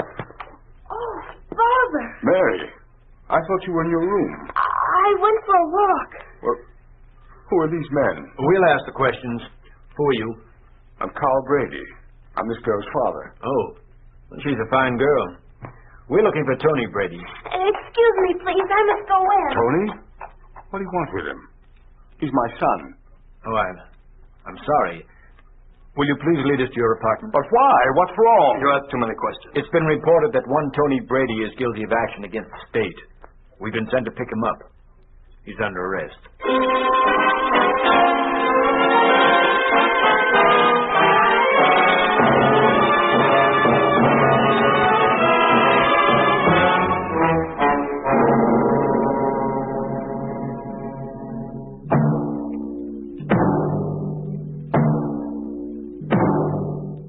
You have just heard the story of what happens to an average family under a communist regime. You have just heard what would happen to any American family if communism took over. You think this could not happen? It did happen in the communist-dominated country of Czechoslovakia. It did happen in the family of Mr. Jan Hus, address 722 Kossuth Street, near Liberty Square, Prague, Czechoslovakia.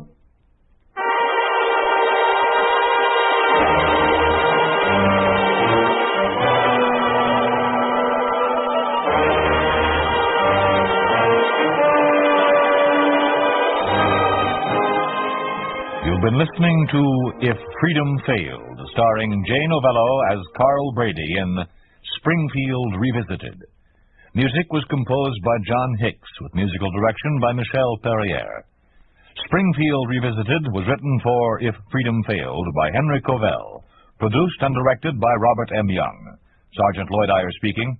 This program has come to you through the worldwide facilities of the United States Armed Forces Radio and Television Service.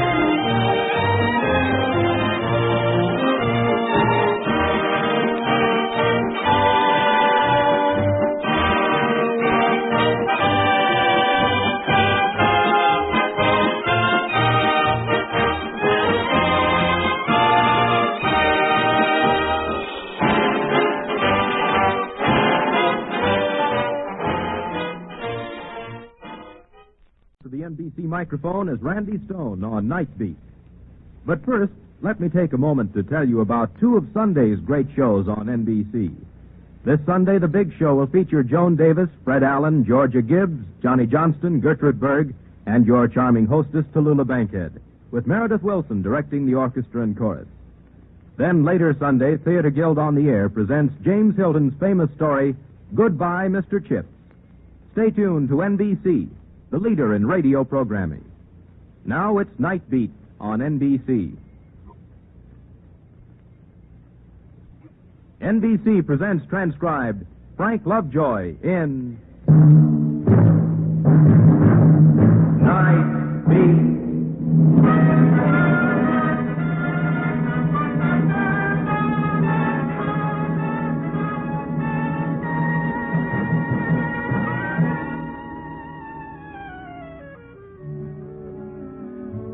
Hi, this is Randy Stone. I cover the night beat for the Chicago Star. Now, imagine this scene to yourself. You're sitting at the typewriter in a city room. There's nobody around. You're just finishing a real good yarn about an old lady and how she pioneered in the Middle West. The typewriter's clacking merrily on its way when a guy walks in.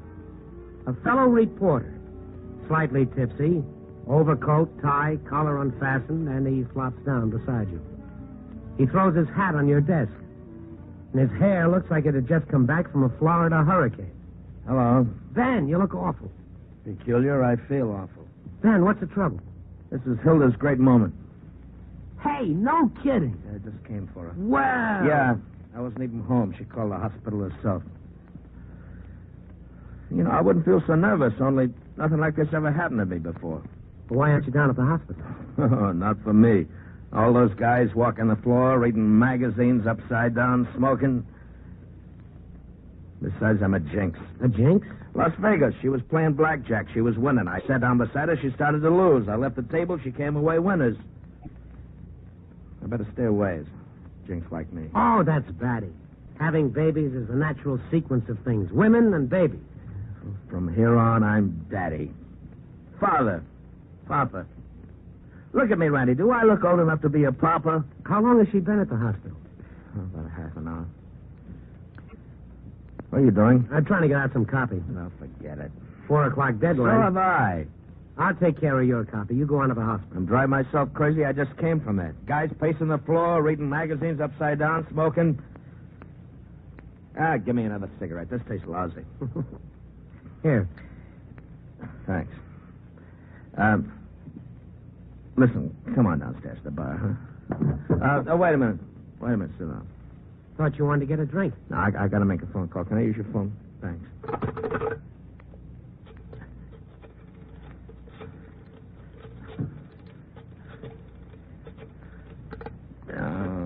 My finger's like a thumb. 7, 9, 0, 8. No, I can't dial this thing. All right, give it to me. What's the number? Never mind, I'll get the operator.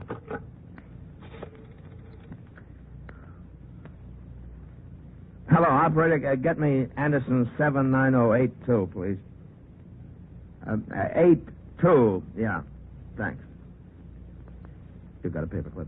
Paperclip? Paperclip. Well, sure. Hey, what for? Kill me. I like to bend paperclip. Hello, Dr. Weiss, please. W-E-I-S-S, Weiss. Thanks. Stupid woman. She's been here for 10 years and she doesn't know. Yeah? Give me the floor, nurse. I don't know what floor. I wasn't even at the hospital when they brought her in. I don't even know the room number. Milton Weiss. Dr. Milton Weiss. What? Not on the staff. Now, look, what's the pitch, lady? You crazy or something? He's not on the staff. What hospital is this, huh? I'm sorry. Wrong hospital. I looked on the hospitals in the phone book. They got little black dots from the names to the number. I guess I must have followed it wrong. All right. Now, calm down, will you? I'll calm down when either I get a drink or a baby. What hospital is she in? Michael Reese. Give me the phone. Oh, yeah. What was his name? Who? Never mind, I remember.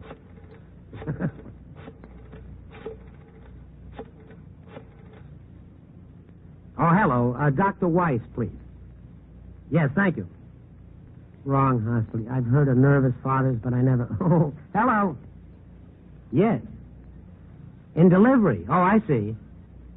I just wanted a report on Mrs. Ben Troy, please. Oh, I see. Well, thank you. Now, they can't ring the room. What do you mean? Well, they can't ring the room. There's no phone calls. That's the order. And Dr. Weiss is in delivery. Well, what's he doing in delivery with Hilda sick like that? Maybe he's in with Hilda. What? Is that what they said? He was in the delivery room with Hilda? Is Hilda having the baby? That's not what they said. All they said was they couldn't ring the room, and the doctor is in delivery. Then they're going to come and get you with a jacket if you don't calm down.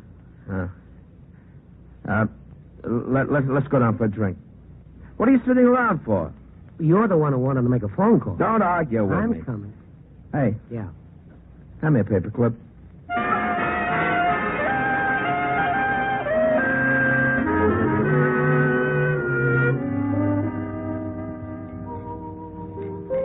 It wasn't my idea. It was somebody's idea. She wants a family. I can't blame her. I want a family, too. I wish I were having a baby. I wish we could trade places right now.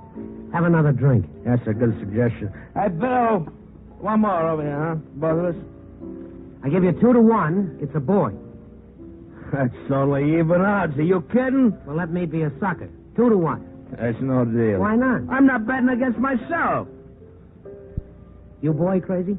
You know why I want a boy? So I can keep him out of this business. What does Hilda want? Hilda wants a girl. Naturally. They're nice, too. Give me a nickel. You just called. Relax, will you? Relax. So what? So your wife's having a baby. Relax. Take it easy. Your worrying about it isn't going to do any good. If she dies... Don't talk silly. Randy, so help me. If she dies... She won't die. If she dies, so help me, Randy. An hour from now, you'll sit back and laugh about what you're doing right now. Yeah, an hour from now. What time is it? 10:35. Exactly? 10:36. 10:36. Get yourself loaded. I can't get loaded. I could drink 50 of these and never get loaded. Nothing could load me up right now. Nothing. Randy? Did you ever meet Hilda? Once she was down here looking for you. We had a little talk. She's a pretty nice girl, huh? Oh, very. You know how we met? We met on a blind date. I called for her, and we went out and we stayed out all night, dancing, eating, drinking. I was drunk. I was so drunk I asked her to marry me. That drunk? I don't mean I wouldn't have asked her to marry me if I weren't sober. I mean, the first night I meet her and all that, you know? Love at first sight. Talk about fast decisions. What do you say? Drink up. Are you trying to get me drunk? Yeah. Okay, I just want to know. You look better already. Randy?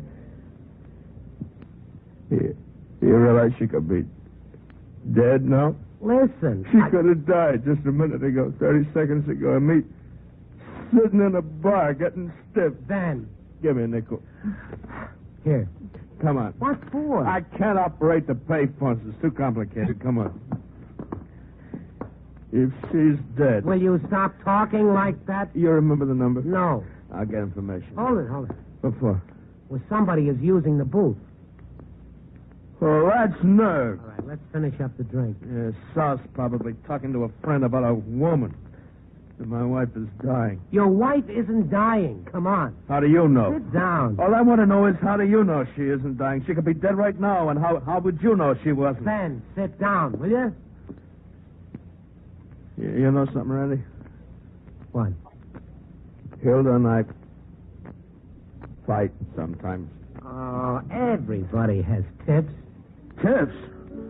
This was a lot more than a tip. We had a real out-and-out, drag-out fight. I don't mean with fists, with words. Bitternesses were exchanged. I called her names. How low can a man get after a woman slaves for you for so long and you turn around and you call her every name in the book? Quit beating your breast. It would serve me right if she died. It would serve me right. Ben. Give me a nickel. He's not out of the phone booth yet. Good luck. This is an emergency. Ben, come back If here. he doesn't know an emergency when he sees me... All right. You talk long enough. Come on, out. Out, I said. I can't look. Get out of there. This is an emergency. My wife is dying. I'm trying to call a hospital. Get out the phone. What's the idea of keeping the phone so long? You crazy or something? It could be an emergency. All right. You don't need to get excited. Take it easy. Take it easy. He He's big. Yeah, with one hand, brother. You and who else? Bully.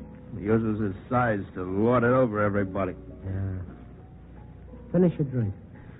You're trying to get me drunk. Anything. I'm not going to get drunk. Well, you must have had 3 before you came to the office. I mean, I'm not going to get any drunker. Randy? That's the name. Make it a boy. I'll do my best. You know, I came this close to being on the first string of the football team at school. Some guy beat me out. Oh, he'll be on the first team, though, huh? A backfield man. No lineman. No, not a lineman to get his brains beat out. Maybe it'll be a girl. To marry some slob who can't make a living? Or a millionaire. A rat of a millionaire? A spoiled playboy? Oh, no, not my daughter. The guy just got out of the phone booth. No, give me a nickel. Your pockets are full of my nickels. Well, come on, I need a good dialer. I'm coming. Oh, I'm drunk. Hang on. You know, it's the dizziest bar I've ever been in. Well, I'll hold the door.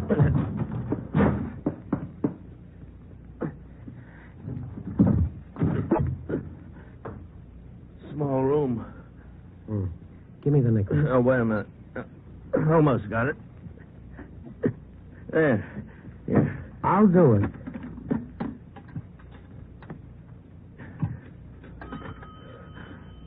Where's the dial? Right here. Thanks. You're a good guy. How can you see all those blurred numbers? I'm remarkable. You better close the door. Come on. It's tough enough, 2 of us in a phone booth without closing the door. No, wait a minute. Be quiet. I think somebody answered.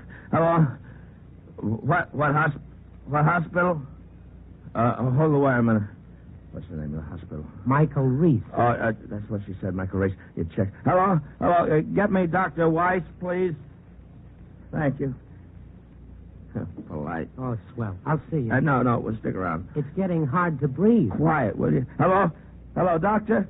Doctor, this is Ben Troy. I'm calling about my... What?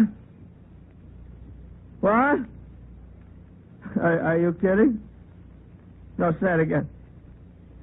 No, I don't believe it. No. Yeah. Yeah. Okay, thanks. Yeah, thanks. Well? A drink, quick. Tell me. A boy. Congratulations. Thanks. What's the matter? You look sick. There's one more to go. What? One more to go. You mean? Twins. Let's get out of the phone booth. I need a drink. He needs a drink. Twins. That calls for a double.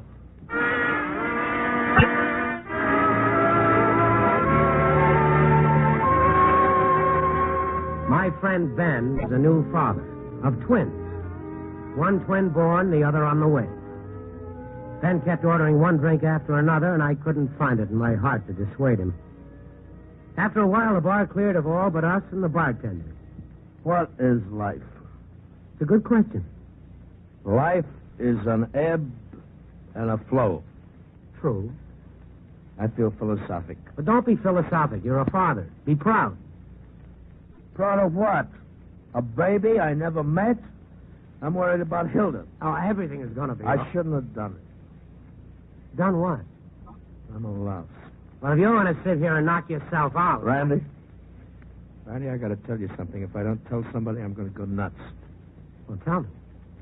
Never mind. Okay, forget it. All right, I'm a rat. Does she know? Oh, well, she has an idea. Randy, I don't love her. What's that? Say that again? And something else, I'll be frank with you. What? It sounds terrible, but Randy, I don't want to be a father. I've been talking myself into it, but I don't want to be a father. Well, it does a lot for 2 people to have a couple of kids around the house. If I wasn't so loaded, I wouldn't be telling you this, you know? Well, spill it out, Ben. Like I say, Hilda and me, we fight. We always fight. Now, that's crazy, because Hilda's a wonderful girl, and when I get away from the house and look at the whole thing objectively, there's nothing to fight about. It's just that we don't get along. I see. No, you don't. You think you do, but you don't. And when I have words with Hilda, I want somebody to talk to. So So I go to this other woman. You see? This other woman? Ben, maybe you better go over to the hospital. No, it's my conscience is killing me. I shouldn't have got married. I never should have done this to her. Give me a smoke, will you? I'll buy another pack. Oh, well, here's a quarter. Oh, save it. I got to call her. You can't. She's still in the delivery room. Oh, yeah. Ben. Yeah. You're all mixed up. I am, huh? Yeah. Expert, huh? Randy Stone, advice to a loved one, huh? Oh, sit down, Ben. People are looking. Well, let them look. Don't get so understanding with me, Buster. See, I'm just the same as you. I got problems, too, so don't get so big and understanding. It's no business of yours. Okay, Ben. The drink's spilling on your shirt. Well, it's my shirt, and let it spill. What do you know about me? Nothing.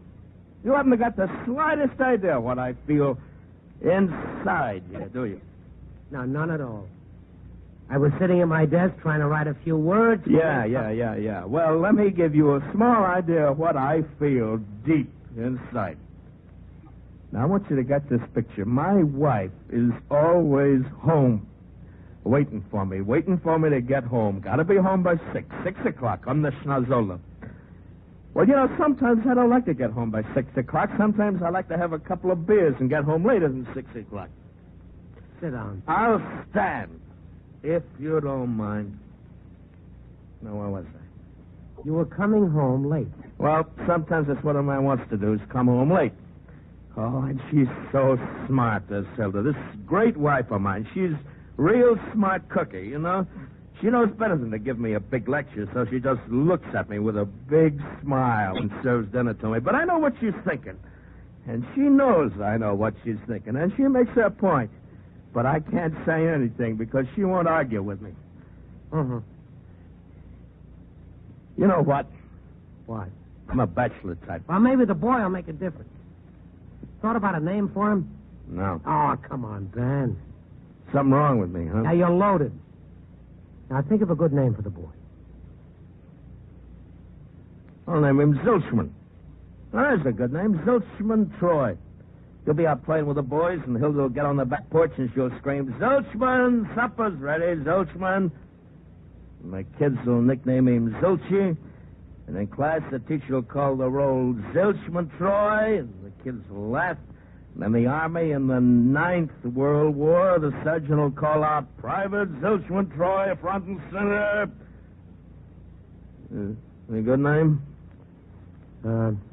What about Philip? That's too common. Nothing common for my kid. Well, name him after me. Randy Troy? Lousy. Come on. Where to? Hospital, of course. All right, come on. Never mind. I don't need nobody. I can make it. You'll fall flat on your face. I can make it. Okay. See you later. So long. You're hurt, Ben. I slipped. You all right? I'm drunk. Give me a hand. Yeah. Right. Up you go. Yeah. Wow. That floor is deep. And getting deeper. Come on. Zilchman, give me a great big kiss. I'm half crazy over the love of you.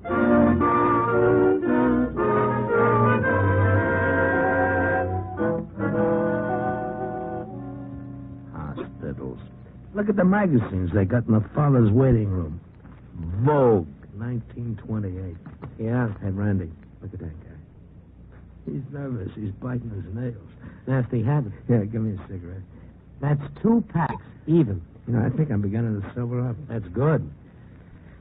I feel sickened before. That's how I know. Good. Randy? Yeah. You hate me. Hate you? You know, despise me, think ill of me? Well, not particularly. Do you like me? I like you, Ben. I like you, too. Shake. Fine. Yeah. You're all right. Thank you. Listen, you won't tell Hilda anything about what I told you, huh? That's not my job, Ben. Yeah, silence. Mom's away, huh?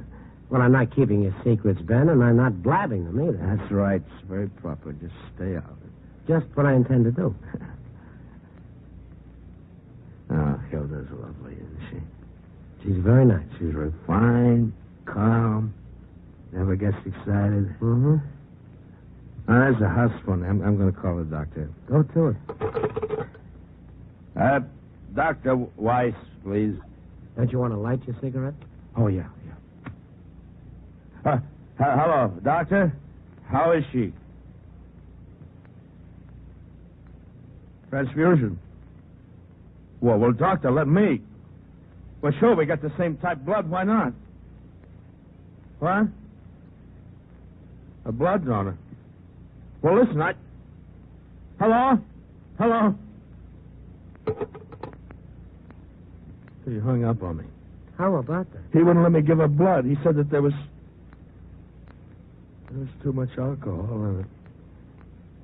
I can't even give my own wife a little blood. Why? Because I'm too weak to stay sober. Well, don't worry about it, Ben. We got the same blood, Hilda and me. H4. Or is it R6? Oh, yeah, that's right, R6. Or something like that. Come on for a walk, Ben. Transfusion. She's dying. Come on. Don't figure at me. Let me alone. I'm miserable. All right, you win.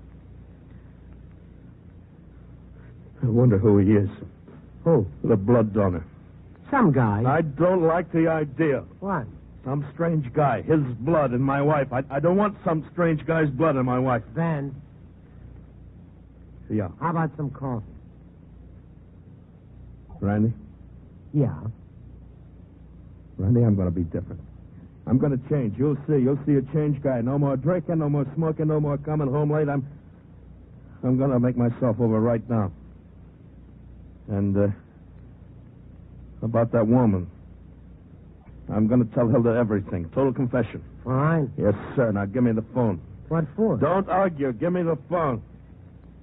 I'm sorry. I wasn't a gentleman. Please, Randy, would you mind handing me the phone? Thank you. A pleasure. I'm going to... Which end do I... Oh. That's going to be hard to do, but it's willpower. From here on, a brand new man. Brand new. Hello, operator. Get me Lincoln 90576. Thank you. You know, I feel different already. I suddenly realized, Randy, that I love my wife. Oh, the truth is wonderful. For the first time in my life, Hello? Hello, Margot. Oh, all right. No, I'm with a friend of mine. In the hospital. No, I'm all right. Yeah. It's, my wife. Yeah, you heard me, my wife. Well, I lied to you. I am married. Yeah, well, I wouldn't blame you if you never saw me again, but I want you to know that I just couldn't go on lying like that to you, and I want... Well, now, wait a minute. Now, wait a... Listen, Hey, She told me to... You heard me? Very good. I feel better. Ben. Yeah. What about the others? What? The rest of them. Well, isn't that enough for one night? You're asking the question. It's enough for one night. You can't do everything in one night. Uh-huh. Okay, give me the phone. It's right there. Operator, give me the YWCA.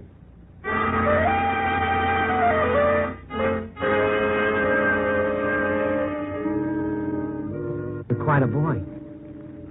Call me a rat. To err is human. You're thinking it, say it. Let he who was without sin hurl the first stone. I feel better already. You should. You realize what I did, what I sacrificed. I think so. For the sake of a permanent relationship with a good woman? Right. You come home at night, tired, 6 o'clock. She meets you at the door with a great big kiss, and there's dinner on the table. Rib roast and apple dumplings, and the kids are there, the twins. And you take them in your arms and you give them a big hug and you sit down to eat and talk about the day's happenings. It's a wonderful life. Yep, yeah. Better than the Rolling Stone bachelor life. That's the ticket, Ben. Nah. What's the matter? That's movie marriage. All right, what's marriage? I'll tell you what marriage is. You come home at night late, and she meets you at the door, and you say you're late. She pecks you on the cheek. The dinner's cold, the kids are there, and the food's missing in the mouth. Oh, no, I'm Ben. trapped, Randy. I can't get out of it now. Before the babies, I could have got out of it, but not now. I'm trapped. I got twins. A baby's in her for the rest of my life. I can't face it, Randy. I can't face it. Ben. Yeah. The nurse. She's waving at you. Huh? She wants you. Me? You. Me? Well, come on. I'll wait here. No, come on.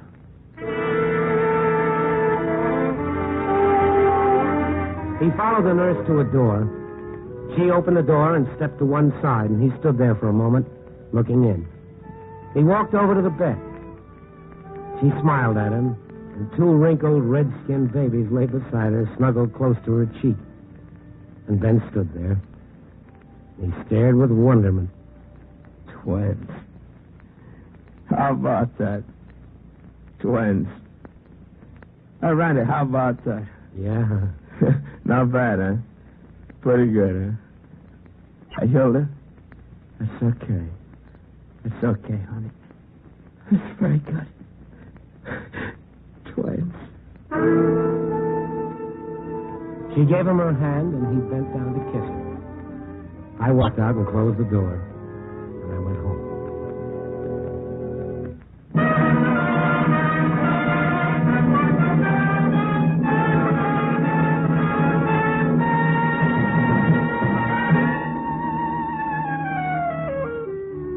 End of a story? No, not by a long shot. That was 2 years ago. Ben still comes home late. He still likes beer. You can see him around the office teasing the girls we keep around the city room. There are poker nights and stag parties and conventions in the lodge. But if you pass by his desk, you'll see the family portrait. A man and a woman holding a pair of twins. One boy and one girl. My personal opinion?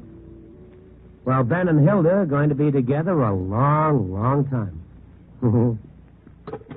Copy, boy.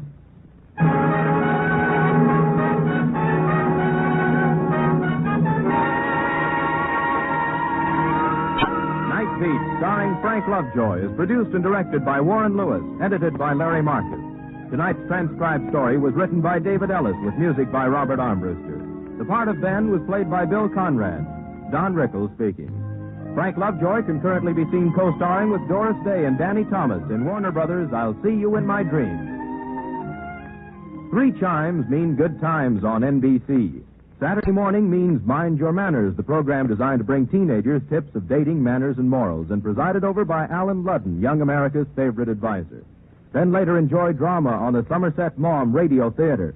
And starting Saturday, January 5th, Vaughn Monroe joins NBC. This is NBC, the national broadcasting company.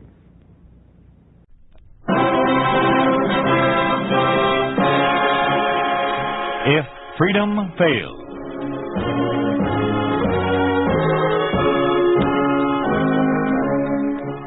We'd like to take you on a visit to a town that doesn't exist. A town we call Springfield, USA. We'd like to show you how things would be in any American town if communism took over. This is a story about the medical profession, about how hospitals are run under a communist regime. David Bryan stars in Prescription for Murder.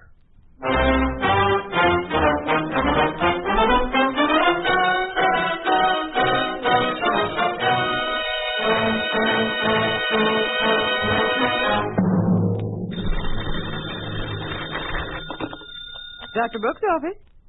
Yes. Yes, Mrs. Marlowe. All right, we can give you an appointment at 3:30 next Friday. Yes. Goodbye.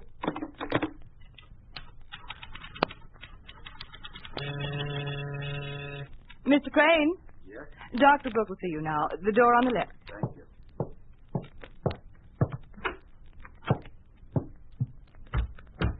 Dr. Brooke. Well, Mr. Crane. Didn't expect to see you back so soon. How are you feeling? Lousy. Oh, come on now. You were coming along nicely the last time you were here. Unbutton your shirt, please. Still got some pains in my chest. My throat hurts. Now, breathe deeply. All right. Now, exhale. In again. Let it out. Now, cough. Let me see your tongue. Wider, please. All right. Well, Doctor? Well, I can't understand it, Crane. Didn't you take the medicine I prescribed? No. What? I said I didn't take it. Mr. Crane, I can't help you if you don't want to help yourself. Oromycin is the one thing that can help you.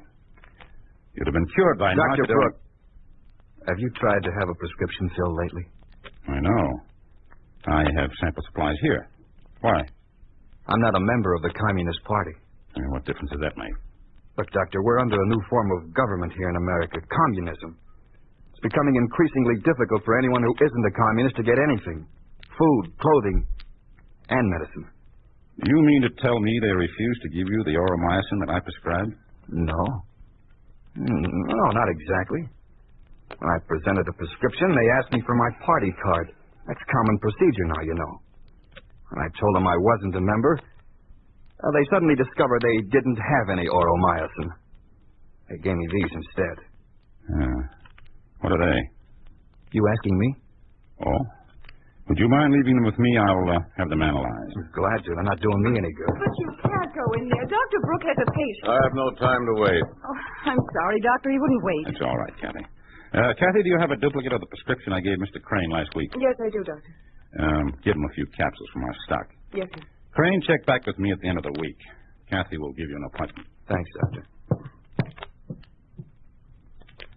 Mr. Stark, I believe. The police. That's right. I was in last week. Yes, I recall. Bronchitis, wasn't it? Yeah. Let's see your throat. Yeah, it seems perfectly clear. Let's try your pulse. I think it's all cleared up, Doctor. I feel fine. Yes, you seem all right. I'm somewhat surprised. Don't you have faith in your own curative powers, Doctor? Of course, but without the medicine I prescribed, I don't see how you managed to recover so fully. What do you mean without the medicine? I took the capsules as you directed. You mean your prescription was filled? Of course. I received an ample supply of, whatever you call them. Oromycin. Yeah. Well, that's strange. The man who just left here said he couldn't get any. The supply was gone. Oh, him. Well, you forget, I'm an officer in the party. Oh, yes, of course. Yeah, there are all sorts of advantages to being a party member, Doctor. Now, a famous surgeon like yourself, you could go far. No, thanks, Mr. Stark. I'm quite contented as I am. Oh, that's too bad. Then you won't like the news that I bring. Now what? As head of the local division of the police, I must tell you that the Ministry of Public Health has asked you to be transferred to Springfield Hospital. We feel that your private practice is not in keeping with our program of controlled medical care. I am quite familiar with that program, and I am not interested in it. Now, if you don't mind, I have a great many appointments today. Please report to Dr. Holmes at the hospital on Monday when you begin your work there. I said I have no desire. They'll be expecting you. See that all of your equipment is moved over to the hospital at that time, or it'll be moved for you. I'll see. If you don't comply with the report, your license to practice medicine will be revoked, and you may find yourself in grave trouble. Good day, Dr. Brooks.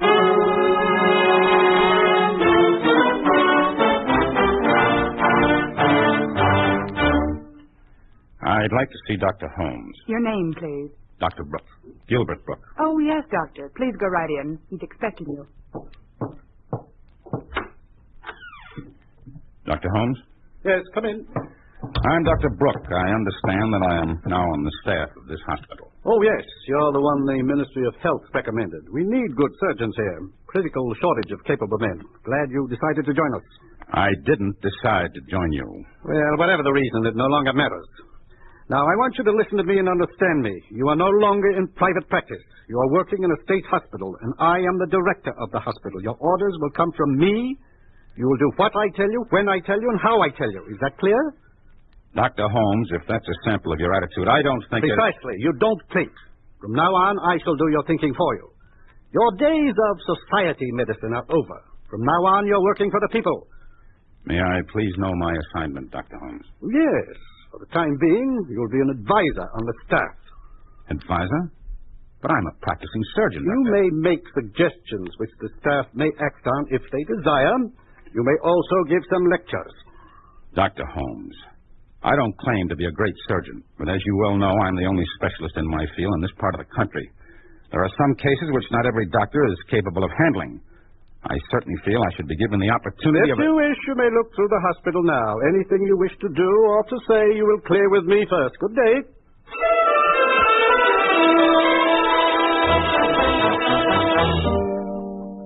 This is the inpatient waiting room, Doctor.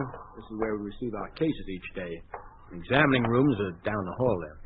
I'm afraid I don't understand. We've already visited an inpatient room. Well, the first one is for members of the party and a few selected officials.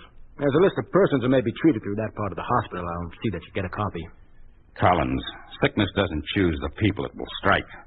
I see no reason why I don't make policy in the hospital, Doctor, and incidentally, I strongly suggest that you learn to follow the procedures as they are outlined. I don't think that you can change our whole operating procedure simply because you were privileged to pursue your own practice. Collins, I'll thank you to remember you're an intern. You're talking to a surgeon. Now, don't give me that. The idea that doctors and surgeons are gods went out of vogue 10 years ago. Communism has put you in your proper place, and don't you forget it. You are the material from which the state expects to make a doctor. You haven't as much chance... Now, don't let that concern you, Doctor. I'll have my MD by the end of this month. Collins, I'm not as stupid as you think. I happen to know that your medical exam was one of the worst of the lot. You missed more than half the questions, even with the revised test, which any druggist could pass. Well, now, there's something you don't know. I passed the political education exam without a hitch, and that's what counts. Well, I don't have time to gossip with you. The tour is over. If you have any problems, give me a buzz. Dr. Brooke. Kathy, what are you doing here? Please, let's get out of this hall. I'm not supposed to talk with you. Yeah, let's step into one of these examining rooms.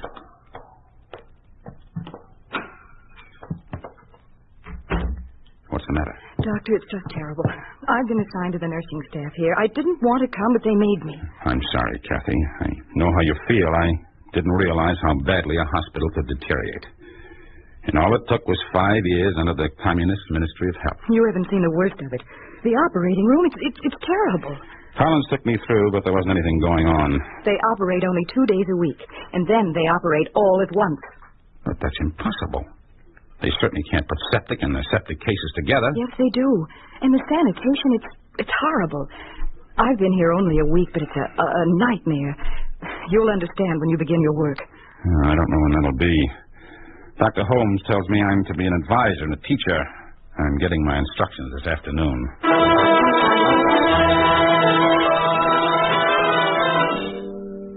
Dr. Brooke, you've met Mr. Collins?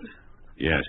Yes, I have. And we'll get down to business. As you know, the medical school is located here in the hospital. That makes it easier for the students to get a close-hand picture of our work. Now, the course takes 18 months.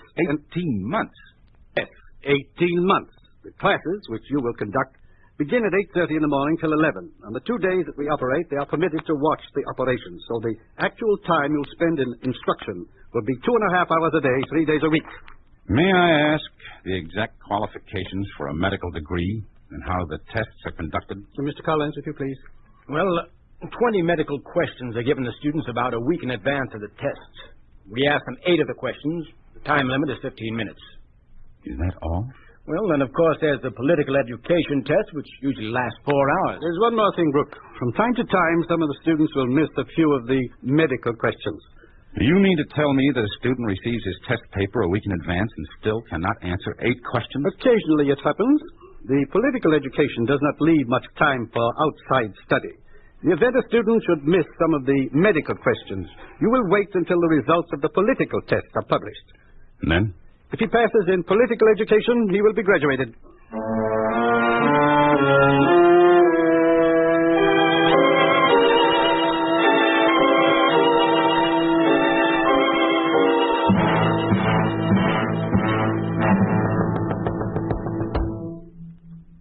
Come in. Kathy, come in. Dr. Brooke, you must help me. What is it, Kathy? This hospital, I can't stand it any longer. Look at me. Look at my uniform. Why don't you get a clean one? Every doctor and nurse is entitled to one clean uniform each day. We use the same gowns, the same gloves for all the operations.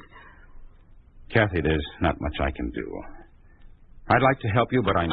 Dr. Brooke, Nurse, what are you doing here? Why, I sent for Dr. Holmes. Nurses are not permitted contact with the doctors without express permission of the head nurse. I'm sorry. Dr. Brooke, I'm taking you out of the school. You will begin tomorrow to show some of our doctors some of the more advanced technical operations, so they may widen their scope in this field. How long will this course be? There won't be any course. You will show them the techniques of various major operations as they come up, and they will handle them after that. Am I to understand that they are to perform an operation after watching me only once? That is correct. You will begin tomorrow morning in the operating room at 6 a.m. I'd like to see the patient first. That won't be necessary. Won't be necessary? How do you expect me to operate without examining the patient first? And what is the nature of the operation? As a matter of fact, I can't tell you that either. I don't know who you'll operate on or for what. Never can tell what will crop up. But I must know what instruments to order, and I must be in the operating room tomorrow morning at 6, ready to operate. They don't bother much with formalities here, do they? Much worse than you think. But if it's any consolation to you, I'm on duty in the operating room tomorrow. I'll find out what I can about your patient.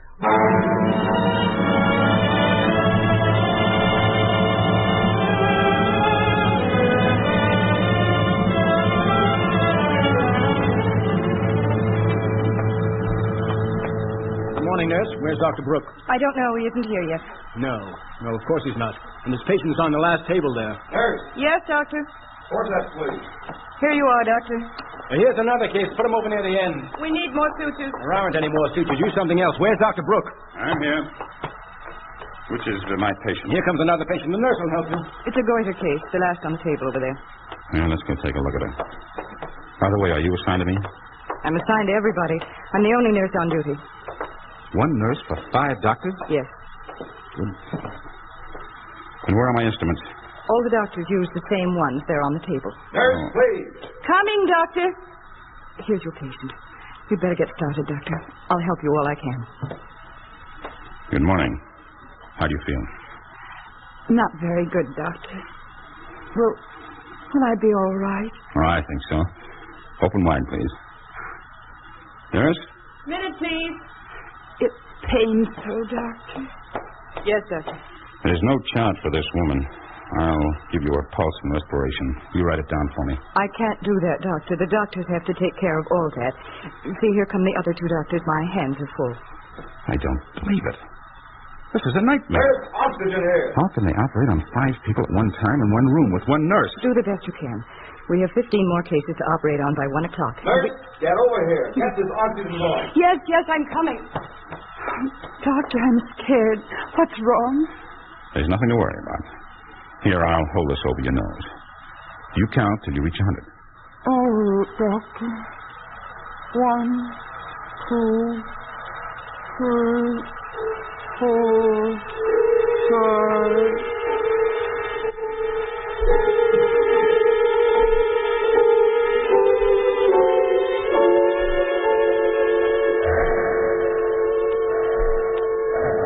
Kathy, quick, give me an intestinal needle. Doctor, they're all broken.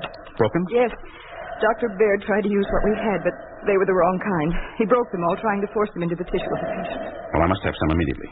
Surely there must be some spares. They only keep enough in the operating room for just 1 day. I'll try to get some from the storeroom. Well, hurry. Dr. Brooke, are you still here? Well, that's a stupid question. Even from you. Oh, come now. You're overworked. I forgot this is your first day. Yes, my first day. And what a day. I've looked over some of the patients you operated on. Not bad work. Not bad work. It's pure butchery. Look at this man. His stomach is wide open. And we ran out of intestinal needles. I hope the anesthetic holds until we can get some. Oh, you worry too much. None of the patients we've had are of any importance. I don't even know why we bother with them. You will lead your lives and practice your art in uprightness and honor. What's that? A line from Hippocrates. But I don't suppose you'd remember. Something seems to be wrong with your patient, Doctor. Quick, give me one of those needles. Doctor, we can't get the needles until we fill out this form. It's all right, Kathy. We don't need them now.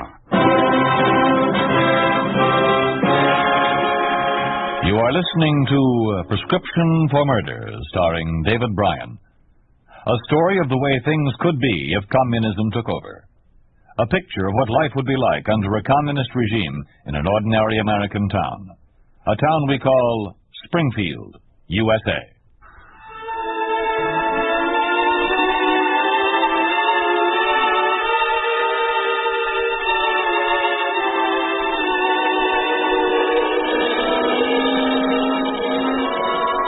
I don't know what's the matter with him. His name was on the call sheet to operate yesterday, and he didn't come in. I talked to him, and he said he refused to operate. Refused to operate. Well, see about that.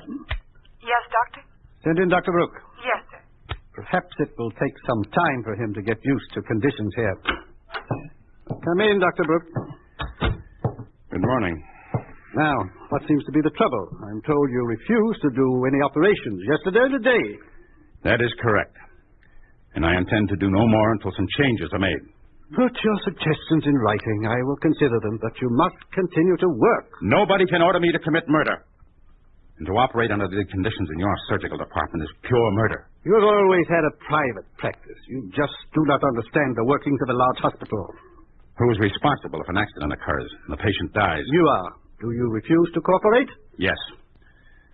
But since this is a communist hospital, let's call a meeting of the whole staff and I'll present my ideas.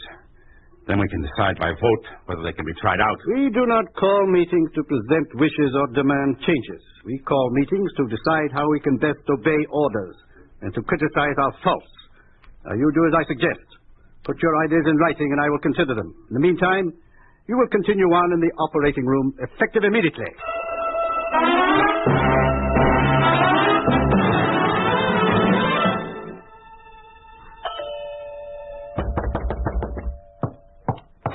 Kathy, what are you doing here? I'm sorry, but I had to come here, Doctor. I have Mr. Crane with me. Who? My good heavens. Come inside, both of you. Bring him into the living room. Now, here, on the sofa. Mr. Crane. Mr. Crane, can you hear me? You remember me, Doc? Yes, of course. Here, drink this. You'll feel better. That's good. Help me up. Here, put this pillow behind you. There. Oh, Doctor, I hate to break in on you in your home, but I didn't know what else to do. Get my kit over there on the desk. Let's get your pulse. Crane, what's this all about? Doc, I've been trying to get to see you for weeks. They wouldn't let me. Who wouldn't? Interns at the hospital. I don't have a party card. They said Here you are, Doctor. Get the thermometer. Go on, Crane.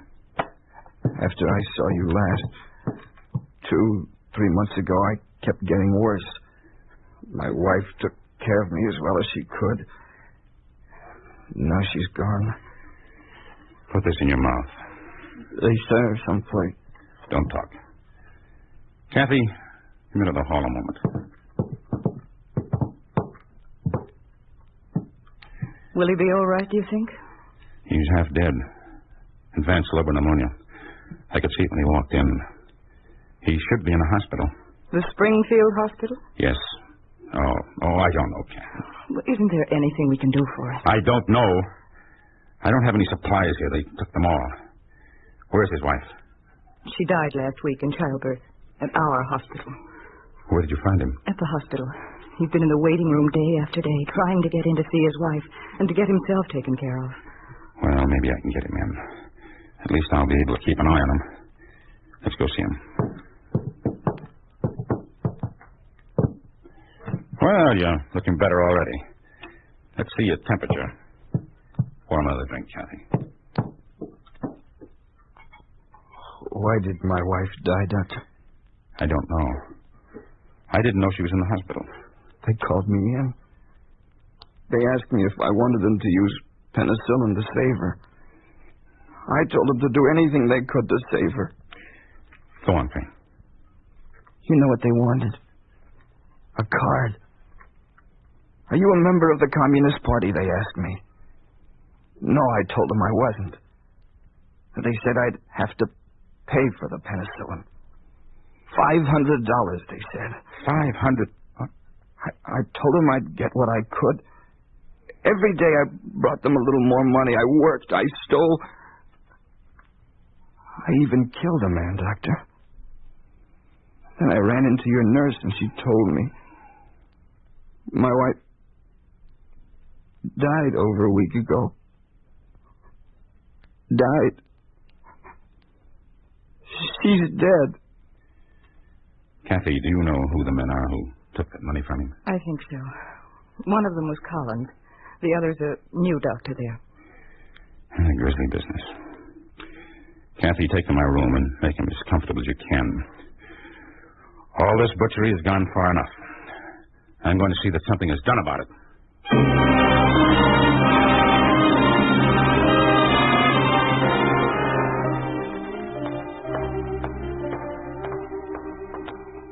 Doctor, you're early. What's wrong? Crane, when I got up this morning, he'd left my house. He's practically a walking corpse. Have you seen him? Well, no. I was just going to register the new patients. They're all in the waiting room. Perhaps he's in there. Let's go. Why would he come here? He knows they won't treat him, and he knows his wife is dead. I don't know, but if he doesn't get some proper care soon... Here. Now, don't come out. One at a time. No, it's so crowded.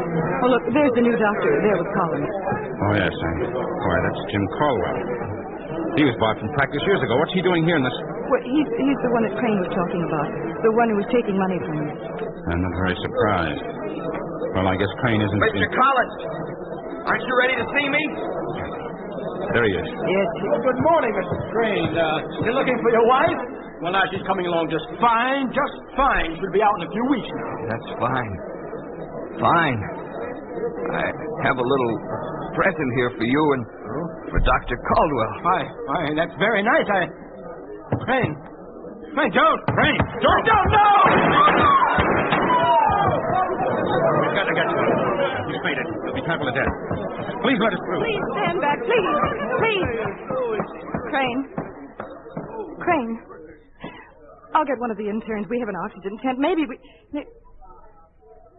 Never mind, Kathy. He'll get to see his wife after all.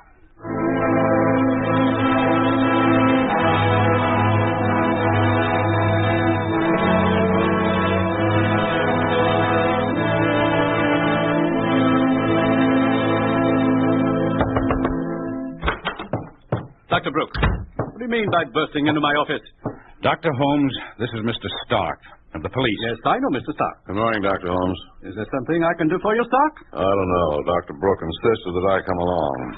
All I'm here for is to find out about the shooting this morning. Most unfortunate thing. Two of our finest doctors. Do you know why they were shot, Dr. Holmes? Did you know they had been accepting money for medicine? Your two finest doctors were taking money from Crane for medicine for his wife, who died over a week ago. I am not responsible for their actions. However, if you have any proof of your accusations... Proof? Look around you, Doctor.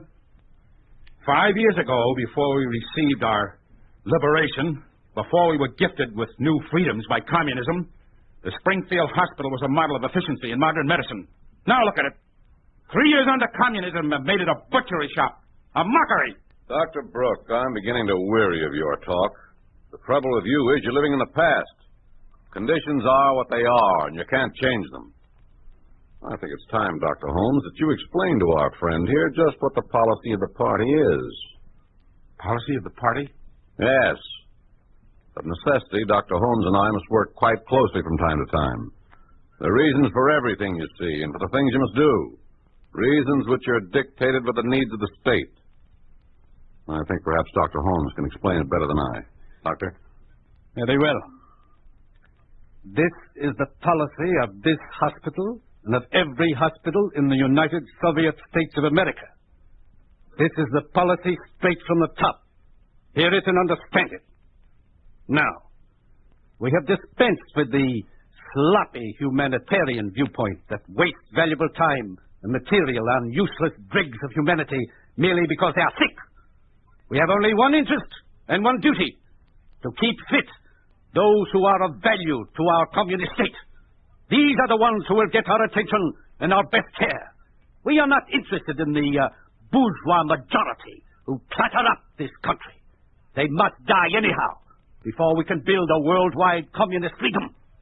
To help them prolong their lives by adequate medical care would not only be a waste, but it would retard progress. Now we know that you will never be any good to this hospital or the state. Your license to practice medicine is revoked. Leave this hospital and do not return.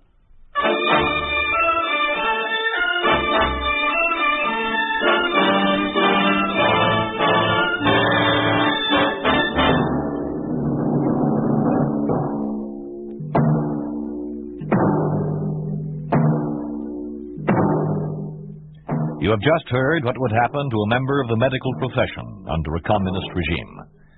You have just heard how a hospital would be operated in a country dominated by the communists. You think this could not happen? It did happen in the city of Luanfu in the communist-dominated country of China. It did happen to Dr. Ernest M. Lippe, M.D.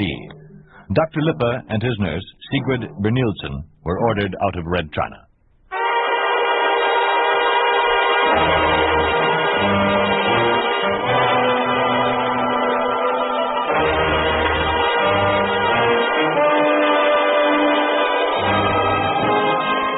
You've been listening to If Freedom Fails, starring David Bryan as Dr. Gilbert Brooke, with Herb Butterfield as Dr. Holmes in Prescription for Murder.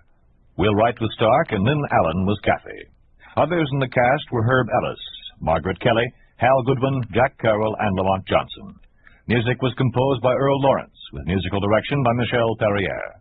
Prescription for Murder was written for If Freedom Failed by Henry Covell, produced and directed by Will Scott. Sergeant Lloyd Eyre speaking. This program has come to you through the worldwide facilities of the United States Armed Forces Radio and Television Service.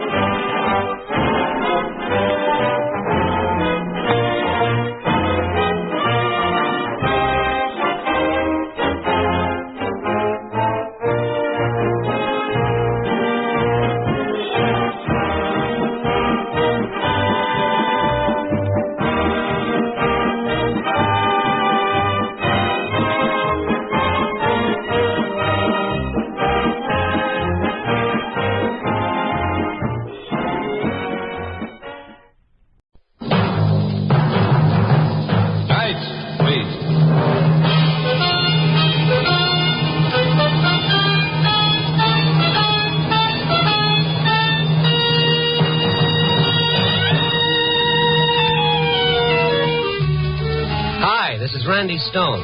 I cover the night beat for the Chicago Star. My stories start in many different ways. This one began with a kid and a $100 bill and ended in the death cell of Joliet. Night Beat, starring Frank Lovejoy as Randy Stone.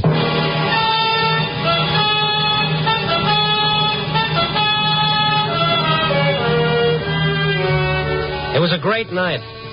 Chilly as I walked hunched against the rain, stopping long enough to catch the sweetness and light in the headlines.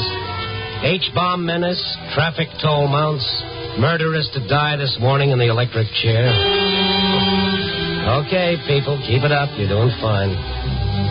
But I had my own worries, wondering where my ever-loving story had come from tonight. It hit me before I expected it. A little kid, 6 maybe, came running at me and into me before I could step aside. Well, you better get those brakes relined, fella. Let me go. Okay. Where to? I'm on the way. All right. Now you get your breath for the second lap. They're coming after me. Oh, who? I want to go to my mom. I thought you were running away. Wait a second. What's this? My money. $100 bill? It's mine. Just a little loose change, huh? Please give it back to me. I gotta get a bus. Where do you live? I want to go to 616 Wolverton. Wolverton's quite a piece from here. They're coming after me. Who? In that auto, see? Looks like we're surrounded, kiddo. Take it easy for a second. It's him. You've been a bad boy, Marty. Running away like this. You ain't gonna take me back. You're a kid, mister? No. What's the angle here? The kid ran away from his old man. I didn't. My father's dead. Sure. He always says that. Now, come on, Marty. No. It seems he doesn't want to go with you. He will. Or maybe not. I'd like to know. Shut up. Eddie, Mac. Big boys. Yeah. Mister, you just forget all about this. Marty, get in the car. Get away from that kid. Eddie, Mac. Don't hit him. Don't. That's a sample. Open your trap again and you get the rest. Come on, let's go.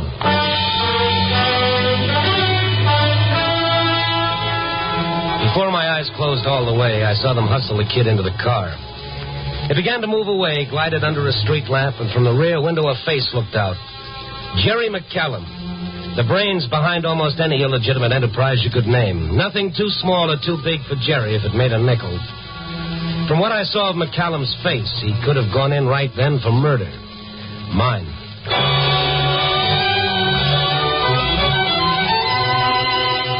A half hour later, after some minor repairs on my face, I dropped in to see Sergeant Kalski. I asked some questions, and I got some answers. McCallum had never gone in for kidnapping, and no cop would stick his neck out without positive proof. If I wanted to go slumming, I was going alone.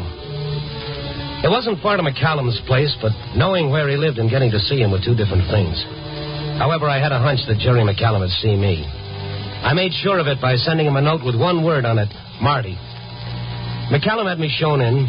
He smiled at me from behind a marble-top desk, flanked by two of his boys, one of them my playmate of a little earlier.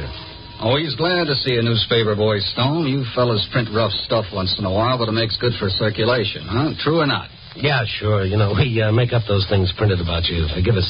So, what do you want tonight, Stone? For a starter, 10 minutes alone with Loverboy there, the one on your right. Willie Bigger? Why? Yes.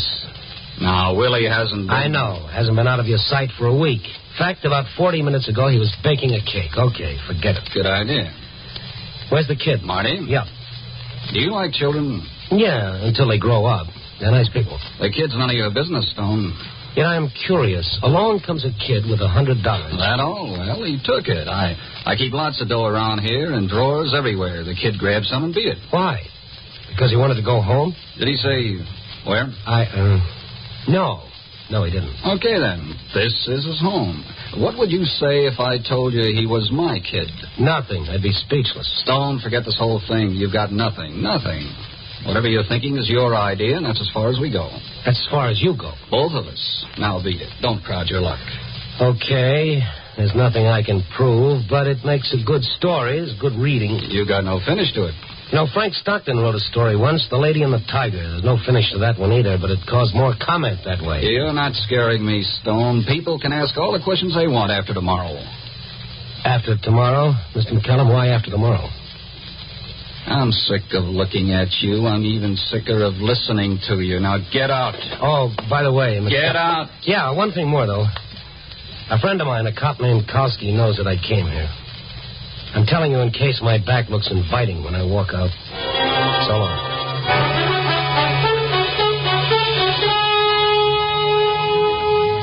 On the way down to the street, that tight feeling grabbed my throat, made my nose itch and my eyes water. I kept my shoulders hunched against a bullet or a knife, but nothing came.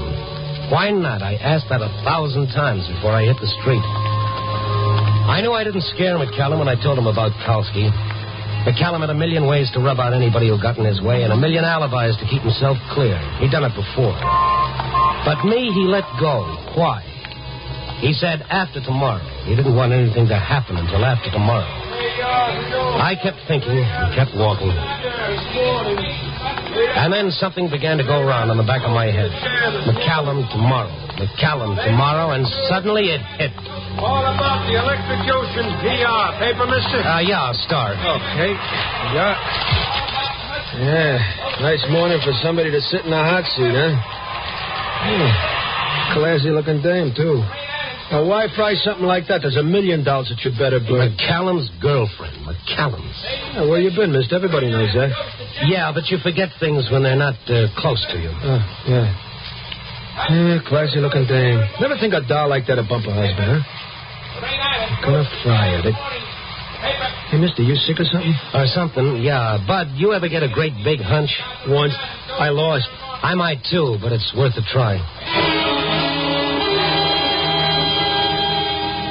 I grabbed a cab. I thought maybe some of McCallum's boys were tailing me, so I had the driver cut back and forth. Then, when I was sure we were clean, I had him drive to McCallum's apartment house and park down the street a few doors. This okay, mister? Yeah. Turn off your motor. Okay, but I gotta leave the meter ticking. That's okay. Now, listen, turn off your lights. What? Look, I'm Randy Stone, Chicago Star. Here's my press card. Okay. What's up? Hey, you take this newspaper? What do I do with it? I pretend you're reading it. All right. You want a story? Yeah. Now, look, don't pay any attention to anything. You're just parked. You're waiting for a fare. You're reading that paper. Understand? I get it. Hey, well, what about you? I'll sit back. Think anybody can see me from the outside? Nah, not if you sit in the corner. Nah. Okay. Now, just sit and read the paper. Okay. I guess this dame's gonna cook, eh? Yeah. You'd think a big shot like McCallum to be able to get his doll off a rap. But he didn't. I wonder. You wonder? Mister, at midnight she gets it. They pull a switch, then zzz, no more Lorraine Adams. Ain't much to wonder about. Once they pull it in... Hold it. Pretend to read the paper. Can you see? Yeah. Some guys are coming out. You see? Yeah. Oh, they're looking this way. Don't look up. One of them's coming this way. Okay, start your motor. Start pulling out. Yeah. We gotta go right past him. You better squeeze hard against that back seat. I'm all right. Don't go too fast. You know, just as though you're cruising for a fare. Okay. It's okay. They ain't looking at us. Hey, Mr. Stone, did you see that thing that was... Yeah, get past. Then step on it around the corner. Mister, I ain't sure what I seen, but there was a dame just coming out of the lobby. I only got a quick look at her face. Yeah, so did I. What did you see? If that dame was in this doll in the paper, I'll buy a horse. Yeah, so we're even. We're both crazy. I saw her, too. Lorraine Adams. How do you convince a night editor you haven't suddenly walked out from under your head? How do you do it even when you've got proof of something that sounds and looks crazy? I listened to my editor, Matt Cvetic. You're nuts, both of you. Stay in out of the night air. Yeah, but both of us saw. The driver... I got eyes. Yeah? You want to take any bets, either of you? Wait till that call comes through, Matt. When that call from Joliet comes through, 5 will get you tax-free 10 that Lorraine Adams is sitting in the death cell right now. She's not. All you've got is a yarn about a kid wandering around holding $100 in his hot little hand. There's no record of any kidnapping, any... Look. Lorraine Adams killed her husband because she was McCallum's girlfriend. You remember the trial? She pleaded not guilty, self-defense. Yeah, but it didn't stick. Public sentiment was against her. Yes, and no appeal, nothing. Jerry McCallum didn't raise a finger to get her off. Why not, Matt? Couldn't, that's all. With his battery of high-priced lawyers and with his connections? Okay. What's your best? That Lorraine Adams is free right now. I don't know how. I don't know what the kid Marty has to do with it, but... There's a call, Randy. Hold your hat. Matt Cvetic here. Okay, put it through. Randy. What? Putting up a fine? Oh, on the line. Okay. Now, hello. Yeah. Look, Stromberg, you're covering the Lorraine Adams electrocution, aren't you? Uh-huh.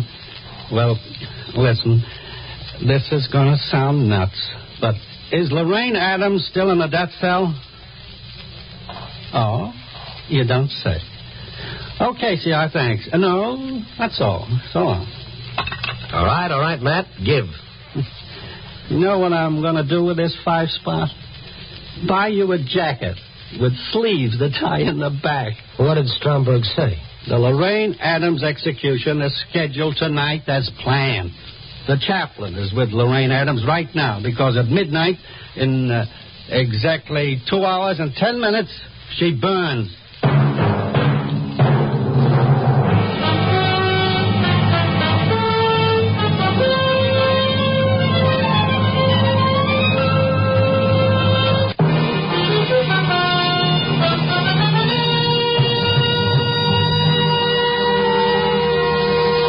And now back to Night Beat and Randy Stone.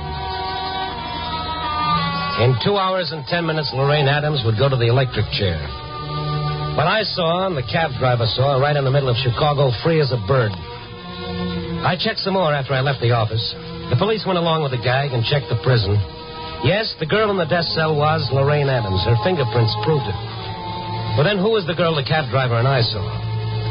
Was McCallum going to work a switch at the last minute? Fantastic. Sure, but McCallum might be able to work it. And how did little Marty tie in? What did a 6-year-old kid have to do with it? Well, I had until midnight to learn a lot of things. There was only one place to start. 616 Wolverton, the address Marty had given me. It was a cheap boarding house. I had the driver wait. I knocked on the manager's door. It took 3 minutes to get her out of bed, and she wasn't happy.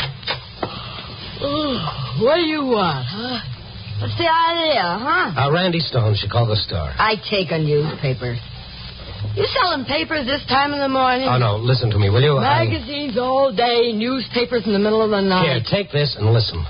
$10? For what? There's a little kid live here. His name was Marty, about 6, brown hair, cute little guy. Are you kidding? That was 4 or 5 months ago. But he lived here? With his mother. His mother? What did she look like? Ask my husband. Where did she go? Only one thing I can tell. She worked at a joint called, Oh, come on now, come on. the Blue Heron. Yeah, I said Blue Heron.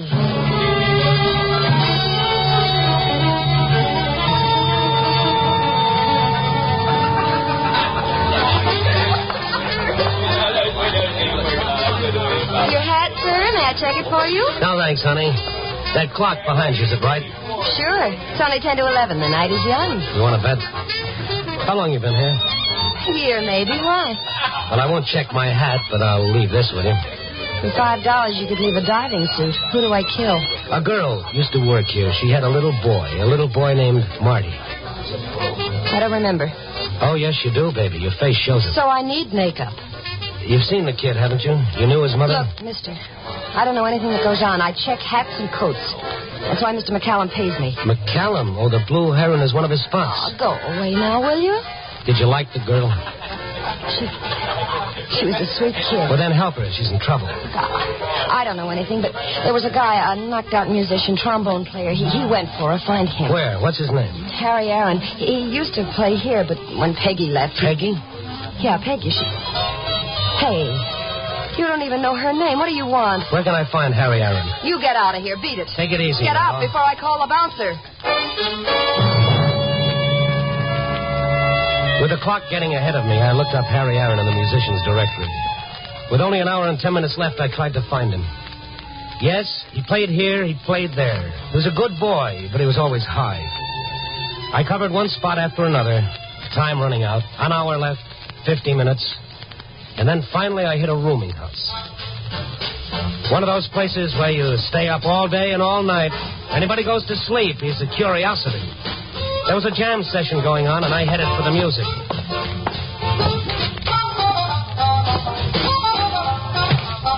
5 boys were swinging high, but the trombone player was the one I wanted.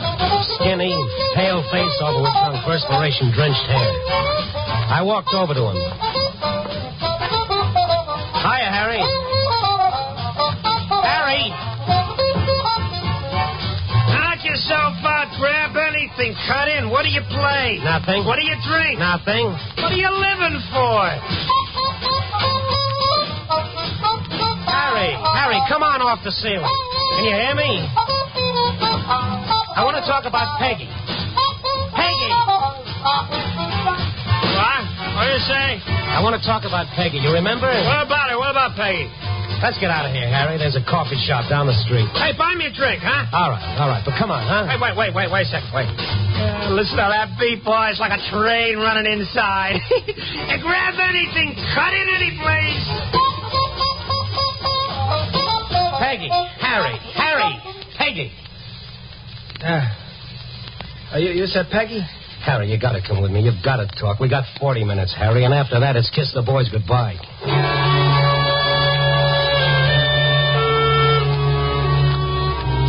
I made him drink coffee strong and black, and I made him walk until his head cleared up a little, but it took time.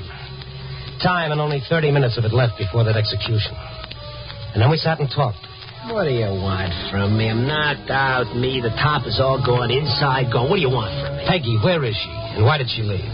Who are you? I'm Stone, Chicago Star. Now listen to me. You remember Marty? Marty, sure. It's Peggy's kid. I got a picture of her right here. Hey? That's Peggy, and that's Marty right there. Peggy? This is Peggy? Yeah. Dark hair, you bleach it blonde, and she... Look, Harry, talk fast. I don't know what we'll get, but tell me when you saw Peggy last and what she said. She was going away. With him. McCallum, why? It was one night after the show. She was in a line. She was, the chorus. Yeah. I went to see her. I found her packing a suitcase. She didn't tell me before that she was walking out. She just looked at me. Say goodbye fast, Harry. Real fast. Why, kid? What's all the rush? I can't tell you, Harry. Only you're not going to see me anymore. Oh, yeah, I get it. You don't, Harry. You don't at all. Sure, McCallum. I know. We talked a long time to you yesterday. It's nothing to do with McCallum. No, sure not. It's nothing to do with a knocked-out horn player either, huh? Oh, Harry. Don't talk like that. Okay, I'll play it for you sometime. 20 choruses. Oh, I don't blame you, Peggy. Listen, I got a kid, Marty. I'm sick, you know that. Got maybe a year. Doc said so. What happens to the kid then? What happens to me? him? I could. No. Maybe I ain't going to have Marty eating off the trunk. Crackers and milk 3 times a day. Now, what's McCallum going to do for him? Say goodbye, Harry. Please. You know I love you. You know that? Yes. Means nothing to you. For the love of... Harry, get out of here. Don't stand there just looking at me. I won't be able to go through with it. I won't. And I got Harry for my kids.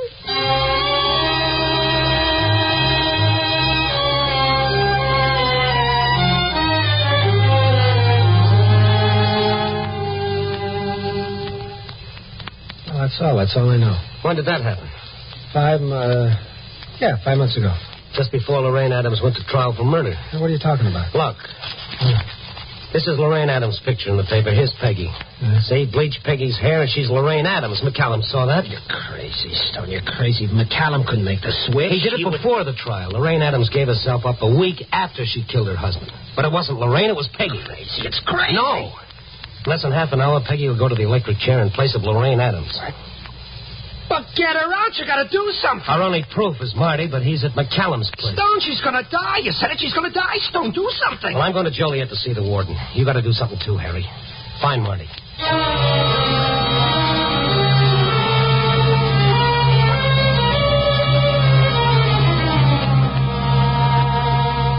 It's preposterous, Mr. Stone. Impossible. But it was done, Warden. And in 10 minutes, a girl will go to the chair. 10 minutes. I've called the governor. He's left it up to me. Well, then stop the execution. I can do that only if this girl admits she's not Lorraine Adams.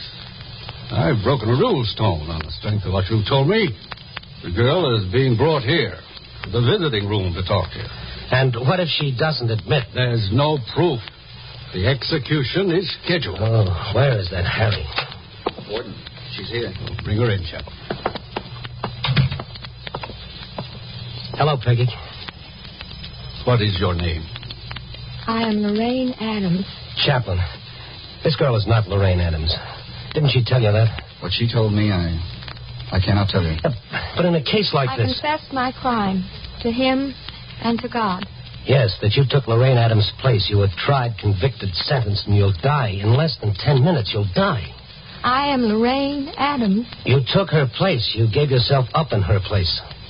That's why the real Lorraine Adams was gone for a week, to give you time to bleach your hair and... I killed my husband. You're killing yourself. For what? For Marty? For your boy? No, Peggy, no. Peggy, why don't you? There's nothing else to say. Look, you made a bargain with McCallum. What kind of a bargain? You'd never see your son again? You only had a year to live, but in that year you'd have had him. And what did you leave him to? A vicious gangster who'll never keep his promise to you. You'll die, Peggy, and so will Marty. Yes, he'll die, too. As you know him, he'll be dead. Think what he'll be living with a rat like that. I'm Lorraine Adams. Lorraine Adams. Oh, Warden, I can't believe she'd lie now. She's facing death, Stone. She can't lie. But she is. For her boy, she would. She would. Wait a moment. Hey, Sonny. Mom! Let me go. Marty! Let him go, Kemp. Mom, I've been looking lots of places. Mom, it's me, Mom. You got different hair? No. Mom, you ain't mad at me. Oh, Marty, baby. Harry brought me, Mom. He's hurt. Where is he? I think... Out here, Mr. Stone. Hiya, Harry. Hiya, Stone. Did I get here in time? Yeah, in time, Harry. That's real out of this world. How did you get McCallum? A long time ago, I bought a gun. I never used it until tonight. Warden. I'll get the girl. All right, Peggy. Hi, Peggy. Hi. Harry. Had a hard time trying to get in here. Take it easy, Harry. Sure. Peggy, Oh, brother. Am I a knocked-out character? For sure.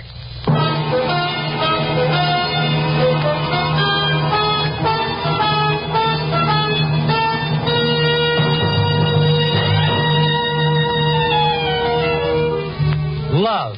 L-O-V-E. Spell it one way, interpret it 100 ways. McCallum's for Lorraine Adams. Be willing to wreck anyone else's life. Peggy's for Marty. Harry's for Peggy. Yeah, it's love that makes the world go round. It all depends on who does the spinning. Copy, boy.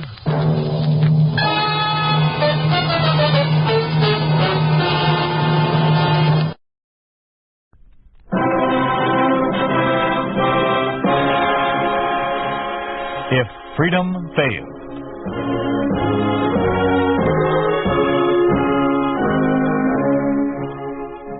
We'd like to take you on a visit to a town that doesn't exist. A town we call Springfield, USA. We'd like to show you how things would be in any American town if communism took over. This is the story of what would happen to the little fellow, the average citizen like you and the man next door. Sapphire Anniversary.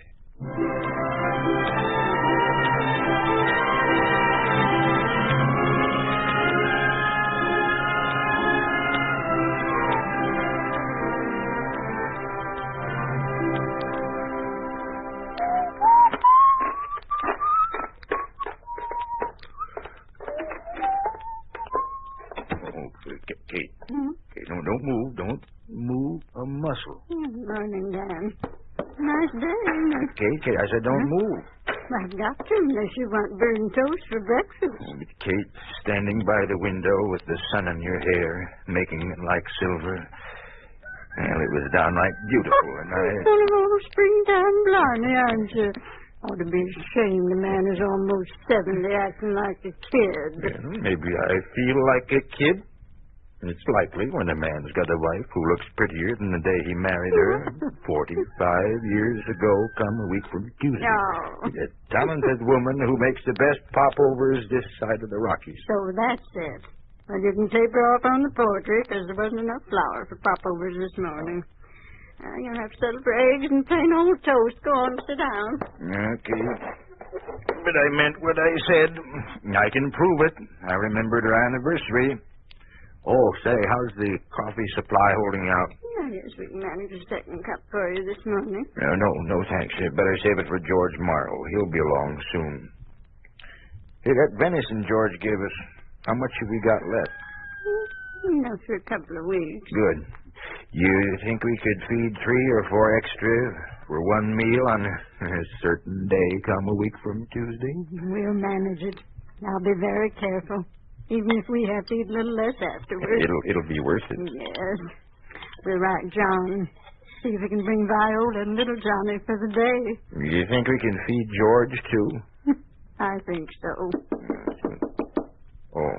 Is that you, George? Nobody else. Well, come on in. Come in. Yeah. Looks like I might be in time for a cup of coffee, There huh? you are. What you got in that sack?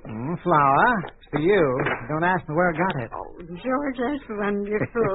I always thought Santa Claus was an old fellow with white whiskers, but you shaved this morning. George Murray, you can use that flour as much as we can. Yeah, but you can't make popovers with it. Turnabout fair play. Give me half a dozen eggs every couple of weeks. Besides, we all got to stick together these days. If we don't, we're just as good as dead. George, what a way to talk. What other way is there? Say, did you hear about Joe Hawkins? Well, I know he went to Springfield 3 weeks ago. Is he back? No, never will be. He died in Springfield. Auto accident, they say. But, I figured that he was murdered. Why, who murdered Joe? Everybody liked him. Oh, does a man walk off and leave the best 1,000 acres of farm in the state, stocked and equipped and unattended, all ready for the commies to move in and turn it into one of those what do you call them now? Oh, yes, state farm? Maybe it was an accident, George. Not when Conway takes it over the day before. I don't want to talk about it. I won't believe it's as bad as George keeps saying. Oh, now, there's no need to get worked up, Kate. I was just passing on the news. With your own pessimistic slant. Everybody knows it's too bad the commies got control of the country. So far, they haven't touched anyone but the big people like senators and governors and judges. Oh, they'll get around everybody in due time. Well, you make it sound horrible, like they were out to kill everyone. Well, it is horrible, I know. Well, maybe. But what about John? He works for them in Springfield and manages to stay happy and raise his family. Family? Well, maybe that's the reason. Where's Blackie? He's waiting for his morning handout, Dan. There's no sugar there. You can get him a carrot, or you'll find turnips in the bin. There you are, Blackie, old boy. Chomp it down. Okay, now go on back to the field. I'll be out soon. So I get it. You think it's time we got to work, huh? Now, don't overdo, will you, Dan? Blackie won't let me. I don't run this place. He does. Tells me when to go to work and when to quit. Well, be sure and turn on the radio, Kate. Catch the news for me. George Morrow, I could break your neck. I could almost tell you to get out and take your flour with you. What'd I do? What'd you do? Oh, nothing. Nothing at all. You just changed Dan from a happy, young-hearted man into a heavy-footed old man. Aged him 20 years in just about 2 minutes. But I don't get it. Dan's old enough to know the score. All his life he's kept up on things. Why, you ought to hear what I heard on the radio this morning.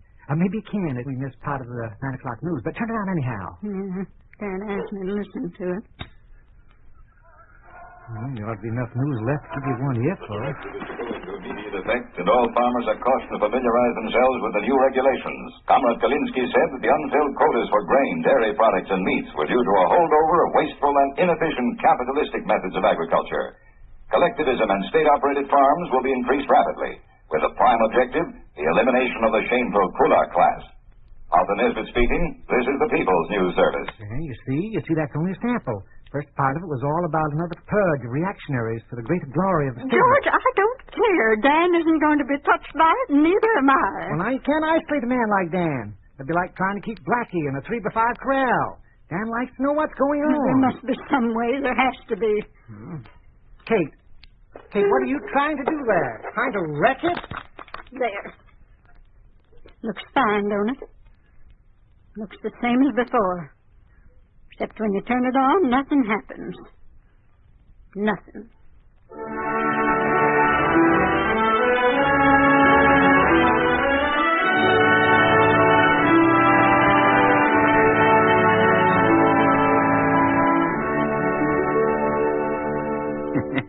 And that's what Blackie did. Kate, that horse is practically human. Next to you, he's the most important member of this household. He's a friend. He's as good a friend as George Morrow. Well, he's cheered you up. I'm thankful for that. Speaking of George, Dan, you mustn't take everything he says seriously. He always is looking on the dark side of everything. Well, let's forget it for now. Did you catch the news for me? I tried, but radio's gone dead. Dead? Well, let me have a look at it. Well, it looks all right. The wires are okay. Oh, here's the trouble, I think. Yup, the power tube is missing. Now, who do you suppose took that tube? Well, it was burned out. I hope you remember the size, because I guess I got disgusted and just threw it away. And here we are, miles and miles from town, no way of knowing what goes on. And Blackie and I better get up early tomorrow and ride into Springfield. 50 miles for that? Oh, well, why don't you wait till somebody with a car goes in? No, I've got it. I have to write to John and get the letter down to the crossroads before night. He can bring a tube along when he comes.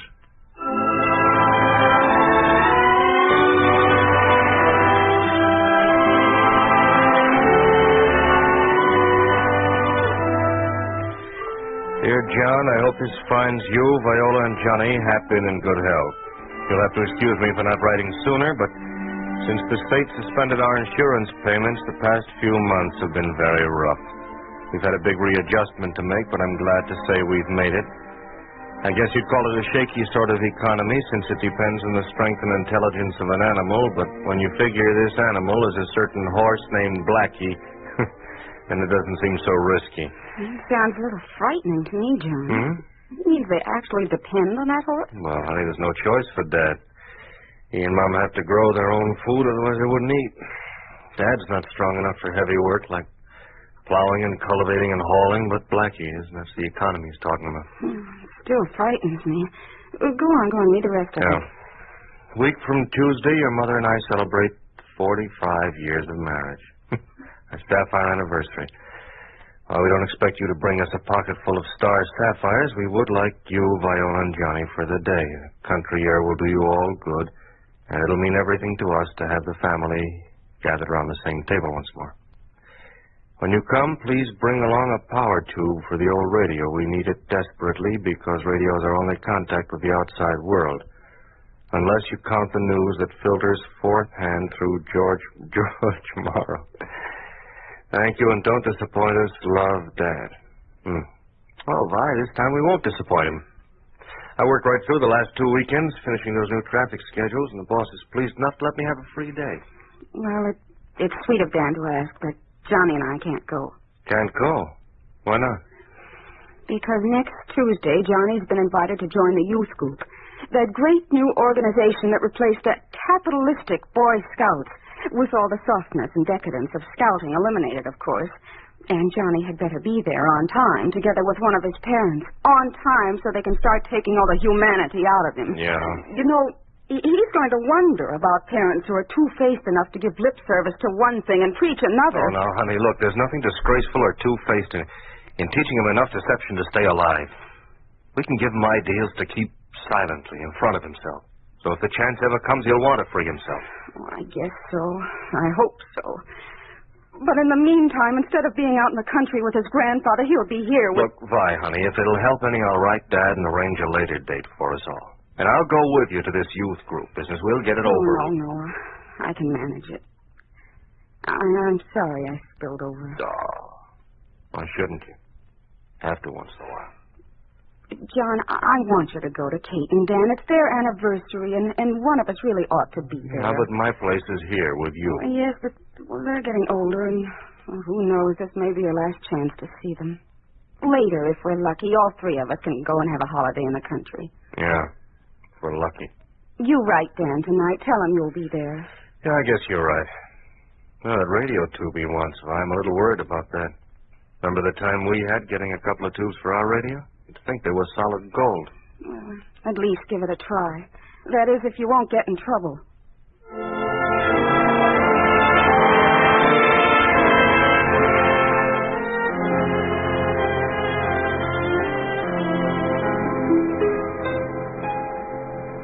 Comrade Ward, if it's too much to ask, just forget. You say a radio is a necessity for these parents of yours, Comrade Proctor. Yes, sir.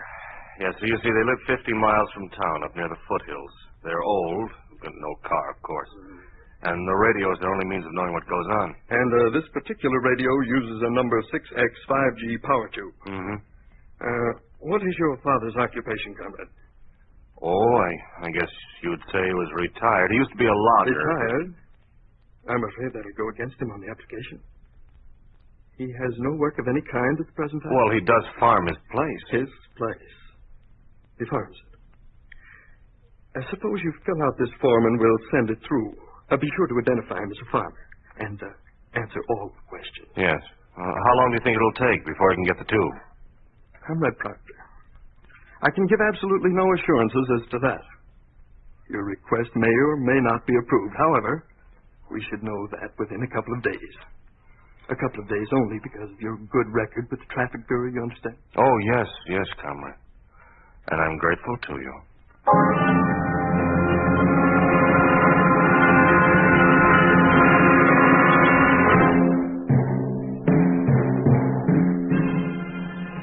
I've checked these applications, Harry, and they seem regular enough. We can send them on. How many times do I have to tell you not to call me Harry around the office? It's Comrade Hollenbeck. And don't forget it. All right, Harry. All right. Not so fast. Where do you think you're going with those? Just send them on, like I said. No, you don't. You let one by last week that never should have passed. And I had the boss on my neck yesterday. You just stand there while I take a look. Stand? Well, can I sit, comrade? Oh, the boss will be here any minute. You stand. And show the proper respectful attitude, too. This one's in order. Yes, and this. Say, what's this? What? Which one? This one, knothead. A farmer landowner? Oh, that. Well, what's wrong with it? The guy only wants a radio tube. Only a radio tube. You missed the point completely. He's a kulak. I've told you at least 100 times. Information given by kulaks goes on Form 96. And you send that on to Comrade Malenkov's office. And I'm supposed to guess these things? Oh, sometimes I marvel at your stupidity. Sometimes I wonder why I don't get rid of you. You want me to tell you, comrade? No, shut up. Listen, I don't propose to get in trouble on account of you. So you just watch your step. Or your number 96 may end up on Malenkov's desk.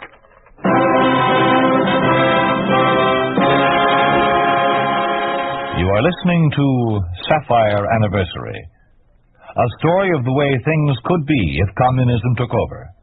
A picture of what life would be like under a communist regime in an ordinary American town. A town we call Springfield, USA.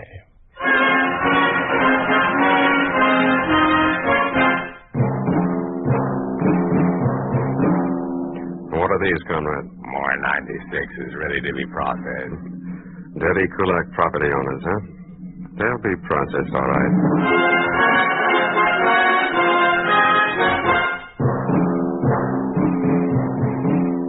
Dan Proctor, age 68. Occupation farmer. Owner 5 acres arable land, 5-room cottage furnished. 12-year-old black stallion, 10 chickens. No listing of property in Ministry of Agriculture tax records. Impose non-production and kulak penalties. Quadruple tax. Call to the immediate attention of the Office of District Commissar Conway.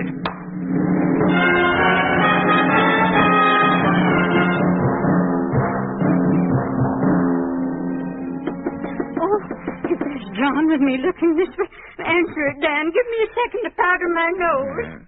Well, hello, folks. Oh, George. Hey, something smells pretty fine in here. Put your powder puff away, Kate. It's only George. Oh, pardon me. Oh, it's George in a bottle of something. Yep. Happy anniversary, Kate. Oh, you see, I was poking around the cupboard, you see, at my place, and I found this. Kind of thought it might, I thought it might make me a hug, eh, Kate? Not only a hug, but a kiss. Now, break it up. Now, break it up. Now. Say, will you look at this wine? It's from France, yeah, right here, vintage 1935. George, you're a man of iron nerves. How did you manage to keep from touching it all these years? Why, I'm as a weak will as next fellow, you know. Just didn't know it was there, that's all. Well, George, what's new? You've been to town lately? Haven't been to the city. The farther I keep away and stay, the better I like it. I was down to the Crossroads post office just yesterday. And the news is all very bad. Conway's turned into a two-bit dictator in the best Joe Stallion tradition. If the news is bad, we don't want to hear it. Not today. Oh, yes, that's right. Say, is there anything I can do to help, Kate? Not a thing. The two of you go on into the living room. You keep an eye out for John. Let me know when you see him coming. All right, Kate. If you need anything, call me. Seems like old times, all the buzzing around here in the kitchen. Yeah. Hey, speaking of old times, do you remember how to carve a roast? Why, sure I do. Let me see now. You cut with the grain of the meat. Yeah. No, that doesn't sound right now, does it? Let me see now. You cut across. Why, Dan, I don't rightly know. I guess it doesn't matter. Probably John won't know the difference anyhow. Yeah. Oh, hey, somebody's coming. Looks like a state car. Oh. It's John. Kate, he's here. Reach for that powder puff. Hello, Dad. Oh, boy, are you a welcome sight. Welcome home, Johnny. Welcome home. Dad, and George. It's great to see you looking so well. Yeah, that goes double for me, too. Johnny! Oh, Mom. Just come here this minute and give me a kiss. Oh, Mom. Sugar and spice and everything. I hope so. This came from the kitchen. Johnny, where's Viola? Where's little Johnny? Well, they couldn't make it this time, Mom. Oh, that's too bad. I've been looking forward to having them. Oh, but thank heaven you're here. You know, Johnny, for once I've timed a dinner right. I can sit down with the rest of you for a minute. And in the living room, no less. Come on. Tell me, how's family, John? All in good health, George. I'm sorry they couldn't be here, but Johnny was scheduled to join a boys' club. Maybe you can bring him for a couple of days when school's out. Boys' club? They didn't get little Johnny in that commie youth group. I'm afraid so. Seems to be no way out of it. George, nothing unpleasant today, please. Okay, now I'm sorry. Hey, I guess I almost forgot to say happy anniversary, you two. I hope Vi and I look as well and happy as you two after we've been married 45 years. Your mother is one in a million, Johnny. Well, look, just look at her now. Look at her. I swear she gets younger every year. Yes, you do. Yes, you do. And today she looks just like a bride. Come on, let's go in the kitchen. Sit down. Oh, Dad, I brought that power tube you wanted here. Oh, thanks, John. I really appreciate it. A little thing like that, you'd be amazed at the red tape involved. Forms, requisitions, applications. I think sometimes I spend half my life filling them out. That's accepted commie technique. Kate, the table looks wonderful. Dan, will you ask and bless me? I certainly will. Father, we thank thee for this evidence of thy bounty. We thank thee for 45 years of happiness. For our son John, our friend George, protect and care for Viola and little Johnny. Amen. Amen. Now, well, who do you suppose that could be just when we're ready to eat? Better answer it, Dan. Yes, you weren't expecting anyone else, were you? No. Well, you better start eating before it gets cold. I didn't have anybody drive in, but I guess you can out here in the kitchen. Well, start in, please. Your dinner's going to be ruined. Wonder why Dan's taking so long. The rest of the family's out here at the table. Come on, say hello. Kate, here's Paul Conway and Mr. Headley, his assistant. We've met before. Good afternoon, Mr. Conway. Mr. Headley? Good afternoon, Citizeness Proctor. This is George Morrow. This is my son, John. Oh, yes. The driver of the state car from the Traffic Bureau. Yes. I work in Springfield. Well, won't you both have some dinner? There's enough for 2 more. So I noticed. It looks very good. Surprisingly good. But, we're here in a matter of business. Your taxes. In accordance with the new directive. Oh, so that's all. We have that saved, haven't we, Kate? All $30. It happens to be considerably more.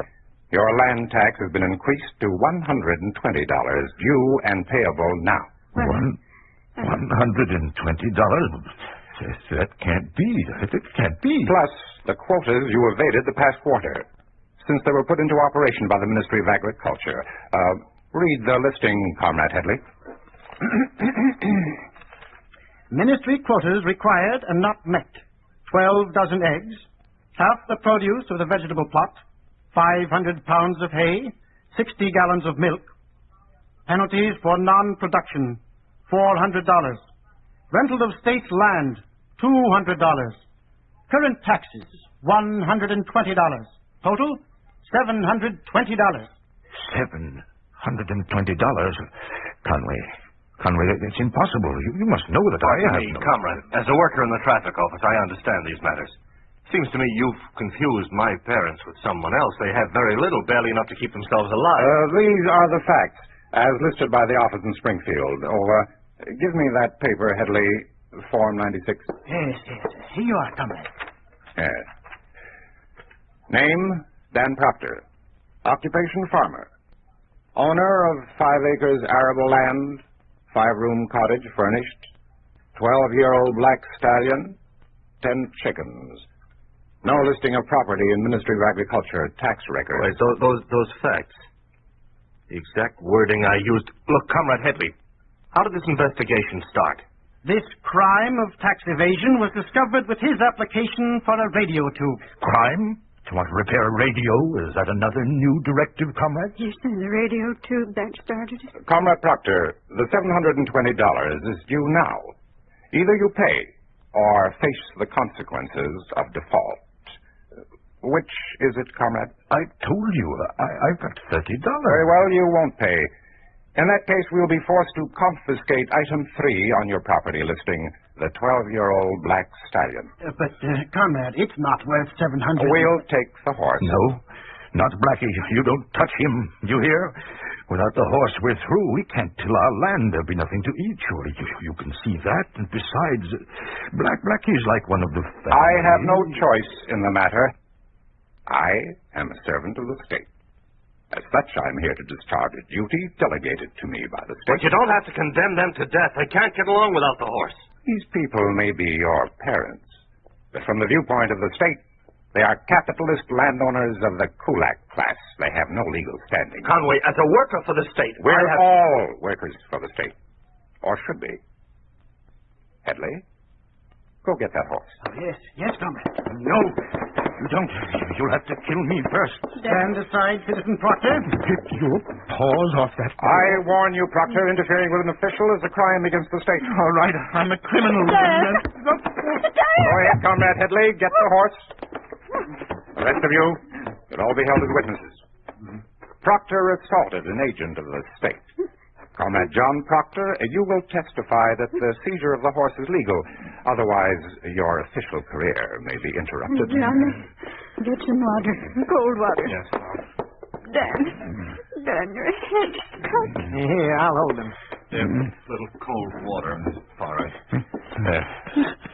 Key, where is he? Blackie, help me up. The other one, Headley.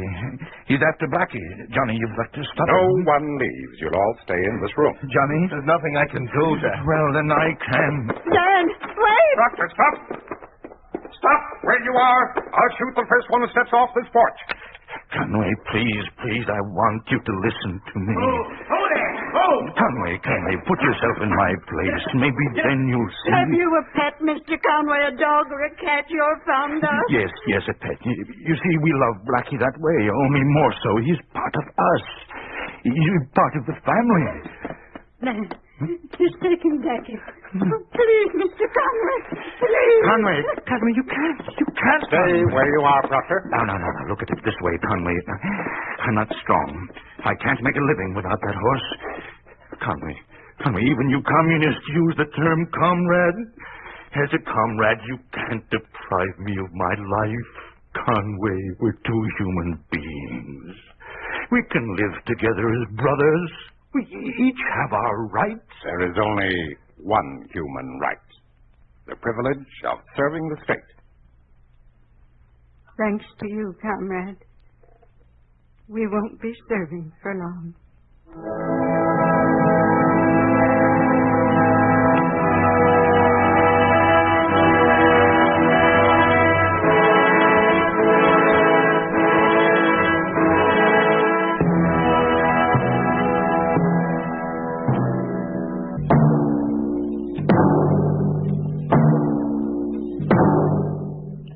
You have just heard a story of what happens to the little fellow under a communist regime. You have just heard what would happen to any American family if communism took over. You think this could not happen? It did happen in the town of Salsk in Russia. It did happen to the family of a farmer named Vasya Golovachy. Because of non-payment of taxes, the communists took from the Golovachys the one thing that kept them alive, their cow, and thereby condemned them to death.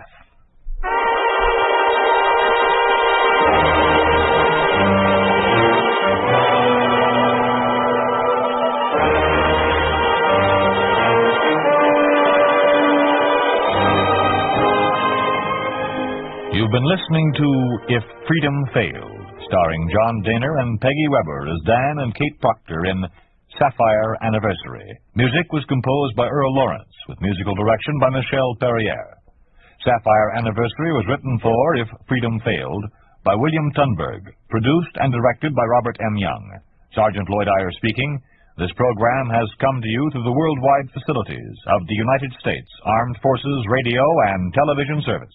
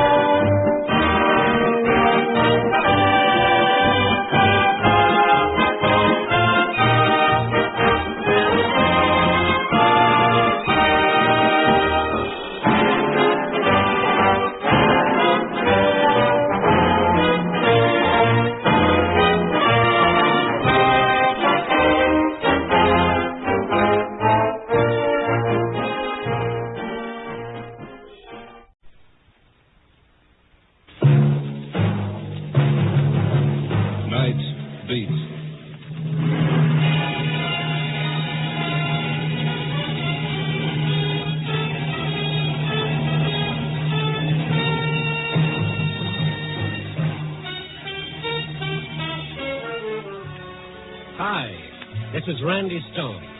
I cover the night beat for the Chicago Star. You know, stories start many different ways, but this one began modestly enough with a zero on a typewriter. That's right, cipher, naught, nothing. But to one man of Chicago's 4 million, that zero meant death.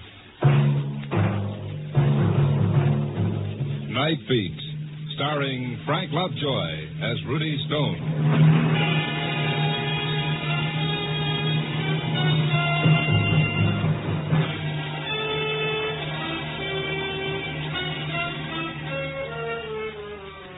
Mine is a funny kind of a job. When that evening sun goes down, I start walking through the dark city, peering into bleak alleys, wandering through the bright neon. listening to the sounds of a city at night, the whisper of footsteps, the shattering roar of an L train, the sob of an ambulance siren. I wander up the boulevards, down the back streets, searching for something in the dark city. And what exactly is it that I seek? Brother, it's something more elusive than the farthest star. I seek the city's heart.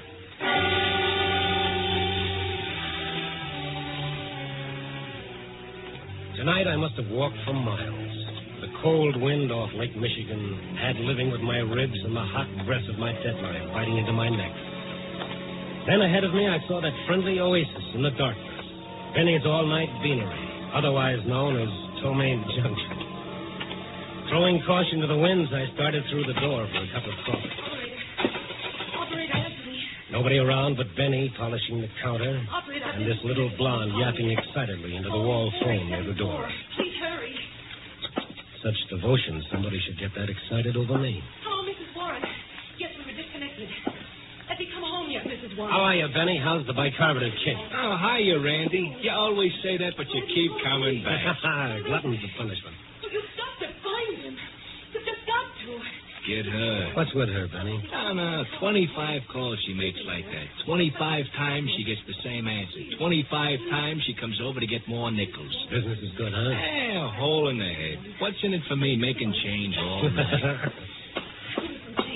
Please, Nichols. Lady, sooner or later I gotta run out. This is it. I gotta have some. I don't make 'em here, lady. Now, will you then please... change. Quarters, dimes. Let me take a look, see if I have any. Oh, yes, please do. But hurry. Please, hurry. I gotta reach him. Randy, make with the catch. He's passing out. Oh, easy, lady, easy. Out cold. Coffee, Benny, quick.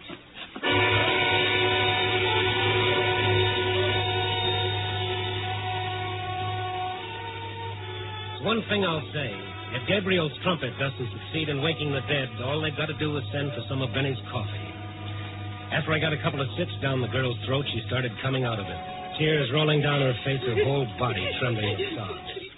Oh, come on now. Now stop it, honey. Stop it. What happened to me? You passed out, but good. What time is it? Oh, it's 9:45. I've got to find him. I've just got to. Oh, now, take it easy. You're still shaky. Now, come on. Have a few more sips of this so-called coffee. Oh, no, no. Well, if you think Benny's coffee is bad, you ought to try his hamburgers. I've just got to find him. Who have you got to find? The man. What man? The man I killed.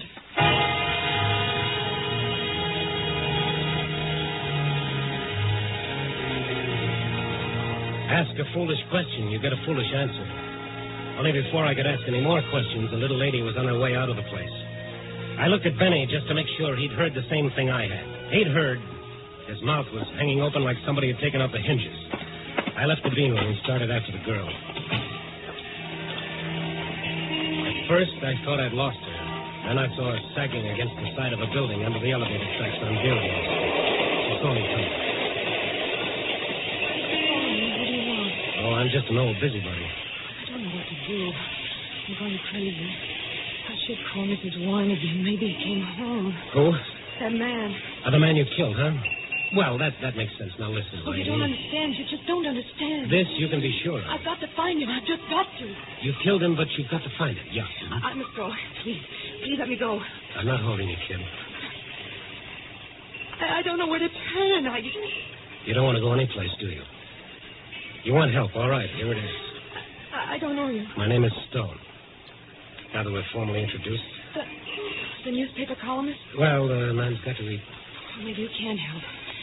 Maybe you can, Mr. Stone. Yeah, but first I've got to know why you keep calling the home of the man you killed to see if he's gotten in yet. This is slightly confusing. All right. I'll tell you. My name is Ruth Baker. I'm receptionist and secretary for Dr. Stanley Loring. The specialist? Yes. Go ahead. There was a man, Philip Warren. A week ago, he saw Dr. Loring for an examination. Today, this afternoon, he came back for the report. I was in the outer office when Mr. Warren left the consultation room. He looked strange. Strange and frightened.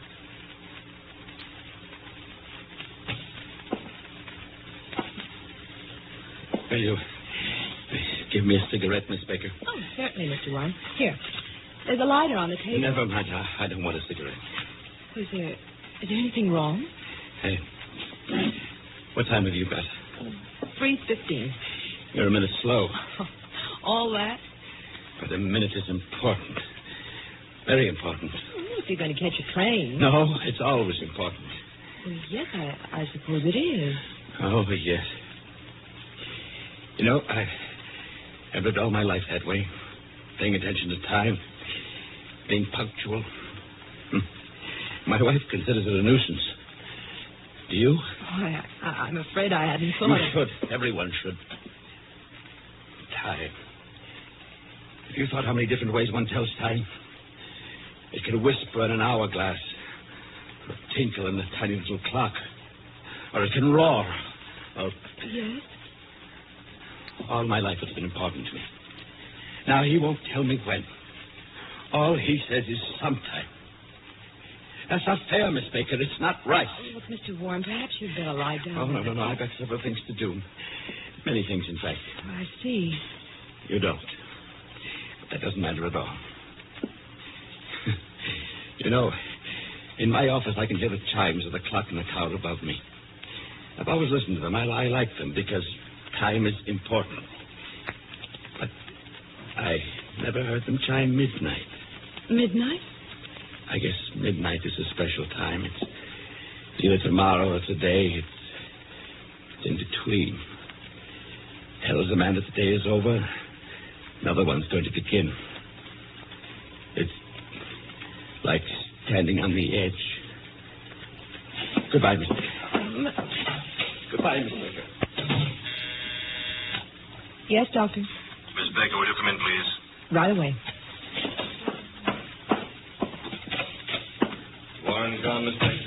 Yes, he just left, Dr. Loring. Yeah, that was certainly unexpected. I was almost certain it wasn't that serious. Well, put his examination report back, will you? Yes, sir. The closed file, Miss Baker. The closed? Yes. Oh, I'm sorry. What was it? An inoperable condition? Oh, now I see. See what, Miss Baker?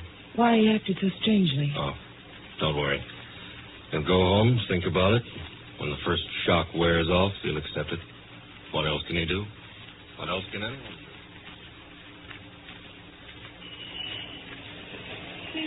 After that, I went back to my desk, Mr. Stone. I was checking my files and... Come on, Ruth, what? I made a mistake. A horrible mistake. What was it? Well, when a patient comes in for examination, only Dr. Loring knows his name. The technical laboratory has only a number on a card.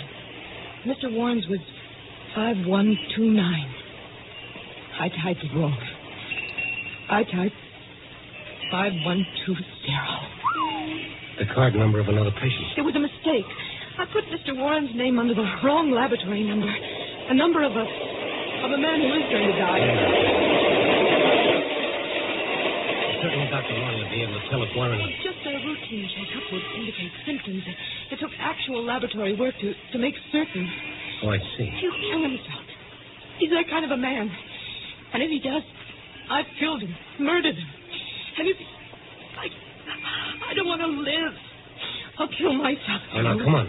No, there's no time for that. Does Dr. Loring know? I told him right away. And he tried to reach Warren? Oh, I've been trying since this afternoon. At his home? Everywhere. He must have gone home first because he left his wife a note. Suicide note? Yes. Ruthie, come on, let's go. Where? Warren's home. And if he's not there, well, Chicago's a big city. It'll be tough finding one man among 4 million people. But we can try.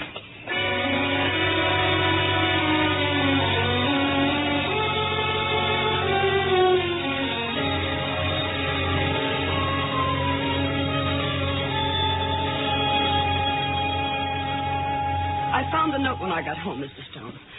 I knew Philip went to see Dr. Loring, but I didn't know... Just the note and nothing else, Mrs. Warren? No, nothing. You called the police right away? Of course I did. And you haven't left this apartment? Not for a second. Well, didn't he phone, try to get in touch with you at all? No, Miss Baker, he did not.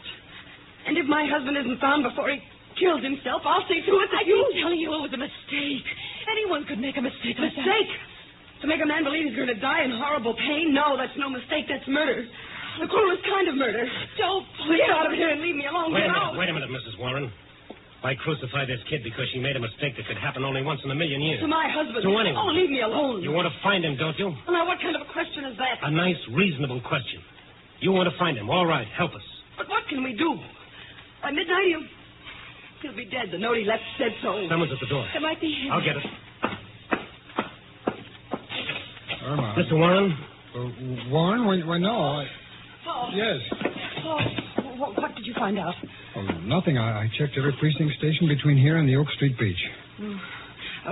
Paul, this is Mr. Stone. And the girl who... I see. Paul is a friend of Philip's. Yeah, there's nothing you said? No one's seen him. And no suicide report? Not his. It's 10 now. We've got 2 hours to find him. You know, that bothers me. Why should he choose exactly 12 o'clock to die? If you knew my husband, you'd understand why. The ticking of the clock was the most important thing in his life. You could set your watch by his schedule. Up at 7:30 in the morning. Never 7:28. Never 7:31, 7:30. Breakfast at 10 minutes to 8. Irma, we haven't time to worry about Philip's idiosyncrasies right now. We've got to find him. As the young lady said, we've only got 2 hours. I'm sorry. Try to think the way he would. What does he do for those 2 hours? Where does he go? What does he want to see? He's lived all his life doing things exactly the same way. That's all. Well, that's something. What are you getting at, Stone? Well, I was just thinking. Nobody ever lets go of life without holding on to something else. Nobody knows whether you can take a memory with you or not. Maybe it's just a face, a melody, a favorite place. Nobody knows, but we like to think so. Philip. Go ahead. What were you going to say? Well, that Philip would want to die exactly as he'd lived, knowing exactly when and where. That's what I mean, Mrs. Warren. What? I want a list of every place your husband might go. But... Tell him, Irma. Well, there are so many places. 100, 1,000. What's the difference? Write them down. I'll go with you, Stone. No, you stay here with Mrs. Warren. Somebody's got to be here if he shows up. And step on it with that list, Mrs. Warren. Got a lot of places to cover by midnight. If we haven't found him then, we can cut our list down to one place. The county morgue.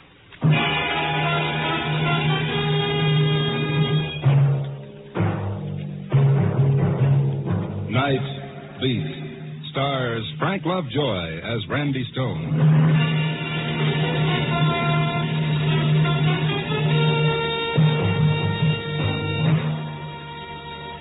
Find one man out of 4 million people. Find one place out of 1,000 square miles of city and do it in 2 hours, 120 minutes.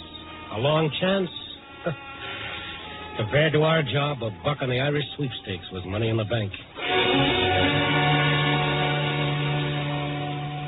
We had 2 things in our favor. One, Mrs. Warren had called the police. 1,000 cops at Warren's description. 2, Warren himself. The way he lived was a clue to the way he might die. On time, punctual. But where?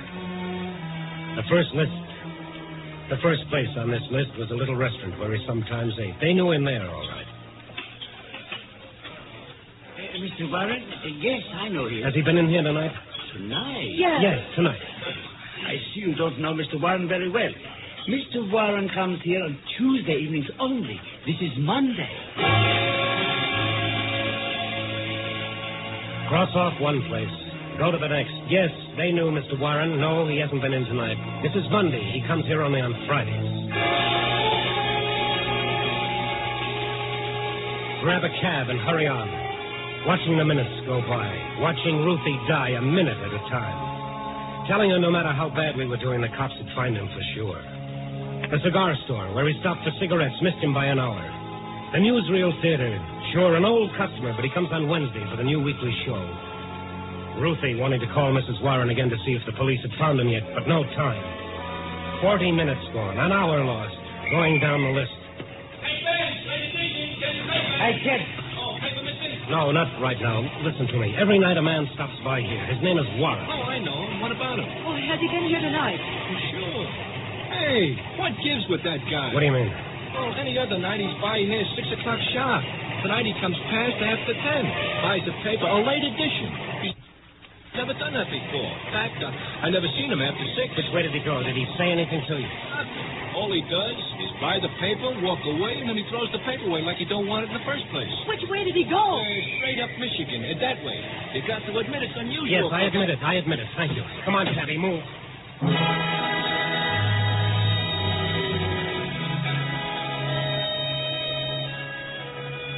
So we went straight up Michigan Avenue that way. All we accomplished was to lose another 5 minutes of our time. And, brother, when it came to time, we were really scraping bottom.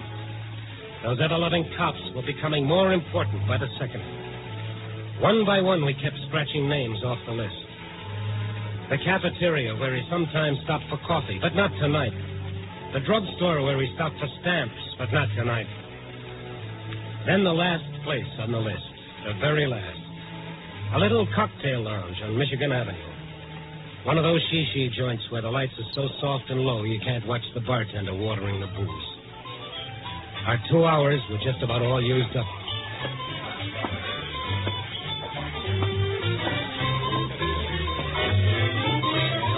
Oh, pal, if you can. Nobody else can. I beg your pardon? I'm looking for a man named Philip Warren. You know him? Oh, yeah, quite well. I consider Mr. Warren one of my special customers. Was he here tonight? Well, why do you ask? We don't have time for anything but yes or no answers. Please, yes or no. Well, I really don't feel I'm at liberty to discuss with complete strangers. Randy, it's not going to work. We're not going to find him. Something wrong with Mr. Warren? Well, to put it mildly, yes. Now, come on. Well, if you'll tell me why you... No, listen, please. See, it's not really proper to tell just anyone who happens to inquire. Now, unless we find him in the next 15 minutes, Warren is going to die. You're joking. Look at this girl here. If Warren dies, she'll... Never mind. Look at her face and tell me I'm joking. Oh. All right. I didn't know. Mr. Warren's a good customer, you know. Two strangers asking... Was he in here and how long ago? Well, he came in a little while ago. I thought it was strange, you know, because he's late. It always comes in promptly at 5:35. Never mind the details. How long ago? About 10 minutes ago. He sat at the usual place, but then he didn't drink his sherry. You know where he went? No, I don't. Did you see him go? Oh, yeah, I saw him leave. All right, now think. Has he ever said anything about going anywhere from here? No. He was always very quiet. Oh, but I think his office is near here. What makes you think that? Well, he mentioned once he always leaves it at 5:30. And he always... Thank you. Where's the phone? Near the entrance. Come on, Ruth. Thank you. What is it, Mr. Stone? What did you think of? You got his home phone number? Oh, yeah. I've written down here. Thank you.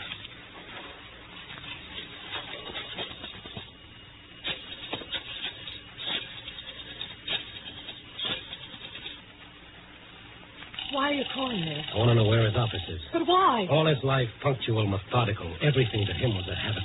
Maybe it's a crazy hunch, but I could be right. He could have gone to his office.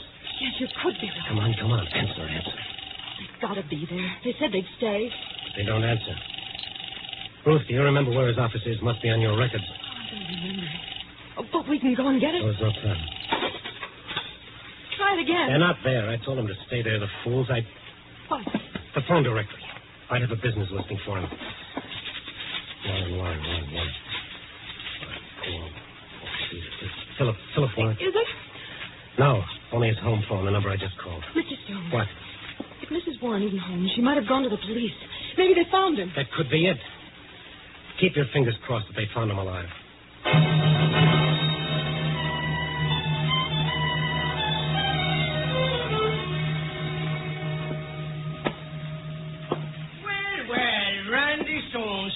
This precinct for stories? I've got one, Mac. So? Listen, I'm in a hurry. You've got to tell me something. Why, sure, Randy. What? There's a general call-out for a man named Philip Warren. Have you got anything on it? I'll take a look. Warren? Philip Warren? That's right. Yes.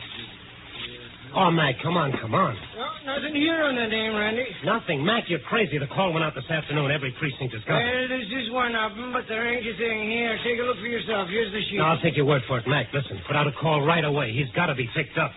He killed somebody? He'll kill himself. You hear that, Mac? He'll kill himself if he's not found before midnight. Before midnight? But that's just 15 minutes. Yes, I know.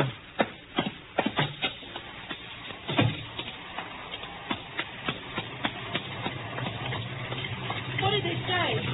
They didn't have a call for him. That's crazy. They must have. Mrs. Warren, call the police. Yeah. Well, just a minute, Cabby. Look. Let's figure it.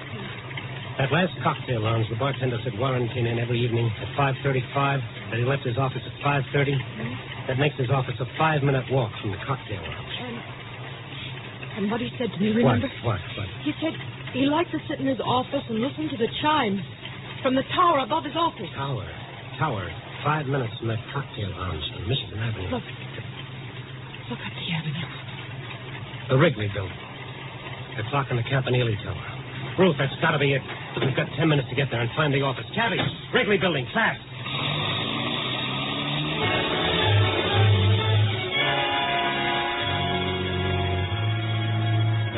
traffic lights didn't mean a thing, but it still took us 3 minutes to get to the Wrigley building. When we got there, the hands of the clock in the Campanile Tower pointed to 7 of 12. And as we looked up, the larger hand crossed out another minute of Warren's life. One more went by before the night watchman heard me pounding at the doors. And then he opened them. Hey, what's all the fuss? Look, my name is Stone. Chicago store. Yeah, will that give you the right to pound on doors? No, please, just listen. Huh? Does a man named Philip Warren have an office in this building? No, he ain't got no office. Are you sure? Sure, of course I'm sure. Man named Warren works here. Really. Philip Warren? Sure, works for Western Research. Did he come in tonight? Why? Stop asking questions, please. We've got to find him or he'll be dead. But he was all right when he walked in. All right, take us up to him. Hey, you've got to sign the in and out sheet just like everybody else. All right. We'll sign it. Just take us up. Yeah, okay. Now, to use the freight elevator, though. Regular ones don't run at night, not this one. I don't care which one we use. Just get us up to Warren.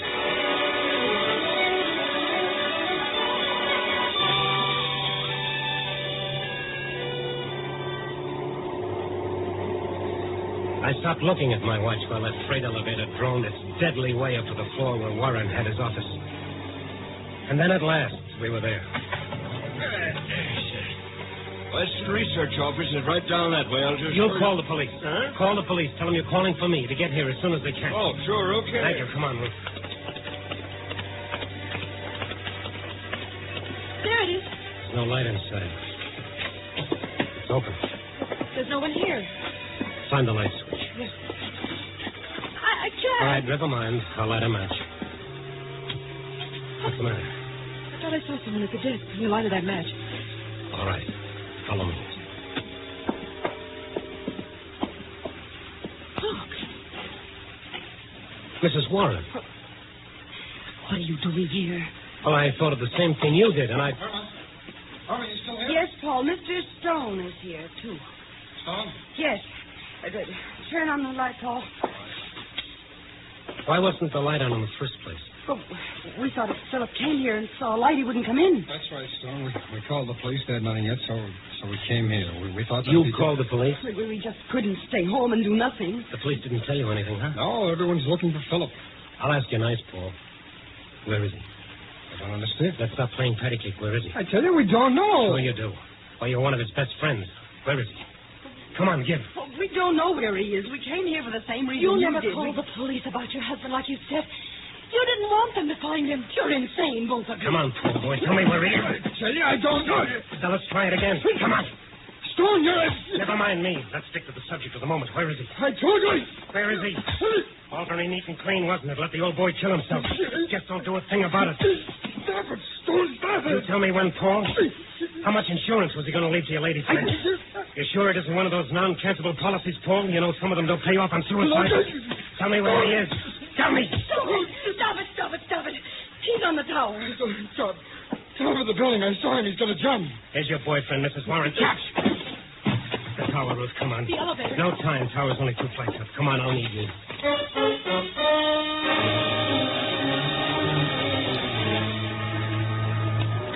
It was 1 minute of 12 when we took the first step of the 2 flights. The run-up was like one of those dreams in which you stand aside and watch yourself. There was a queer, impersonal detachment about it that made the horror even more real. And then we were out on the roof. Do you see him? No, not yet. What's that? Where? Look. On the tower. Warren! Wait! Warren! Yes, I'll wait. It's not quite time. I've got to finish up staying. You've got to listen to me. You're not going to die. Do you hear me? He said I was, but he wouldn't say when. He wouldn't tell me when. But I know, I can tell you. It's not quite 12, but when it is. Warren, look here. Ruth, make him listen to me. Mr. Warren! Look at me! You know who I am? Yes, I know. I know everybody in the world. And I can see everybody from here. Please! The report was a mistake. You're not going to die, do you hear? It was a mistake. Please, listen to me. You're lying. You're all lying. Everybody lied to me all my life. You want me to suffer. I can't. I tell you I can't. And I know when I'm going to die. But you're not. It was a mistake. My mistake, not the doctor's. I swear. not. We're not lying to you, I swear it. Randy, wait!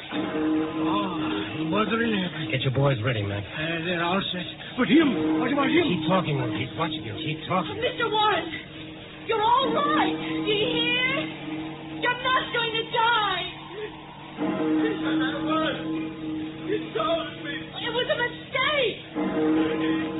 Please don't lie to me, please. It's the truth, Mr. Warren. You're not going to die. Do you believe it?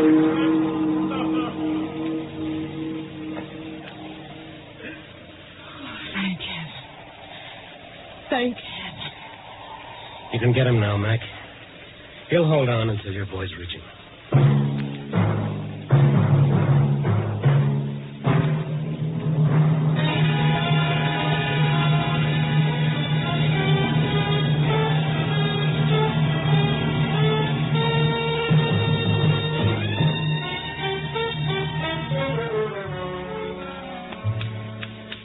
So here I sit, trying to write my story for tonight. But I keep hitting that one key. 0. 0, cipher, naught, nothing. Gas. Oh, dear. Someday, a nice, peaceful story is going to be written about a flock of happy little birds leisurely circling a burned-out world, wondering whatever happened to all those crazy two-legged characters who spent their lives knocking each other's brains out. What a nice thing to read that'd be. Yeah, but wait a second. Who'd write it? All right, you broken-down two-bit philosopher. The makeup editor's got to go home, too. So let's get going. Hello? Give me a rewrite.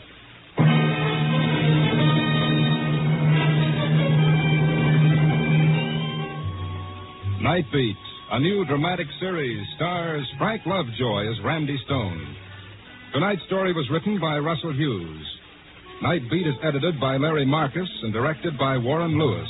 Music by Frank Worth. Others in tonight's cast were Peter Leeds, Gene Bates, Larry Dobkin, Joan Banks, Stacey Harris, Wilms Herbert, and Junius Matthews. Frank Lovejoy will next be seen in Milton Sperling's production Rock Bottom, released by Warner Brothers.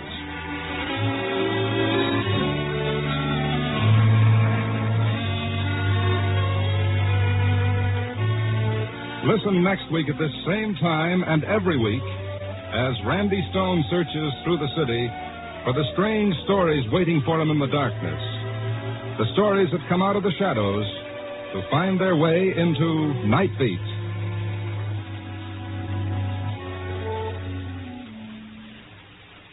At the end of every year, an organization known as the National Safety Council adds up a tragic row of numbers. These are the figures of America's traffic accidents, an appalling list of death and misery. Last year's Black Edge total showed 32,000 dead. So whether you're a driver or a pedestrian, recognize the danger, drive and walk safely. You're tuned for the stars on NBC.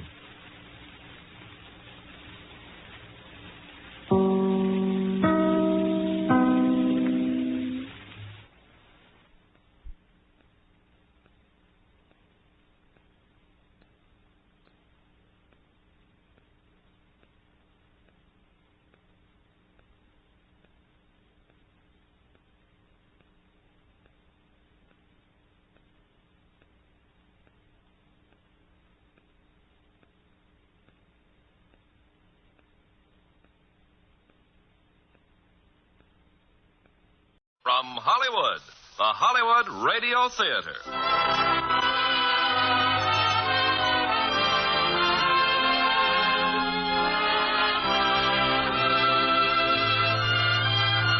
Starring Jane Wyman, Fay Bader, and Frank Lovejoy in The Glass Menagerie. Ladies and gentlemen, your producer, Mr. Irving Cummings. Greetings from Hollywood, ladies and gentlemen. Tonight in Warner Brothers' The Glass Menagerie, we will tell you the story of a young girl whose shyness and sensitivity prevented her enjoying the usual romantic adventures of young people, until the advent of a gentleman caller, a young man who was to change the life of her frivolous mother and erratic brother, as well as her own. when Charles K. Feldman turned this New York Dramatic Critics Circle Award-winning play into an unforgettable motion picture, Jane Wyman played the lovely but timorous daughter. And co-starring with her tonight will be two outstanding artists, Fay Bainter and Frank Lovejoy. Now, Act One of The Glass Menagerie, starring Jane Wyman as Laura Wingfield, Fay Bainter as Amanda Wingfield, and Frank Lovejoy as Tom Wingfield.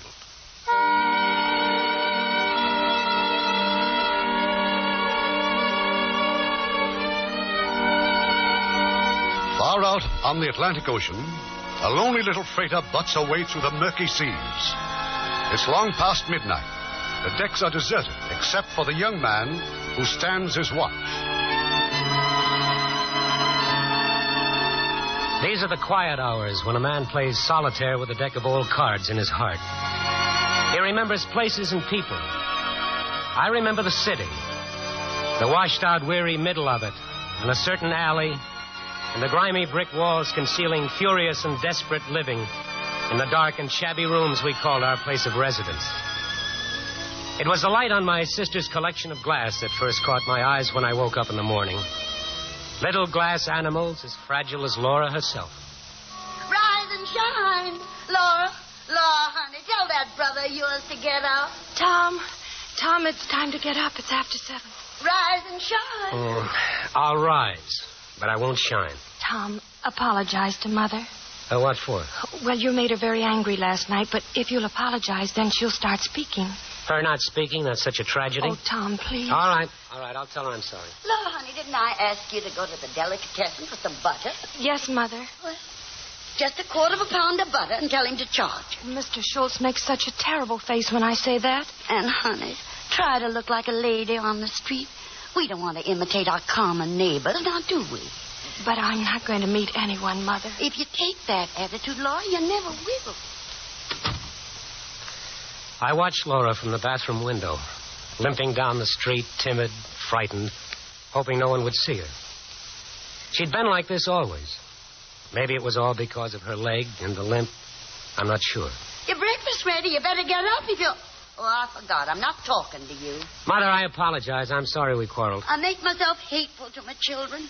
No, you don't. I've had to put up a solitary battle all these years, ever since your father deserted us and went off to see the world. Just promise me one thing, son. Promise me you'll never be a drunkard. I promise I'll never be a drunkard. In these trying times, all we have to cling to is each other. Yes, Mother. Tom, I sent Laura out so I could discuss something with you. Oh? Well, you know how your sister is, so quiet. Oh, but still waters run deep, and she notices things. Just the other day, I came in and she was crying. What about? About you. She has an idea you're not happy. Not happy? Me? Whatever gave her that idea? Gives her any idea. Could I have my coffee, Mother? Oh, yes. Now, I'm not criticizing, Tom, but you do act strange. And life hasn't been easy for me, son. I know, Mother. With all his faults, I loved your father. But when I see you taking on his ways... What's that got to do with Laura? Well, we got to make plans and provisions, that's what. Oh, you've made provisions. You've badgered me into taking all my savings and investing them in this business course for Laura. It's a waste, an absolute waste. Why is it waste to prepare her? Because Laura is not cut out for it. I've tried everything else. Will you name me one stone your mother's left unturned? All she does is fool around with those pieces of glass and play those worn-out phonograph records. I don't know that that's any kind of a life for a pretty young girl to be leading. Well, I guess she's the type that people call homegirls. There's no such type. Oh, I can see the handwriting on the wall. It's terrifying. I mean, the way you remind me of your father. Oh, I saw that letter from the Merchant Marine. I saw it. What letter? They accepted your application. Why, you had no right to. Now, give me that letter, Mother. Give it to me. I know just what you're up to. When did this come? Yesterday, and I haven't had a minute's peace since I opened it. All right. All right, you go. Go whichever way the wind drifts you. But not until there's somebody here to take your place. What are you talking about? Responsibility. You can go when your sister's married and got a home of her own, and not until then. But you don't think of anything but yourself. Self. Oh, Tom, honey, don't you know of some nice young man who'd come and call on your sister? Mother, are you suggesting that I... Mother, Oh, you should have heard what Mr. Schultz said when I asked him to charge it. Don't you quote that mercenary man to me. I don't want to know what he said now or ever. I was so embarrassed, Mother. Don't you ever get embarrassed, honey. Just you remember that the Wingfields were the first white people to settle on the soil of the state of Mississippi. You said it. Laura, where you going, honey? Well, my glass collection. I haven't dusted it yet. But you'll be late for business, college. Yes, Mother. You're right. Now, just a moment, honey. You can't leave the house without money. Here, for lunch and coffee. Thank you. Goodbye, Mother. Tom. Bye. Now, use the streetcar, honey. Our public transportation system should be used liberally. After all, we pay for it out of our taxes. Goodbye, honey. Goodbye, Mother. Well? But what, dear? Anything else to tell me this morning? Not a thing. Then I'll go to work. But you will try, won't you, Tom? While you're there, you'll try to find a nice, clean, wholesome boy for your sister. Just take it easy, Mom. See you later. All I ask is of you to try. For Laura, Tom. Find somebody for Laura.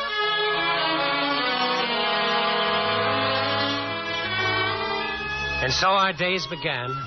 Laura at business college and me at the Mid-Continental Shoe Company warehouse. My employment was like a long, lingering sickness with each day maybe the last, depending on the boss's patience and mine, and both running out fast. And then at 6 o'clock, I'd be home again. Supper's ready, Tom. What are you looking at? Your collection, your glass menagerie. Something's different, though. Look again. This one, it's new. It's beautiful. I found it today. You found it? I bought it. Everything in the window was half price. No lunch, hmm? It's a unicorn, like a horse with a horn in the middle of its forehead.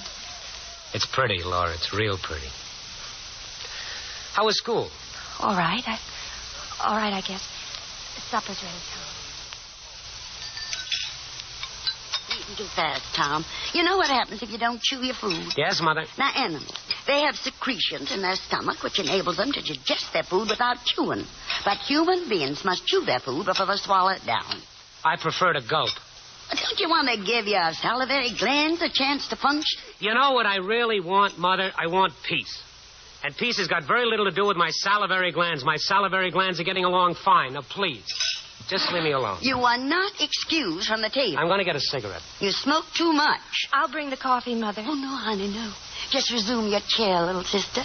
We've got to keep you fresh and pretty for your gentleman callers. I'm not expecting any gentleman callers, Mother. Oh, but sometimes they arrive when we least expect them. We have to be prepared.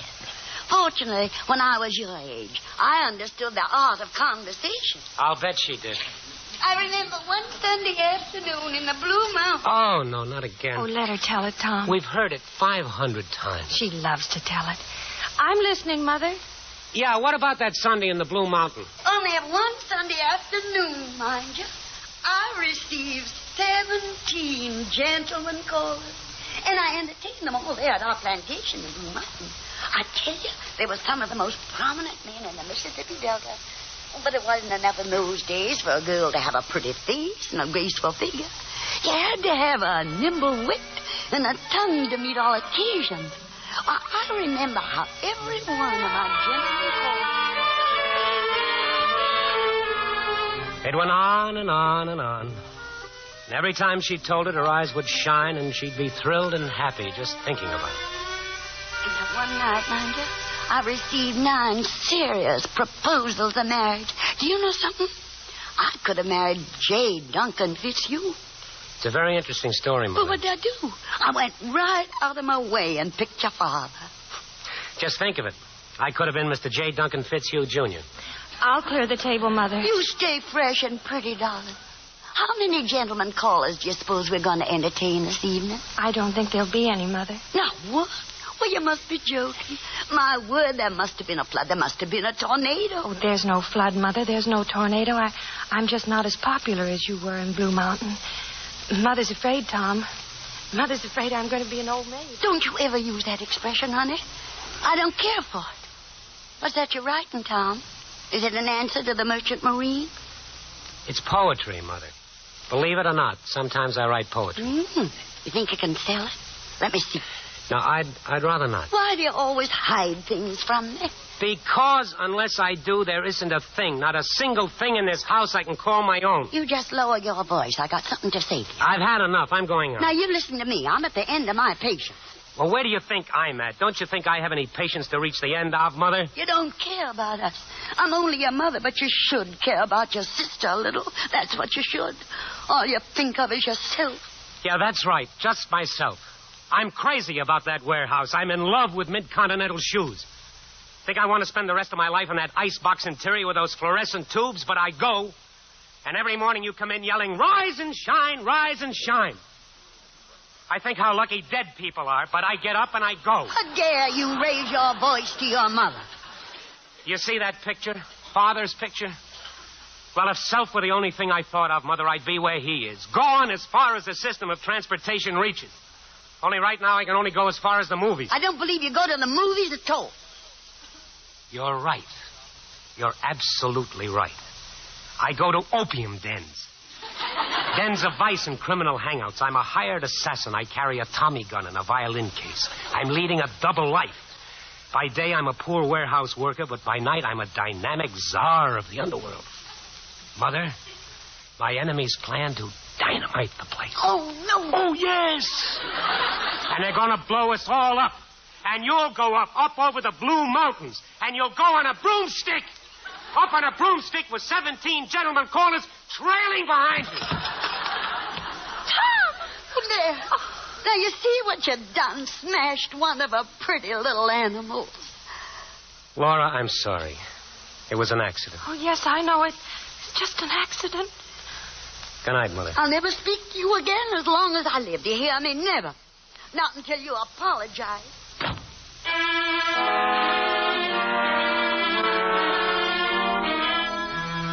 I went to the show, and then I went to a saloon, and I got drunk. Not very drunk, just high. And when I came home, Laura was still up waiting for me. Tom, I was worried.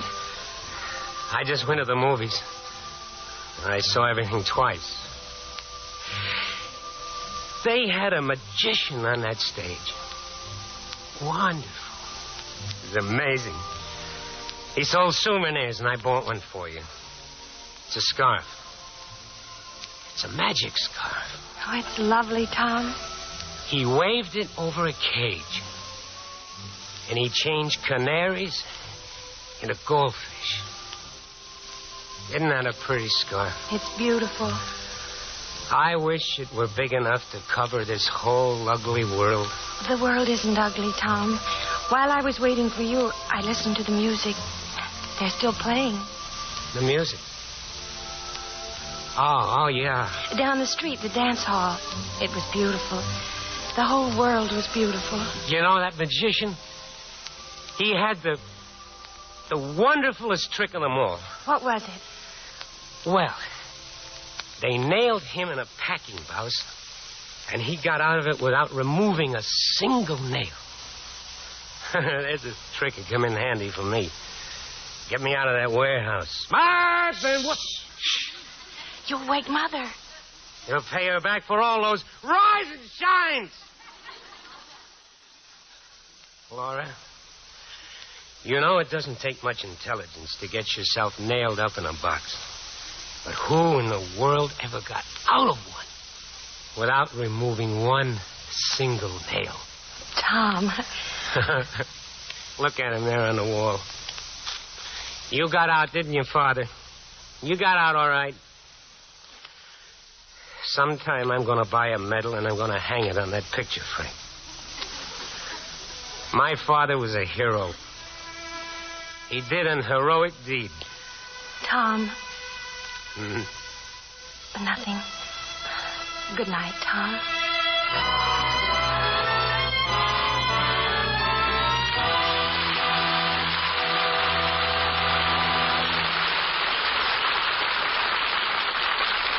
Act 2 of The Glass Menagerie in a moment. And now our producer, Mr. Cummings. Act 2 of The Glass Menagerie, starring Jane Wyman as Laura, Fay Bainter as Mrs. Wingfield, and Frank Lovejoy as Tom, with Tom Brown as Jim O'Connor.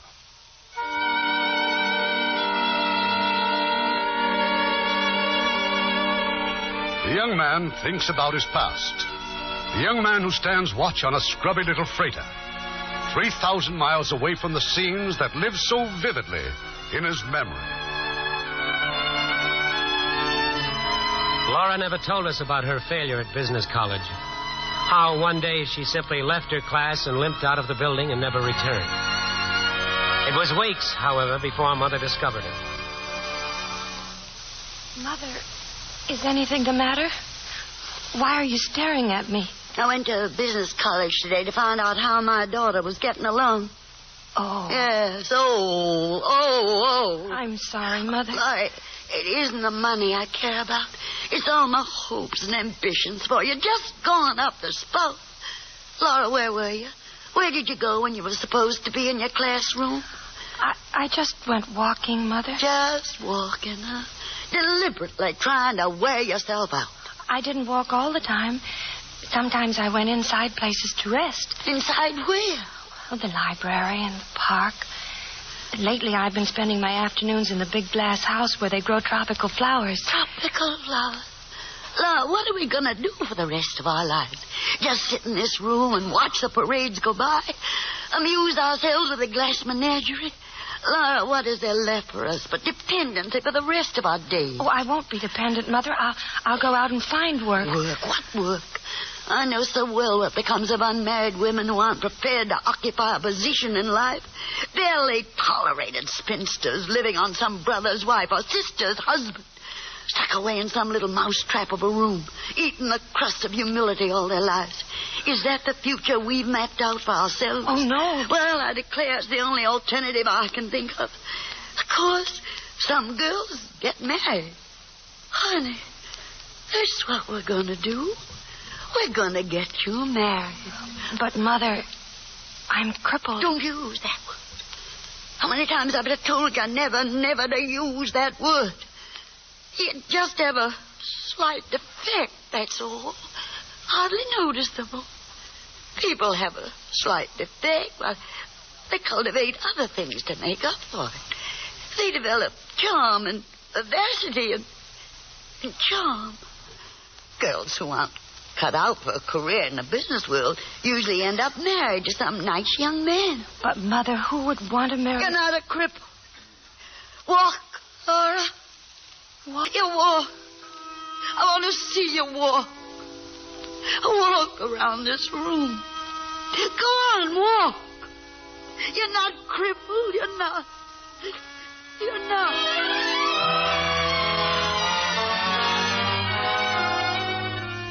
Mother often would say, I feel just like giving up. But this was a lie. Giving up was the last idea that would enter her mind. After Laura's failure at the business college, Mother concentrated on her obsession of somehow finding a gentleman caller. Rarely an evening passed without a frantic appeal to bring home a nice young man from the warehouse to call on my sister. Well, there was a nice young man at the warehouse, a fella named Jim O'Connor. Getting hungry, Tom? I can eat. I sent Laura out for some cold cuts. Fire escape landing's a pretty poor excuse for the veranda I used to have back home. When I was a girl, we used to do all our entertaining on the veranda in the summer. Tom, you smoke too much. Yeah. A pack a day or 21 cents a pack. How much would that be in a month? Enough to give you a night school course at Washington U. Now, wouldn't that be lovely? I'd rather smoke. I know. That's the tragedy of it. What are you looking at? The moon. I'm contemplating the rise of the moon over Schultz's delicatessen. Why, so there is a little silver slipper of a moon. Did you make a wish? Uh-huh. I wish for success and happiness for my two precious children. I get so weary wishing that all the time. I thought perhaps you wished for a gentleman caller. Well, whatever gave you that idea? Well, you asked me to bring one home often enough. I never asked. I suggested. Well, I'm going to bring one. I've asked him to come to dinner. Oh, perfectly lovely. It's definite. Yes, very definite. How soon? Well, Friday night soon enough? Friday night? That gives me no time at all. No time for what, Why, Mother? for preparations, of course. You should have phoned me the minute he accepted. But you don't have to make any fuss. He has very simple tastes. And I tell you can't have a gentleman caller in a pigsty. Now, look, if you don't stop this nonsense, I'll tell him not to come. Oh, don't tell me one. People hate broken engagements. Why, they got no place to go. Where'd you meet him? At the warehouse. What's his name, son? Jim O'Connor. O'Connor. Irish. Coming on Friday. Fish. Does he drink? No, Mother, not that I know of. Nothing I want less for my daughter than a man who drinks. Aren't you being just a little bit premature? How much does he make, son, his salary? Well, I'd judge it to be approximately $210 a month. Well, sir, that's not princely now, is it? Well, it's 20 more than I make. I don't know. But for a family man... Mr. O'Connor is not a family man. Well, he might be sometime. You're sure he doesn't drink, son? I'll call him on the phone and ask. Don't you be supercilious with your mother. These things have to be investigated discreetly to save a girl from making a tragic mistake. How did you happen to make such a tragic mistake, Mother? Why, that innocent look on your father's face had everybody fooled. I declare that man could charm the tail feathers off a jaybird. Did you tell him you had a sister? No, Mother. I didn't let on that we had a dark, ulterior motive. When he sees how sweet and pretty and lovely she is, he'll just thank his lucky stars that's what he'll do. Mother, don't expect too much of Laura. And just what do you mean by that? Well, she seems all those things to you and me because she's ours and we love her. We don't even notice anymore that she's crippled. Don't use that word. Well, she is. And she's different from other girls. You have to face the facts. She's terribly shy. She lives in a little world of glass animals. She plays old phonograph records. Well, you just be quiet. She's coming now. I'm going in and lie down. You wore me out, Mother. Let me know when supper's ready. Laura? Hurry, honey. I got news. I got the best news ever. I've got the cold cuts, Mother. I'm sorry I took so long, but the store was closed. Oh, now you just come up and step for a minute. Laura, honey, come Friday night, we're to have a gentleman caller. Mother. Well, you might look a little pleased about it, honey. Now, come on and make a wish on the moon. A wish? Look over there. A silver slipper of a moon. What'll I wish for? Happiness and good fortune. Just a little happiness, Laura. And a little good fortune.